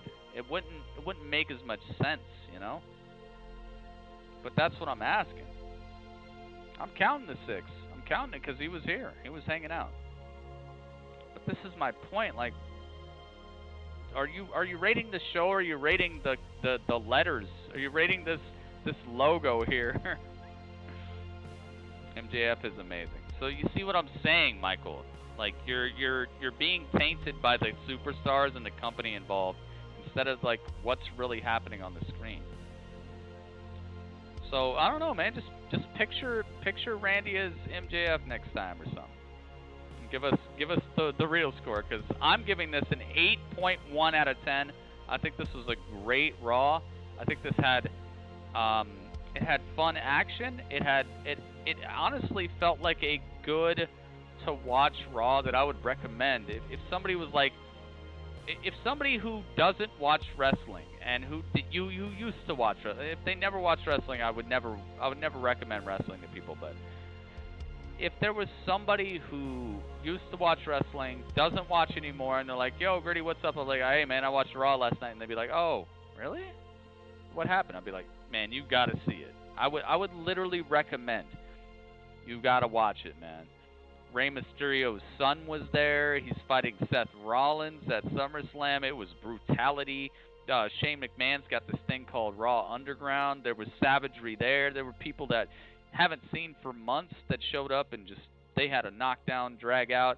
Randy Orton and Ric Flair. You'd be like, Ric Flair? I'd be like, yeah, Ric Flair and Randy Orton had a heartfelt toe-to-toe promo inside the ring. You got to see that.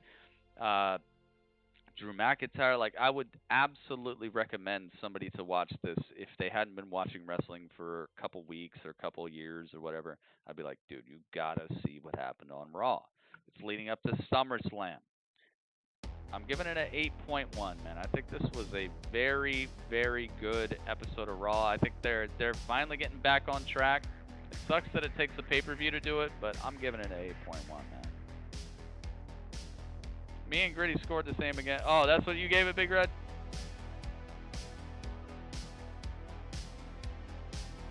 You didn't count Big Falcon's score. I didn't?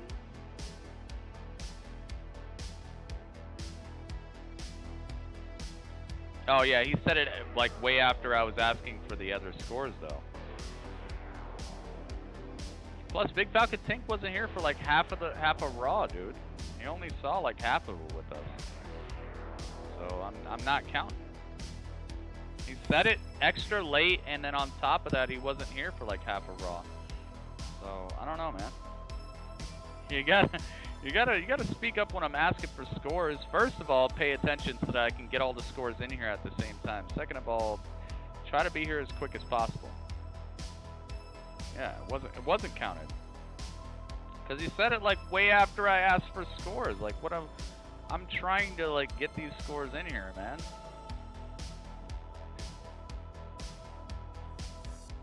Raw Underground cameo from Japan Wrestling Company that went out of business. So Shane copied the idea. What? I don't know what you're talking about. That everyone's gonna say that everything in wrestling is copying something else. Everything's copying something else. And I guarantee you, whatever you're talking about, copied WWE. Or copied WWF. Or copied them when they were in the Hammerstein Ballroom. Copied them when they were just in like a fight pit type of environment. Like, we gotta stop talking about people copying stuff, okay? Wrestling is just a non-stop copy. And that's every movie, that's every story ever told, okay? Every book, every wrestling match, every boxing match, every football game, it's all a copy of some other game. I guarantee you could find a basketball game that comes on TV tomorrow that has the exact same statistics as a game from like 1998 or something. Just let's stop, all right? Shane ain't copying nobody. He's just doing what he thinks is fun right now, and not everybody who comes up with something is copying everybody. We need to stop saying that crap, dude. It's obviously a take on Fight Club. If it's a copy of anything, it's a copy of Brad Pitt and Edward Norton in Fight Club. That's it. It's just a Fight Club thing, but it's happening on live TV on Monday Night Raw on the USA Network, which is not what Fight Club is doing. It's not what any of these Japanese companies are doing either. So it's something brand new now, and it's got Dabba-Kato, it's got Riddick Moss, it's got Shayna Baszler, it's got all kinds of new characters, and they're doing it their own way. So We need to stop with all this. They're copying people. Okay, so every time somebody bleeds, they're copying New Jack, because New Jack's got more scars on his head than anybody. So he's the guy who's bladed the most. So every time somebody bleeds, they should pay New Jack, and every time somebody uses a chair, they should pay RVD or whatever. Like, let's just stop, guys. All right, can we just stop? Okay, everything is copying everything. Every single story you read, every single game you look at. Like, I literally made a story that's just like half the games that came out this year, and I wrote it down and I put it in a book, and it's available on Amazon for people to buy right now. Like, there are people who are just gonna take your ideas, they're gonna twist them a little bit. It's not even necessary to talk about it anymore. Just have fun with it right now the way it is, and just let it rock, guys. One thing I can't call a copy was the Broken Universe. Yeah, Broken Universe was a copy as well. You don't know that the Broken Universe is literally just freaking Mankind over again?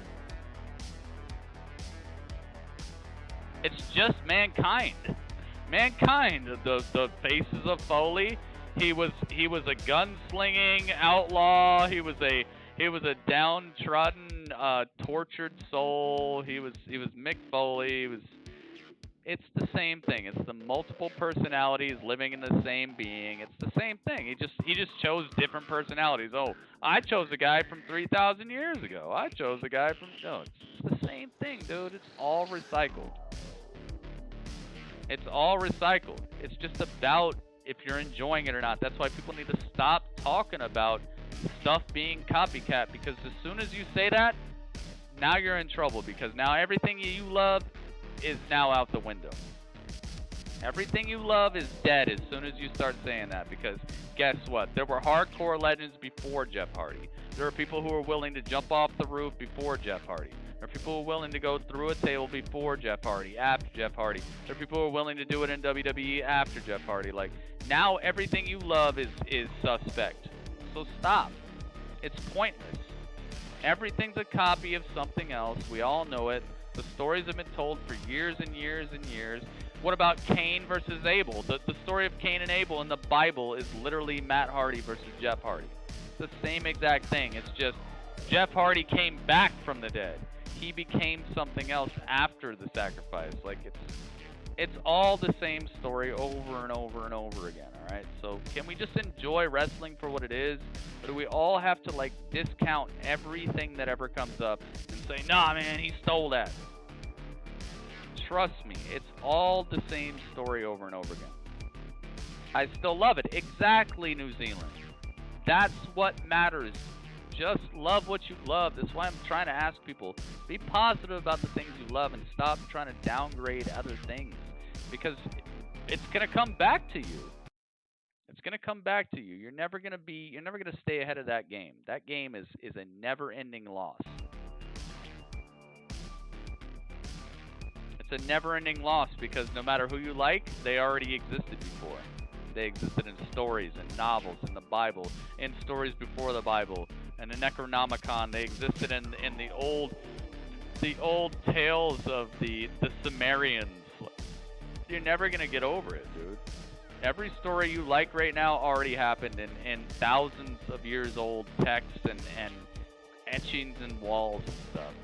So that's why you just gotta stop calling stuff out as copycats. Because the second you do that, you're putting yourself on a treadmill, and that treadmill is gonna get ahead of you, and you're gonna fall off. They're gonna find something else. They're gonna find out a reason why your favorite character is just a copycat of something else. It's an infinite L, exactly. So let's just be hyped for the things we get, guys, and stop calling stuff copying things. Oh my God, Matt Hardy was bleeding. Somebody bled last week. That means Matt Hardy copied them. Really? Matt Hardy copied somebody for bleeding. Pretty sure that people have been bleeding since the beginning of time. Bleeding is absolutely nothing that's being copied. It's just something that's happening, and it wasn't even supposed to happen from what I'm hearing.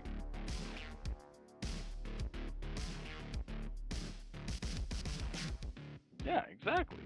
You still love it, New Zealand. That's the purity. That's what I'm trying to tell people. Like what you like and talk about what you like. Calling other things out for copying, it's like, dude, we know when people like straight up copy, and we also know when people are just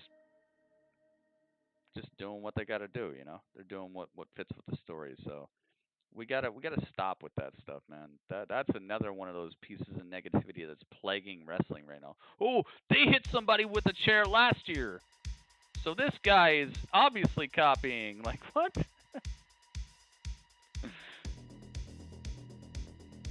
How about we just watch wrestling, guys? There's always gonna be some copies. I got a tweet today. Who was it? Was it RKO? I think it was RKO CJ. RKO CJ put a tweet up today where Kamala power slammed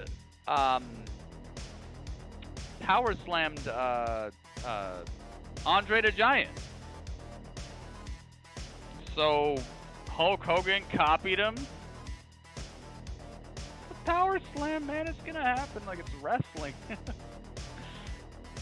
But it really happened. Kamala power slammed Andre the Giant.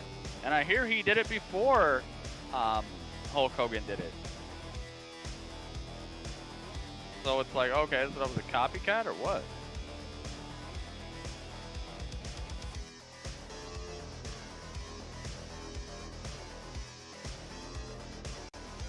Rest in peace to Kamala, by the way. Kamala, we recently lost Kamala, guys. It's unfortunate, but it is real. So, with my score, let's do the math. Let's find out, guys. I'm glad we had that conversation because that's another one of those things. Like, I'm trying to dispel all these like weird things in wrestling that are bringing wrestling down. We got to get rid of them, man. Here we go. Oh boy. All right, so here we go. We got an 8.6, an 8.2, an 8.4, an 8.5, a 7.9. That's 5 scores. Let me see. 1, 2, 3, 4, 5. Yeah, that's 5. We got an 8.1, a 7.7, a 6.0. Haven't seen that person really tell me why it's a 6.0, but we're taking it. We won't be taking it next time though, unless this person has an explanation. 7.8 and an 8.1. That is 10 scores. Oh my goodness. 79.3 divided by 10 scores to 7.93. It doesn't take a math genius to know what's about to happen there. They made it. Oh my goodness. Yo, Raw. This is a very realistic possibility that Raw might actually take this home this season, dude. Because they got one more week on top of this, and then they got SummerSlam. Dude, they could get it, or NXT could get it off of Takeover 30. Oh man, this is tough. And then AEW, man, they gotta keep it together. They really gotta keep it together. NXT has to drop the ball once. All NXT has to do is drop the ball one time, and AEW might take this. Yep, they got the point.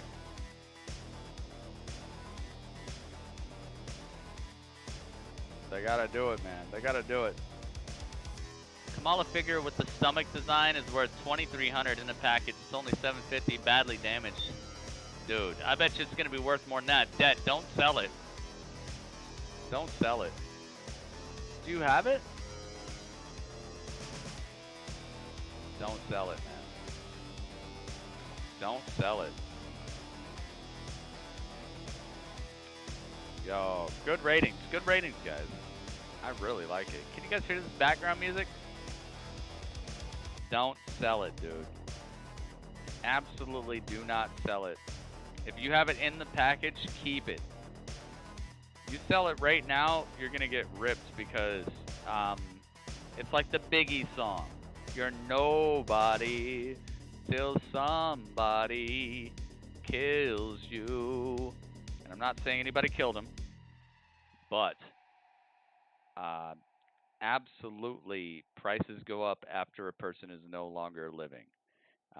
It's very sad that he's not here anymore, but dude, to really help you, to help out somebody who is living and who might have a figure that's going to be worth a couple thou, you should wait a couple years, man. Do not sell it today. Yes, it sounds good. Okay, nice. Moon on the belly, Kamala. Yes. Don't sell it right now, man. Let it upgrade a little bit. It's really sad he's gone, but I can guarantee you, absolutely guarantee you, he'd want you getting as much money as possible off of his figure. There we go. Oh, although I must say that if we would have counted Big Falcon Tank's score, it would have actually still passed. So Big Falcon Tank, you can rest assured that your score would have still added up to a pass. This score, this particular episode of Grapple Chat, this particular Raw would have still made it. So you did not lose anything. People don't really care until you're dead. People do care before you're dead, but it's like there are certain people who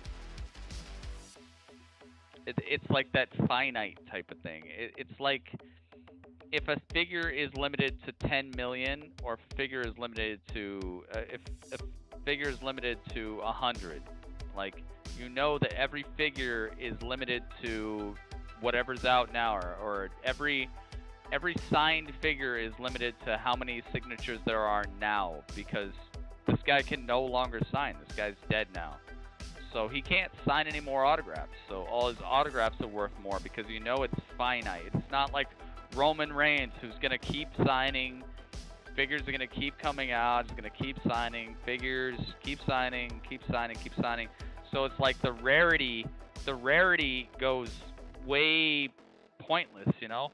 But then you get this crazy rarity from people who are no longer alive because, you know, they're not going to sign anymore. They can't sign anymore. They can't sign figures, and most likely they're not going to make many more figures of this person after they're dead. So the rarity goes through the roof. You become something more than just your figure or just your autograph. You become a commodity that is limited, and officially, once you have that last one, that's it.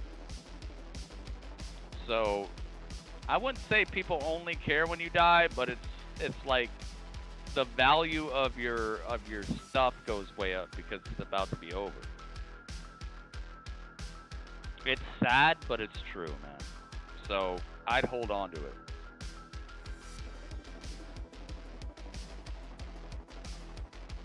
Oh, I like this. Yes, Big Falcon Tank. Your score did actually, or would have actually just lifted it up to like an 8. It passed anyway.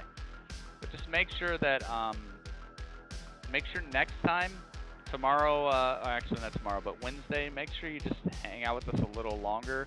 That way I know that you watched the show. If you would have hung out as long as you did tonight, as you do on Wednesday, then I would accept it. But because Raw's a 3-hour show, I gotta be like, you weren't here for a lot of it.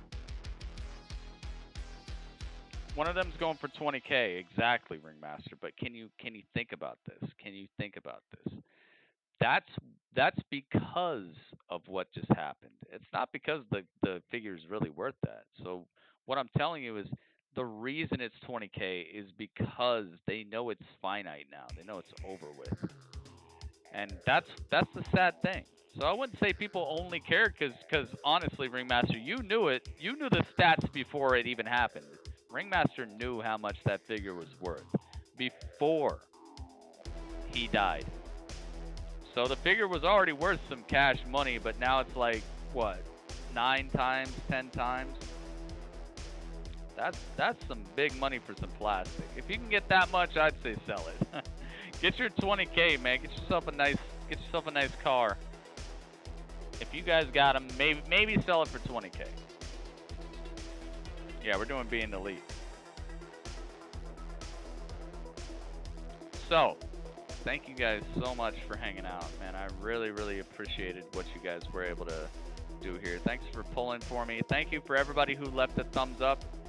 I'm going to ask everybody on the Twitch right now, can you please come over to my YouTube video and click the thumbs up, guys, so that people will find my channel. Can we do that? Can everybody in here please hook it up? I would highly, highly appreciate if you guys could come over to my YouTube channel and just click thumbs up on the Raw live stream. I would highly appreciate it if you guys would do this every time that I stream.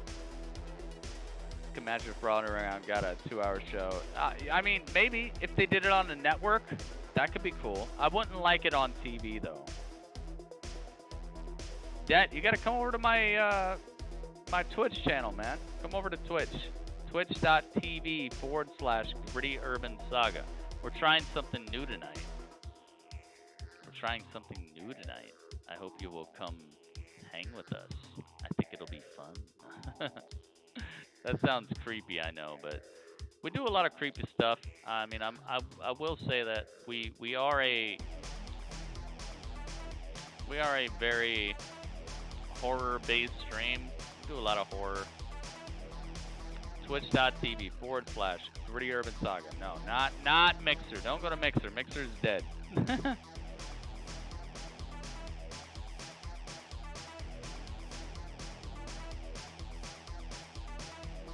So, with that said, guys,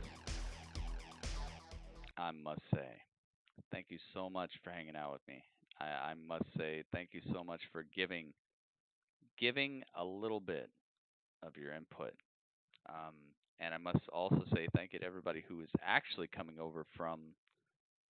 I actually think we lost a like. That doesn't make any sense. All right, we lost a like since I asked you guys to come over here. So Twitch, don't come over here and unlike, I guess. Ay. All right, guys. Stick around, people on Twitch. People on YouTube, the broadcast is ending, so come on over to the Twitch. I'll see you there. That was the chat.